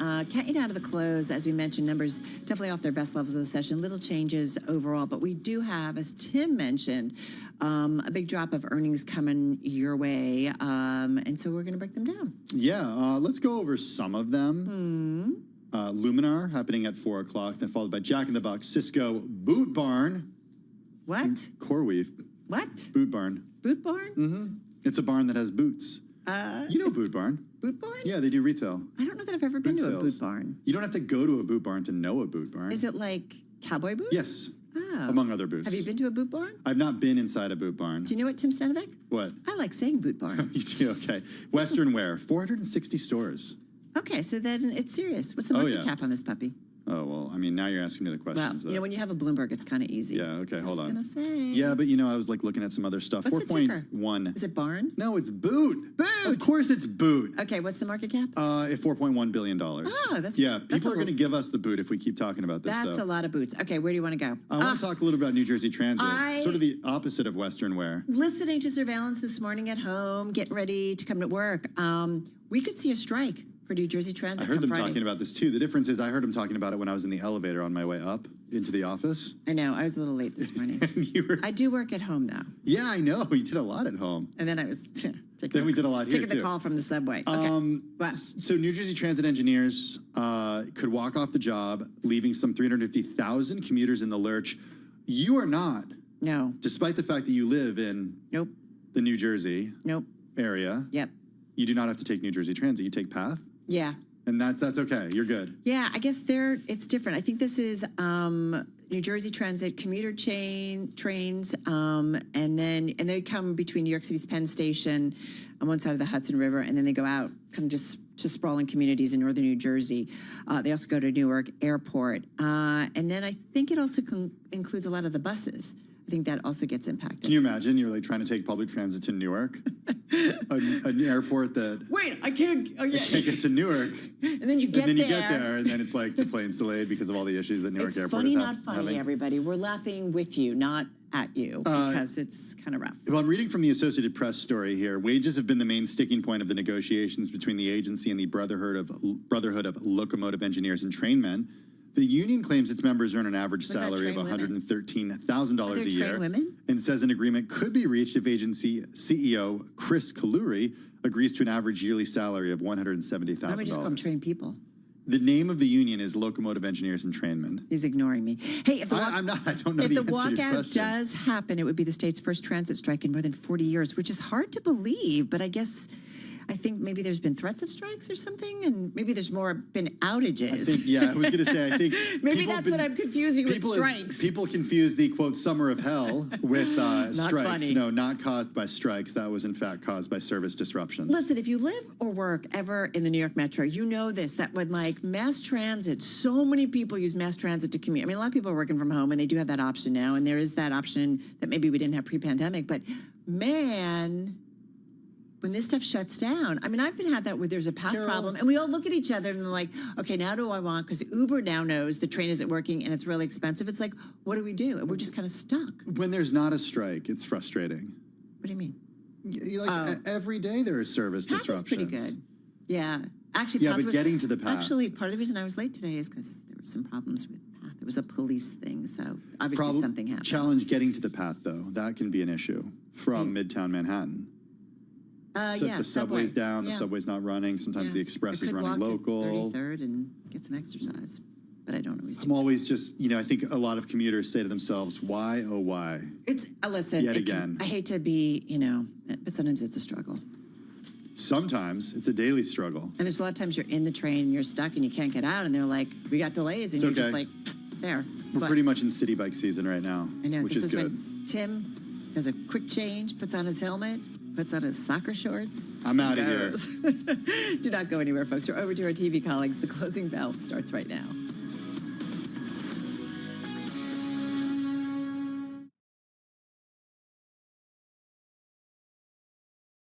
Here on Bloomberg on this Wednesday. The Closing Bell, Bloomberg's comprehensive cross-platform coverage of the U.S. market close starts right now. About 2 minutes away from the end of the trading day, Alex Steele and Scarlett Fu here to help you take you through the closing bell in a global simulcast. We're joined now by Carol Masser and Tim Stanovic, bringing together our Bloomberg television, radio, and YouTube audiences worldwide. We're going to get through the most crucial moments of the trading day that really nothing happened. I was just going to say, I am so bored. What a boring day. Like, bring on the earnings, bring on Walmart tomorrow, bring on retail. I just need something. She wants Cisco in just a few minutes. I mean, look, the S&P 500 searching for direction much of the day, moving between gains and losses more than a dozen times. You can't really count. It happened so many times today. Yeah, I mean, this is definitely the case, but, you know, we need some boredom after the drama of April. Like, it's not such a terrible thing to have the S&P 500 up just kind of marginally, although there is a lot of movement in the yield space, which Alex will get to. Yes, definitely movement in the yield space, and I guess non-movement in the dollar space is kind of a good way to put it. But also, we were just talking about this with Steve Sosnick of Interactive Brokers. Just the idea, have we finally seen the hedge funds and the funds like CTAs and volatility control funds re-rate enough, or are they still in the market having to buy? And is that sort of distorting any sort of fundamental read? I love that you went there, because Eric Weiner was on with us, and he had talked about, I think it was at Goldman Sachs, their trading desk, talked about the hedge funds with, you know, some of the activity that we've been seeing, certainly in the move up, has been short covering. So, you know, is it conviction or just kind of covering your trades? He also made the point that, look, there are people out there who argue could be a calm before a storm. Or, you know, this trade war has really just been delayed at this point. No real resolution as of now. Right. We've got 90 days, or actually, 87 days at this point, until we get more resolution on what's happening between the U.S. and China. And for now, though, calm is where we're at. We're obviously still settling out here, but the S&P pretty much flat. The NASDAQ outperforming, up 0.7%. Dow Jones Industrial Average down by about 0.3%. I gotta say, though, it's not widespread, because the small caps, the Russell, down by about 0.9%, and the equal weighted index for the S&P also trading a little heavier, down 0.6. What's the conclusion? It's a tech-driven rally. Yeah, exactly. Taking a look at the S&P 500, Alex, a little bit of a deeper dive. You've got most names in the index, 353 to the downside, Scarlett, and 147 to the downside. So more of a risk-off trade, no doubt about it here. Yeah, but to back up your point, Alex, about this being a tech-driven rally, just look at the IMAP. There's 11 sectors in there, and 3 of them are in the green. Which 3? Communications services, infotech, and consumer discretionary. That's where all the Mag 7 names are housed. And because of the size of infotech, that's what's helping support the S&P 500 overall. On the flip side, healthcare stocks losing 2.3% as a group. Materials also down about 1%. All right, and maybe a positive sign. We actually had an IPO that did really well today. Yay. I know, exactly. It's like opportunity, come to market. eToro, this one at its highs up almost 43% in today's session. Its first day of trading as a public entity, closing with just shy of a 29% gain. We should point out the trading and investment platform and some of its backers raising nearly $620 million. It was an upsized IPO, so that was also another positive sign. I'm going to move on to Super Micro, because this one, it is your biggest gainer in the S&P 500, and it was also active in the NASDAQ 100, a gain of about almost 16% here. This after a Saudi Arabia-based data center company, DataVolt, signs a multi-year partnership agreement with the company. Stock has rallied like more than 40% this week. It's on track for its best week since November. So a lot of attention on that one. And so, yeah. Popping to the upside. Another name that plays certainly into the tech space, we're talking about AMD. This is your second biggest gainer in the NASDAQ 100, and it is your second biggest gainer, I believe, no, fourth biggest gainer in the S&P 500. So again, an outperformer, up about 4.7% today. The company's board approving a $6 billion share buyback plan, about 3.3% of the company's current market value, according to our Bloomberg data. So that was a big deal. I also want to point out B of A saying NVIDIA and AMD have big opportunity related to AI infrastructure projects with Saudi Arabia. All of that news out of the Middle East, a lot of it has had to do with chips and AI developments. And one more I just want to mention, because Alphabet It was also a top gainer in the S&P and NASDAQ. It was up about 3.7% in today's session. In terms of news, Benzinga highlighting a Davidson analyst who said in an interview with Yahoo Finance, there's a whiteboard on that one, proposing that Alphabet should contemplate splitting up Google's various businesses to enhance its overall value, and said that the value could skyrocket to over $3 trillion with a Google big band breakup over isolated spinoffs. So I don't know, just some interesting speculation there. All right, you had an easy job with the gainers today. I had to search far and wide to find a few stocks. You scrounged in a couple the of red. them. What'd you say, Scarlett? You scrounged them up. I did. I scrounged them up. I'm going to have to explain a few of them. I want to start with Lockheed Martin. Shares felling after the company's management said in an industry conference earlier today that they see some, quote, additional cost pressure on their classified aeronautics program. That's all we know because it's classified. It's down about 2.3% on the day today. American Eagle Outfitters also falling today. We're getting more retail stocks this week, and we'll hear from Walmart tomorrow. Before that, though, American Eagle Outfitters falling after the company pulled its guidance for the full year due to a disappointing first quarter with a 3% decline in comp sales, a 5% decline in revenue from a year earlier. They're also registering a $75 million charge related to a write-down of spring and summer merchandise. They withdrew their outlook due to macro uncertainty, which they didn't call out tariffs specifically with that withdrawing of the outlook, but I guess you could throw tariffs into. I feel like that's code word for tariffs, right? That's what we talked about a little earlier too. Yeah, it's kind of means all the same thing. And finally, KinderCare, ticker KLCUS, down 8.5% today. It's an Oregon-based early childhood education and child care services company. Shares fell as much as 15% in the session. Ended off its lows. The company reported first quarter revenue that missed estimates. Operating income, though, did beat analyst estimates, and the company maintained its full year 2025 guidance. Analysts flagged a delay in new customer enrollments as the main driver for the revenue miss. All right, guys, I just want to go to the bond market because if you're bored by the equity market, just go ahead and look at the bond market because that actually, fun things did stuff there. You had the front end bond market up by about 5 basis points, the back end up as well, about 6 basis points. So the whole curve hasn't gotten any steeper, but the whole curve is re-rating a bit higher. I kept hearing how 4 was going to be that top on the 2-year, but we're above that now. Both of them for the 2 and the 10, they're at the highest level since the end of February. And is that a reaction to the GOP tax bill in Washington, or is that just some sort of rebalancing, or is that position resizing as we continue to get this data coming through? All right, guys, let's get to some earnings crossing. We're talking about Cisco. Let's go right to the red sticky because it's about the outlook. So the company sees fiscal year revenue $56.5 to $56.7 billion. It had seen 56 to 56.5. So a little bit of a movement to the upside. The stock is moving just a little bit higher as well, up about 0.2%. The company also seeing fiscal year adjusted EPS of $3.77 to $3.79 a share. It had seen 368 to 374. So again, a bump to the upside. And again, the stock moving just a little bit higher, up about 0.8% here in the aftermarket. Okay, I'm watching CoreWeave, which in the after hours is moving higher. This is a relatively new company to go public. It operates in the data and AI data management space. CoreWeave's first quarter revenue coming in at $981.6 million. First quarter adjusted EBITDA coming in at $606.1 million. First quarter adjusted EBITDA margin of 62%. First quarter loss per share of $1.49. The company did hit a record high ahead of that first earnings report. Shares in the after hours right now higher by about 3%. Yeah, but it's really going to depend on what kind of commentary they give in their outlook because people are really looking at CoreWeave as perhaps a barometer for the willingness of companies to spend on building out those data centers. So it's going to be the big read on AI spending until we get to NVIDIA in a couple of weeks. All right, guys. So let's see if we can do this one clearly because there was HBO, there was Max, there was HBO Now, HBO Go. And then you had, what was it? Max came at the end of that, though. Max, I know. It was like all these things. Confusing even for somebody who watches it all the time. Exactly. And that's the issue. And now what they're doing is they're bringing back, I would say, one of the most iconic names when it comes to programming. Okay, so 2 years ago, HBO, or Warner Brothers Discovery, the parent company of HBO, ditched the HBO brand. And I think a lot of people were like, wait a second, what are you doing?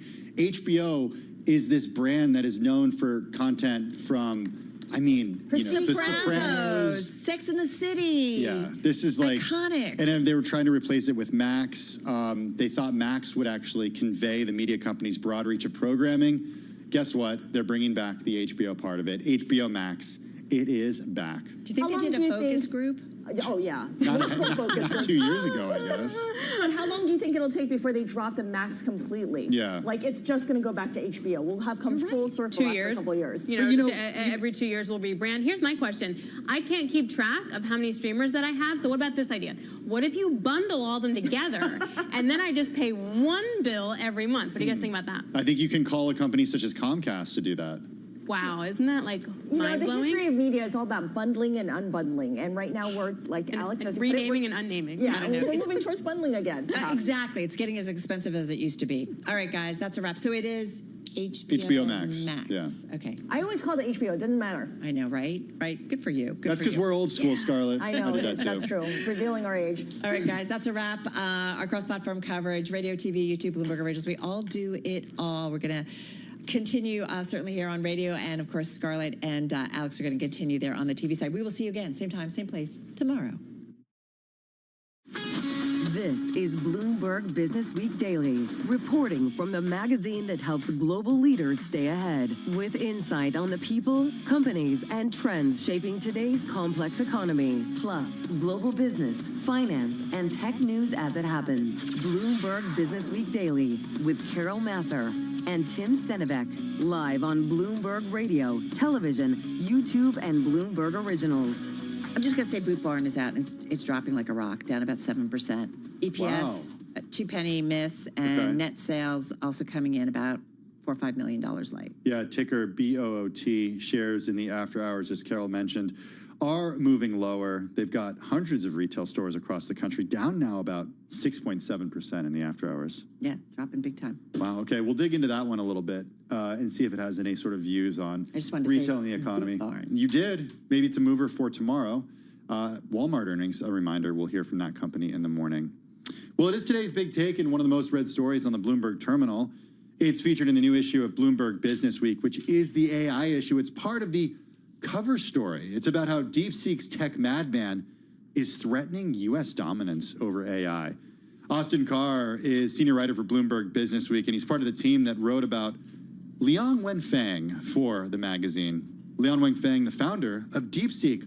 Austin joins us from our Boston bureau. Austin, we're talking about DeepSeek. I got to remind everybody, it catapulted to international prominence back in January when it released R1. This is an AI model that kind of had the feel of an explosive breakthrough. The man behind it all, they call him Boss, Tech Madman, and he's described as a, quote, true nerd. What's unique about Liang Wenfeng's style? You know, I think the most unique thing about him is the mystery around both him and his company. You know, this is a company on one hand, it's incredibly opaque. This founder has not granted an interview in close to a year. Until recently, we didn't really know what he looks like. There's only a few photos of him available online. And yet, at the same time, they are incredibly open. They open source all of their technology. They release very detailed research papers offering detail on their AI models in a way that Google or OpenAI does not do with its own proprietary technology. So one of the things that we really explored here is how, on the one hand, it's a very unique Chinese-based company, but on the other hand, it's also modeling itself on a lot of the sort of Silicon Valley style innovations, aggressiveness, and just doing it in a way that has a little bit of a Beijing Hangzhou twist on what you normally see in the tech industry in the U.S. Austin, before we get a little bit more into him and the company, how tough was this to report out? Because I feel like, you know, the story came out and we're like, wait, who, what, where, and why? It was hard. Yeah. I'm just curious how tough it was. Well, I appreciate you reminding your audience how hard we work, Carol. But yes, it was a really tough course. It was a team effort. We had reporters on the ground in Beijing and Hangzhou, which are two of the big tech epicenters of this AI scene that's happening in China. But we also, a lot of the big issue, ironically, or perhaps serendipitously, was solved by AI. Translations are incredibly helpful and a lot easier to do when you have translations through programs like ChatGPT, OpenAI, Gemini. So that's one way that it was made a lot easier. But yes, this was a months-long effort that involved talking to a dozen former employees of DeepSeek and another quant fund related to the company, which we can talk more about, as well as about 40 sources close to both companies in the China AI scene. Okay, so that's exactly where I want to go right now, because you mentioned the quant firms. So that's where I want to start. High Flyer Quant. The DeepSeek emerged from that. What was High Flyer Quant? Yeah, High Flyer Quant was an early quant player in China that was really leveraging GPUs very early on. I mean, as far back as 2015, 2016, they're talking about using these sort of chips to develop AI economic or machine learned deep learning economic models to sort of spot unique trends, essentially do high frequency trading, undervalued stocks. Things that are basically relying on automated trades to do to a lot of stock market gains.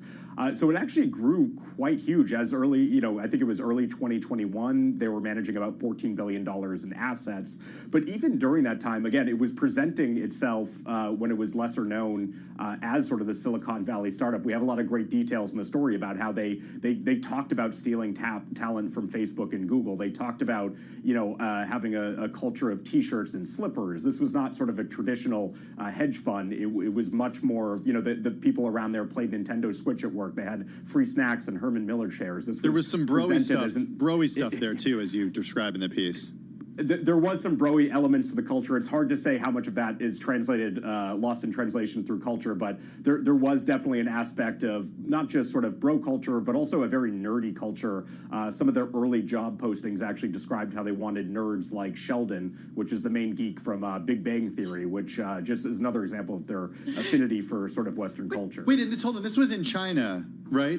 I didn't know Sheldon and maybe young Sheldon were so popular there. Sheldon is universal. I had no idea either, but yeah, that was specifically cited. And in fact, there's a lot of Western quotes in a lot of their announcements. They'd always end it with a quote, just as sort of an inspirational salvo, and they'd be from Albert Einstein or even Spider-Man. So there was some clear inspiration from sort of Western culture. God, it sounds to me like a typical startup. A bunch of nerds, maybe some really great it's really kind of fascinating. There's some really deep reporting in here. Kind of what struck you, Austin, as you went through this process and was telling the story? What struck me is also how much they start to build up this sort of GPU infrastructure. This is, you hear about these massive data centers filled with NVIDIA chips. Not only was DeepSeek, or High Flyer, before it became known as DeepSeek publicly when it spun off this AI venture, they were building this big infrastructure and very publicly so back on as far as 2018, 2019. It seems like this big mystery from the West, but they're posting this stuff on WeChat that we have purchased 5,000 NVIDIA A100s or 10,000 A100s. We've amassed this amount of NVIDIA chips as far back as 2018. And so that was really revealing in my reporting that they were building up this infrastructure for the quant fund long before they spun it out as sort of an AI-focused rather than finance-focused venture. And it was really only 2023 on that they sort of built up this a very impressive model called R1, as well as another one called V3. And I think that's just what's so mind-blowing. It seems like this decade-old company, but it's a very young one. It's really a spin-off, and it's been quietly doing this in very plain sight for a very, very long time. So based on your reporting, I guess the question I have is China actually ahead of the U.S.? Is it behind the U.S.? Is it just a matter of months ahead of the U.S., as one analyst told you? Or months behind the U.S., rather, as one analyst told you? Where is it? Yeah, that's the multi-trillion-dollar question. I mean, I think no one's saying it's necessarily ahead, but it's not as far behind as everyone thinks. I think a big question really rests on how actually DeepSeek and other Chinese players are getting access to these NVIDIA chips. Are they violating export controls, as some have alleged, and they actually have access to the cutting-edge chips that OpenAI and Google do? Have they been sort of farming or distilling data from Western models to create their own? That's one of the things, the big question that we explore in this story. How impressive all these models on their own, or are they still dependent ultimately on Western technology? But one critical thing that we must remember is that what if they did do this on its own? What if they did not violate export controls? What if they actually pulled this off for far less costs, far fewer GPUs? That's a big red flag for Western and U.S. AI companies, just because you don't want to sound like that team that is that loses to the underdog and then just accuses them of cheating. No, it's kind of wild, right? That we're still trying to figure that out, because it really did stun the world. I mean, I even marked it down, I think, like in my calendar book, because it was just such a kind of mind shift. And so it's just kind of wild. Yeah, great stuff. Looking forward to maybe part 2 of this, because I know this story is going to be around with us for some time. Austin, thank you so much. Really appreciate it. Austin Carr, senior writer, Bloomberg Business Week. As we mentioned, this is Bloomberg.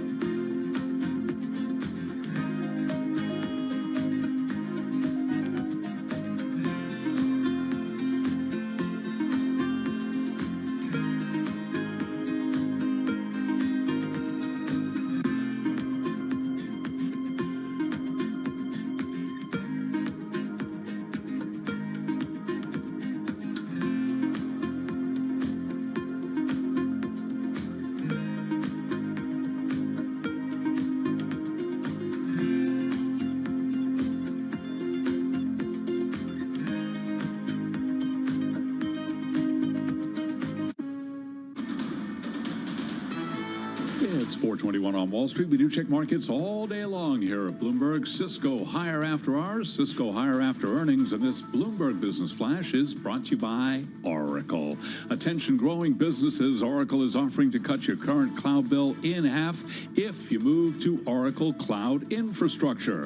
For new U.S. customers with minimum financial commitment, see if your company qualifies at oracle.com/Bloomberg. After the close of trading, Cisco Systems delivered a solid forecast for revenue in the current quarter, a sign that the largest seller of networking gear is benefiting from demand for systems using AI technology. After hours right now, we do have Cisco Systems moving higher by just about 3.5%. It was an update today for the S&P 500 index, with the S&P picking up 6 points, up by about 0.1%. The Dow lower, down 89, dropped there of 0.2%. NASDAQ Composite Index, so up another 136 points, building on yesterday's gains, up 0.7. NASDAQ 100 Index up 0.6%, and the Bloomberg Mag 7 Index, the standout there, up by 1.7%. Your 10-year yield, 4.54%, with a 2-year 4.05%. Gold down $70 the ounce, down 2.2%, $31.79 an ounce. West Texas Intermediate crude down 1.3%, $62.84 for a barrel of WTI. First day of trading for eToro, surging 28.9% in its first session as a public company after the trading and investment platform and some of its backers raised nearly $620 million in an upsized IPO. Again, eToro today up by 28.9%. I'm Charlie Pelleton. That is a Bloomberg Business Flash. Hey, thanks so much for that update, Charlie. Do really appreciate it. I think it's fair to say that there's more news about higher education than at any time in our lifetimes. I think Janet Lauren would agree with that. Among the latest headlines, Harvard University said it will free up an extra $250 million of school money to help pay for research during the coming year after the Trump administration scrapped multi-year federal funding of more than $2.6 billion. Also, we learned today that University President Alan Garber will take a voluntary 25% pay cut for the academic year that starts July 1st, a school spokesman said. So that's just Harvard, but it's fair to say schools all over are feeling pressure. We have with us Dr. Justin Schwartz, Chancellor of the University of Colorado Boulder. He's also an entrepreneur, the founder and CEO of Lupine Materials and Technology, and Eagle Power Technologies, co-founder and CTO. Also with us is Janet Lauren, higher education finance reporter for Bloomberg News. Janet is here in studio. Dr. Schwartz is in Boulder.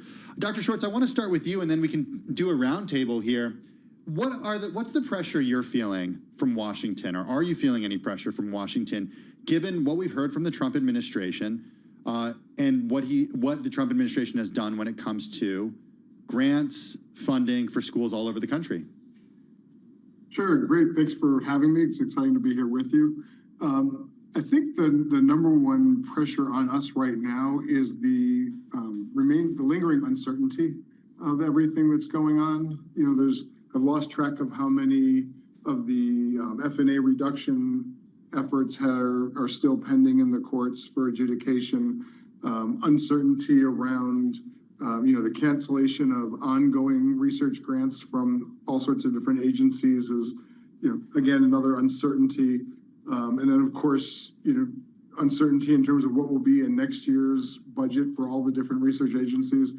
The uncertainty brings, the anxiety. It brings the concern. We're trying to recruit graduate students for this coming fall. And in many of the disciplines that we get federal funding, particularly the STEM disciplines, graduate students are usually supported by those research grants. And so trying to make 1, 2, 3, 4-year commitments to some of the best and brightest people from around the world is challenging when there's a lack of clarity in terms of what funding situations will be like and what the federal commitment will be to this 60 or 80-year-old partnership between higher ed, the federal government, and industry for advancing our economy.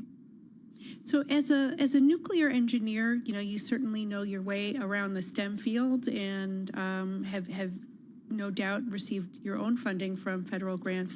What does this atmosphere feel like as a researcher? So I think there's two pieces to it as a researcher. One is, as I pointed to, just the uncertainty. But then there's also just that question of, is what I've been doing and committed my life to doing valued, right? Does the public, does the government recognize that, what I'm doing in my research is in part to advance the research topic that I'm working on, but also to educate students who are going to go into the workforce, who are going to go and create new companies, who are going to go and advance technologies and, and drive the society forward. So I think it's a twofold piece, the pragmatic of how does this impact my ability to do the research, but secondly, how is what I do as an enterprise perceived? It's interesting, Dr. Schwartz, I think about geopolitics and the importance of what many would argue is soft power, right? So whether it's providing aid, but what that does for a country like the United States in terms of being able to really have a front seat at the table on so many different issues. And the same thing for, I think, R&D that gets done at hospitals, gets done at academic institutions, and whether it's with, private money or federal money, what that kind of grants us on an innovative, disruptive world. Without it, what's the U.S. at risk of? So one of the things that I think is not fully appreciated is the role that U.S. higher ed has played through its research enterprise in attracting really the smartest people from around the world to the United States, permanently. And this goes back decades, to the early days of NASA were in part successful, and we took the world leadership over 60 years ago, in part because of the scientists that emigrated to the U.S. after World War II. Our ability to not just compete, but to really dominate in R&D and technology development all these decades is in part because we've not, when you bring in the best and brightest from around the world, you're not only adding the best and brightest to your enterprise, but you're denying your competitors the best and brightest, right? So it's a double win. And so with that, there's also the scientific diplomacy that comes from being a global R&D leader. I think back to I think it was early mid 80s, so it had to be early mid 80s, when Reagan had the summit with the Soviet leader, and one of the lesser announced outcomes was actually a partnership in fusion R&D, and that sort of enterprise, brings together collaborations even with competing nations. So there's so many benefits to being a leader in R&D research at universities, which are more readily open to visitors than industry, that it's difficult to predict what the unintended consequences could be. So when you were here in New York recently, we were talking about a bill in Congress that would fix the price of college for 4 years, give families certainties, and some other university presidents who are with you were saying, well, that's a difficult challenge because you don't know what our budget is. But your answer was that CU Boulder has been doing this for many years. Could you tell us how that has worked and how this all came about from the state legislature? So at CU Boulder, it actually started on campus, not with the legislature. We've been doing it since 2016 for all of our undergraduate students, freshmen and transfers. And for in-state students, it also includes tuition and mandatory fees. For out-of-state and international students, it's only tuition, but of course that's the biggest piece. And, I will say in the last few years with when inflation is higher, it can be a little bit of a challenge for the university. But that challenge is well worth it because, we like to say that we are focusing on our mission first. Of course, we have to balance our budget and make ends meet. But if we can do things that help our students see that they can not only come to Boulder, but graduate from Boulder, then that's critical. And it's even with the risk of inflationary impacts, it really actually makes good business sense. I don't think there's any industry that wouldn't say repeat customers are more valuable than even going for new customers. And for us, that translates to the more we can do to ensure that a student that comes to Boulder stays at Boulder and graduates from Boulder, that really benefits our bottom line financially more than annual tuition increases across the board. So I think it's a great idea. It's the first institution I've been at that has it, and I truly love it. I think it's nice to be able to say to a family, this is what your tuition is going to be this year, next year, the year after, and the year after that. And for them, knowing that, okay, it'll go up if they're here more than 4 years, right? That's actually that extra incentive for the student to say, yeah, maybe I should make sure I get done in that 4-year window. And this is the same for in-state and out, not the same tuition, but this applies for out-of-state students and as well? International, yes, sir. The exception would be dual degree recipients, right, who are charged a higher Correct. tuition. That's right. And then their tuition so is if they're not doing, correct. So if they're doing like a bachelor's, master's, then it's the higher of the rates. The majority of our students get that benefit. What is the typical 4-year graduation rate in the sense of like, okay, how many people, what portion of students does this apply to versus those who can't finish in 4 years? Yeah, so our 4-year graduation rate right now is around 60%, just under. Our 6-year graduation is about 74%. So you can see, like, if the group that took 6 years did 4, they'd benefit. 60% puts us well above the national average, but well below where I want to take us as chancellor. Can I just say we're all kind of looking at each other, and I'm shocked. All respect, we're like, that kind of feels kind of low. I'm surprised. Like, that's a bit of a bummer. Yeah, Yeah, and it's I not would- just so. And just for some clarity, if a student comes to CU Boulder, spends a year or two here, and decides, I'd rather go somewhere else for whatever reason, like, I'm from Maryland and I'd rather be close to home, that student may still graduate in 4 years, Yeah. but it would still count against us in terms of 4-year graduation. How often does that happen, though? How often does somebody start and go somewhere else? It's, I don't have the exact number, but it's honestly not that uncommon. Okay. And so, in fact, we're working right now to see increases year over year in the number of students that transfer to CU Boulder. So that would mean we'd have students that would graduate here, but wouldn't count for our 4-year graduation rate either because they didn't start here. So the way it's counted is based specifically on is graduating at the exact same campus that you start at. So is what holds apart from transferring to a different school, what typically holds people back from graduating in 4 years? Is it a lack of ability of courses that will allow them to graduate, or is it really on the student's end more so than on the university's end? It's a whole plethora of things, Okay. and to be honest, we're trying to understand. I've only been at Boulder less than a year, and our team is digging in to try to understand why every student who doesn't graduate in 4 or 6 years, what was the reason?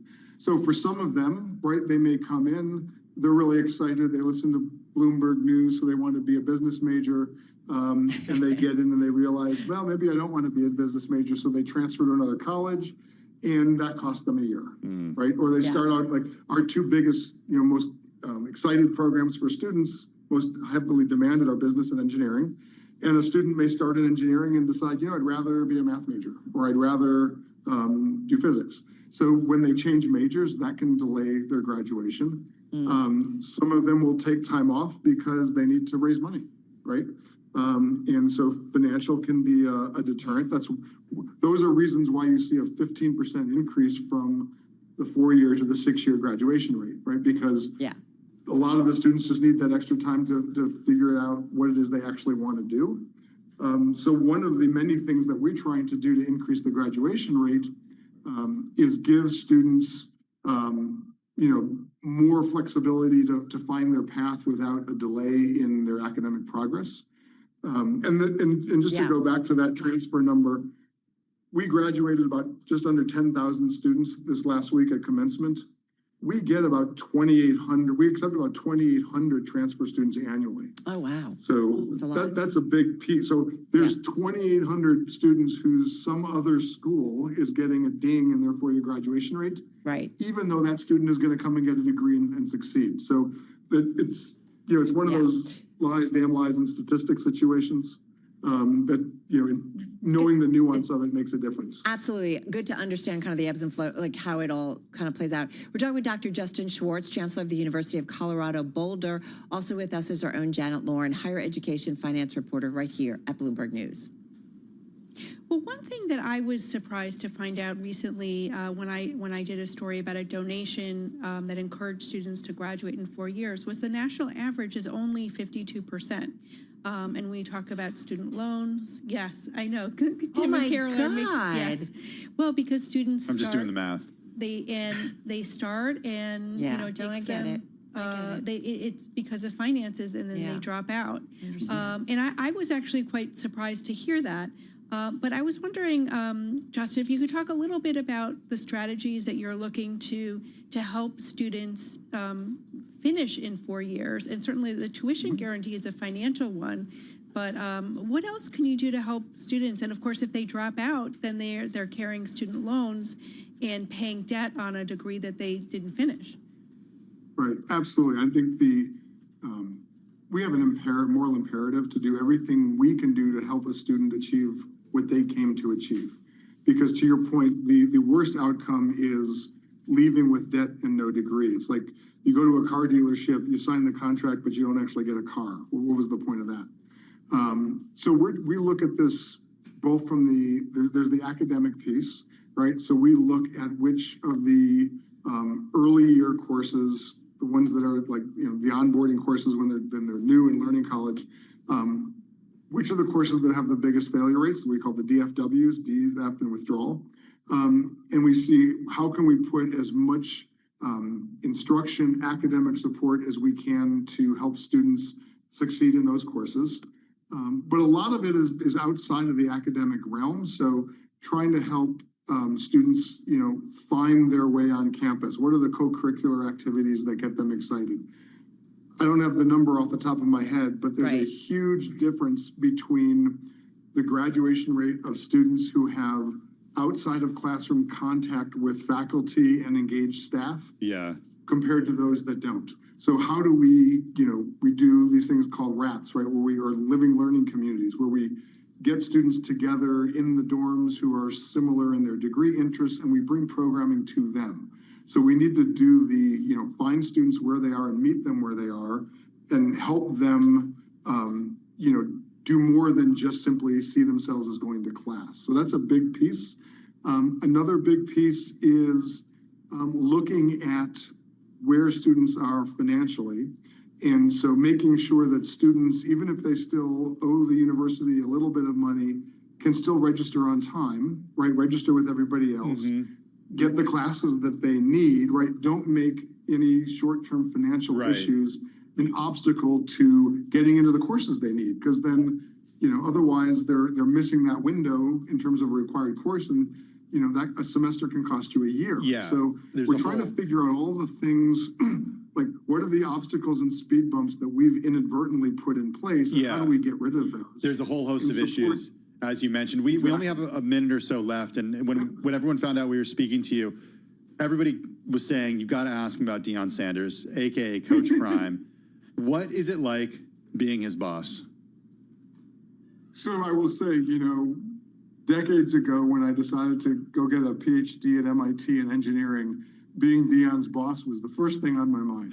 Yeah, right. I love it. So here's the thing about Deion. One, it means that at no point in time will I ever be the most recognizable person on campus. And that's not necessarily a bad thing. It also means that I have a visible partner on campus who talks to students bluntly about having a successful life, right?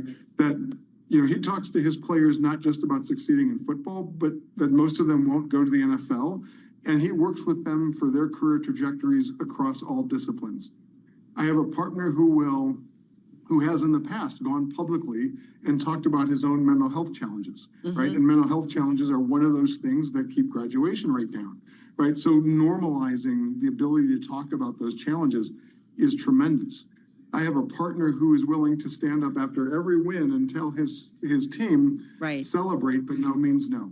And he'll say it over and over again, no means no, until they say it back, and does not tolerate, any form of the kind of behaviors that some institutions have seen through athletics. So I've got a partner in driving all the right messages that we want our campus to hear across all of our students.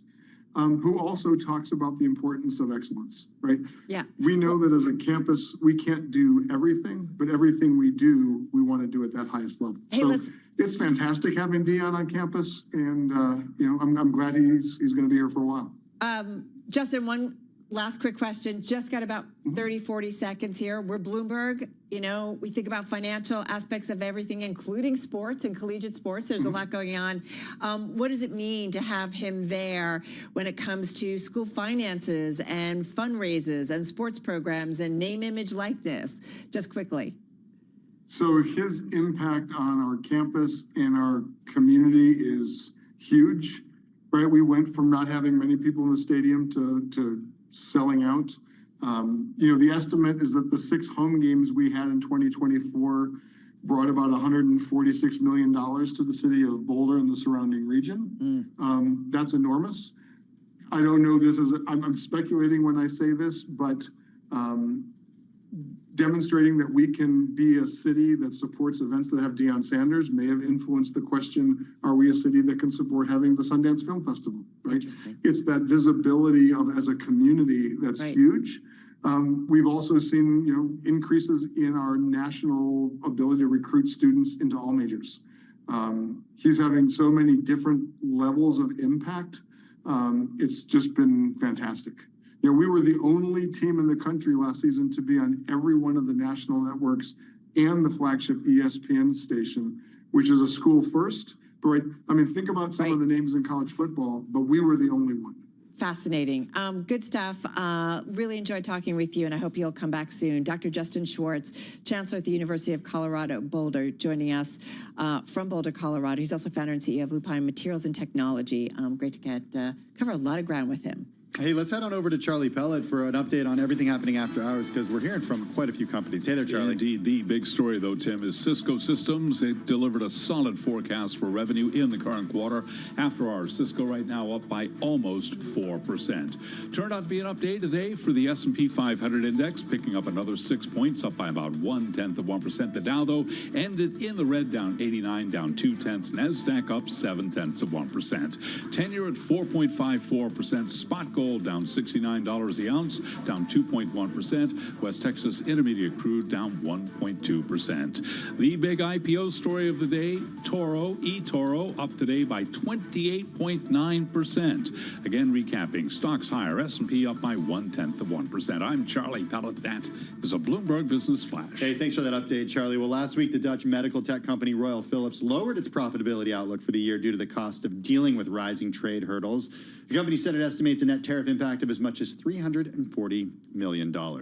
Jeff DeLulo is North America CEO at Philips. It's got a market cap of around $22 billion. And even though it's based in the Netherlands and operates in about 75 countries around the world, it does get about 40% of its revenue from the U.S., which is the largest single market for Philips. Jeff joins us here in the Bloomberg Interactive Brokers studio. Jeff, good to have you with us. One of the big headlines to emerge last week from the earnings report was that Philips plans to localize more production in the U.S. in response to tariffs. What are some details you can share about that? Well, first of all, we've been working since the pandemic, really since first Trump administration, to really start to regionalize what we do. There's in the healthcare, health tech industry specifically, they're very complex supply chains. There are a lot of things that are very unique to regions. So we have to work in terms of what you can do over time. We just recently announced the expansion of, by the way, I think it's closer to 50% of revenue now in North America. So we're pretty excited about that. We've increased expansion of our devices business up in Minnesota. We're announcing an increase in our manufacturing capacity for ultrasound, which is made in the USA. And right here in New York State, in Latham, in the west side, we make the world's best helium-free MRI magnets that go all over the world. The challenge with doing that is that these supply chains have been set up over many years with very complex ecosystems with resources that are only in certain areas. So as we continue to regionalize that, we're continuing to invest in R&D and production. I would also share that there's a lot of work we do as a regulated industry to work with the FDA, because everything we stand up has to be cleared and go through that whole process. So it's a continuous process, and we evolve as the market evolves. All right, so what's the right balance, Jeff, when it comes to FDA oversight, regulatory, to make sure that everything you do is safe for all of us versus you're not being over-regulated? What is that balance? How do we figure out what's the right thing here? Well, that is a tight walk. But what I would suggest is we also, as a multinational, don't just deal with the FDA. We deal with other commissions, other regulatory agencies all over the world. And so really, one of the challenges we have is ours harder than, I mean, Europe we often hear about, or overseas that it can be even tougher. I won't opine to what's harder. They're just very different. Okay. And so in the FDA, for example, everything we design and deploy, we work with the FDA to do. In that design, obviously, we need clearance to sell in the U.S., but the design, the structure with the FDA, the clearance process is very, very straightforward here for us. And so that's really a lot of our design and so do you not want anything to change? Because I guess we're trying to figure out what's the next phase of this White House and this administration. And I think there's some expectations that regulations are going to be eased and easier. And I do think about what that means for consumer-facing companies and businesses. Yeah, well, so we're a 134-year-old You've been around. company today. We operate in 100 countries. We deal with many regulatory agencies, and so our license to operate is not just dependent, it's highly dependent on the U.S. for long-term growth, but it's not only dependent on the U.S. And so we also understand we have to evolve as evolves, but manufacturing footprints, they are long-term investments because of some of the reasons I already mentioned. Right. Both the sourcing and also FDA requirements. So we take the approach of we optimize our supply chain and be as agile as possible within the regionalization structures we need to have. And even the move toward regionalizing much of China has been over many years, right? It wasn't something we've been in China for 100 years and we've really been regionalizing that business. So as we see those trends. So when you say regionalizing, moving away from China, what does that mean? No, local for local. So we build and design locally, and as we see these trends, but practically speaking, you cannot build, no company can survive creating an entirely vertical integrated system in one country. You said the helium-free magnets, for example, that you make in New York State. Those are in New York State, and you ship them all over the world. All over the world. And so, depending on the administrations, here and abroad, we may pay different levels of taxes. Typically, free trade agreements have enabled medical technology and med devices specifically to have a very low barrier because of the life-saving capability of everything we deploy to health systems all over the world. Where are you seeing right now the biggest areas of growth when it comes to med tech? Well, medtech, plainly, I'd say when I think about our portfolio, medtech for us is we provide a lot of goods and services, products and services across the ecosystem in healthcare. What we're seeing is a higher demand of workflow and AI-enabled capabilities that connect disparate pieces of data or information around patients, and then create orchestration to create analytics and intelligent decision support on top of that. That's where we're growing. That's really what I was getting at. Is where is the tech that is going to make us live longer, healthier, happier lives?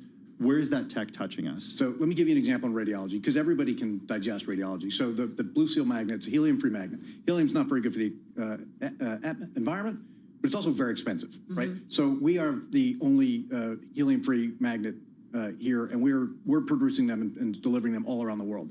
That's really good, but it's the software and the AI that we put on top of the magnet is a game changer. So this year, for example, in the United States, we'll do about 40 million MRI scans across the country. We'll do about 40 million scans. So the AI that we have sitting on top of that platform in the room allows us to compress the scan for a much better result, much clearer image, takes the noise out, doesn't add to it. It just takes the noise out and makes a much clearer image, but I can do it in half, maybe a third of the time. So if you can imagine healthcare having backlog care delivery, long wait times, I can actually compress and have many more scans per day, better outcomes for patients. By the way, if you've ever been in an MR, it's a clunky, horrible experience. Loud, too. If I can make it 20 or 30 minutes instead of an hour, that's a big deal. And you hope, could it be an off day for the person who's reading potentially the scan? So we'll go to the next place, right? So if I can do it faster, I can get more throughput, hospitals see more people, we get better, more accurate results. Second, I can get it into workflow for radiologists. We will lose radiologists this decade by the thousands, right? It just,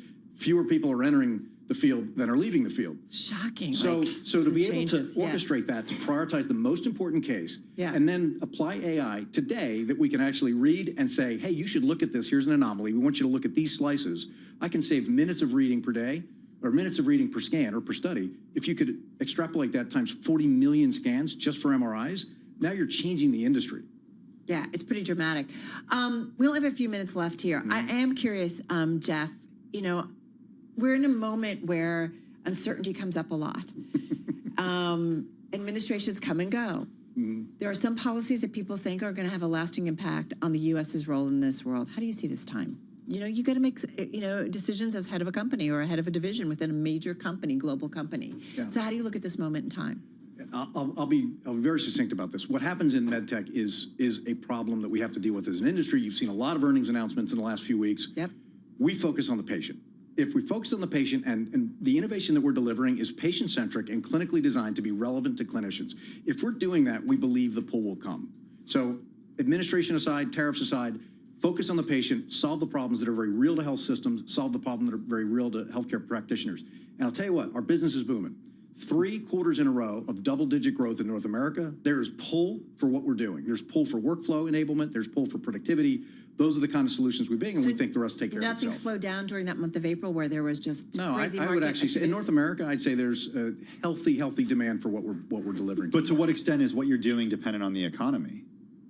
Well, so longer term. So let's take a longer term look at health systems. Med tech, roughly speaking, depending on the source, maybe 15% of a hospital system's spend in their supply chain, right? 15%. 15.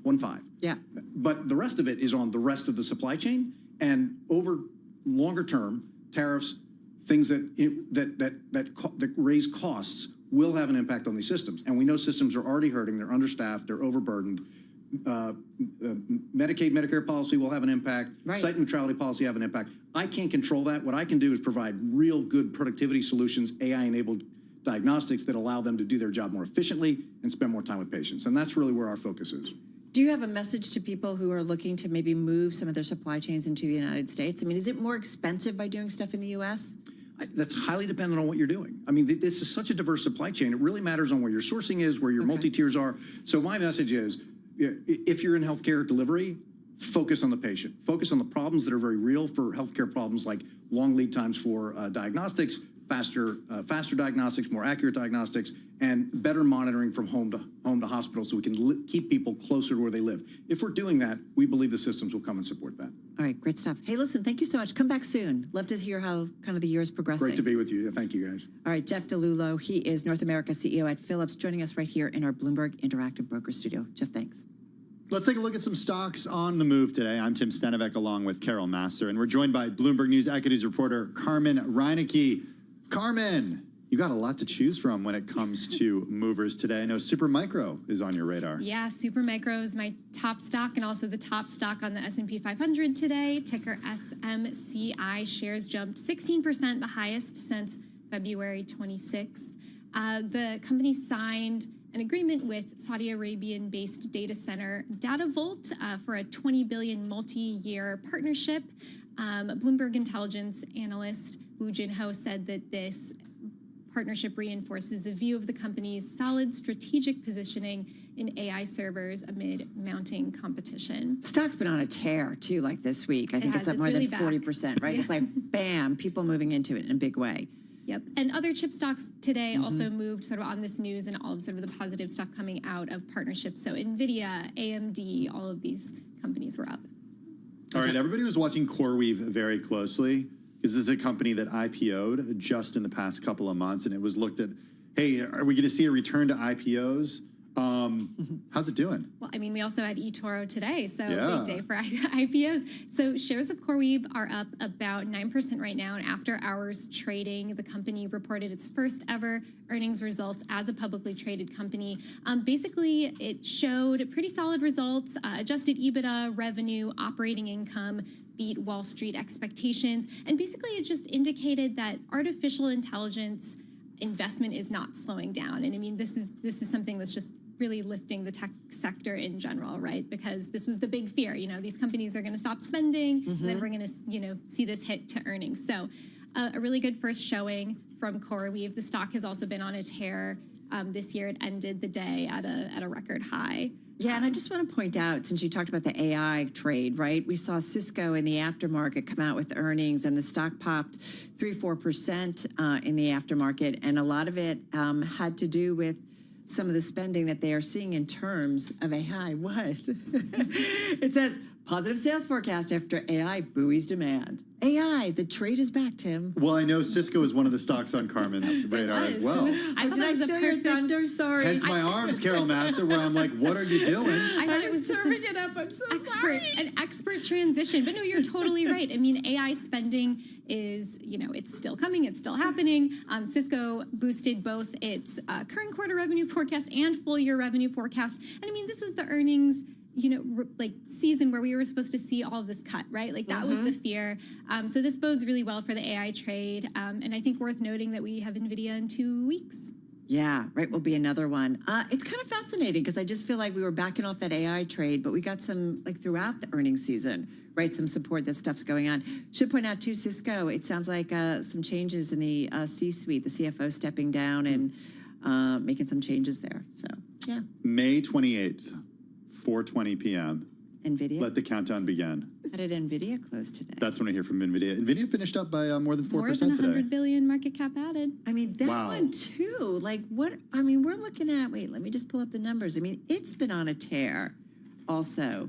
And Jensen was in Saudi Arabia yesterday. He was called out by the president. Yeah, he was. Yeah. It's up Shares 16% this week. Still, and it's only Wednesday, Lemon. Year-to-date shares are flat. Yeah, I know.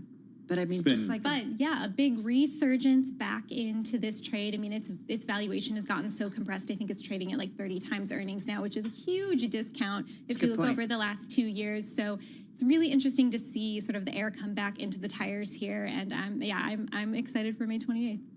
That's the one we're all waiting for. Bloomberg, a news equities reporter. Are officially over? I don't know. No, there's still more. No, there's still more earnings Who after else that. comes? Red Brown will still be here doing earnings. He said it's never ending now. Our earnings reporter, Red Brown. All right, good stuff. So appreciate it.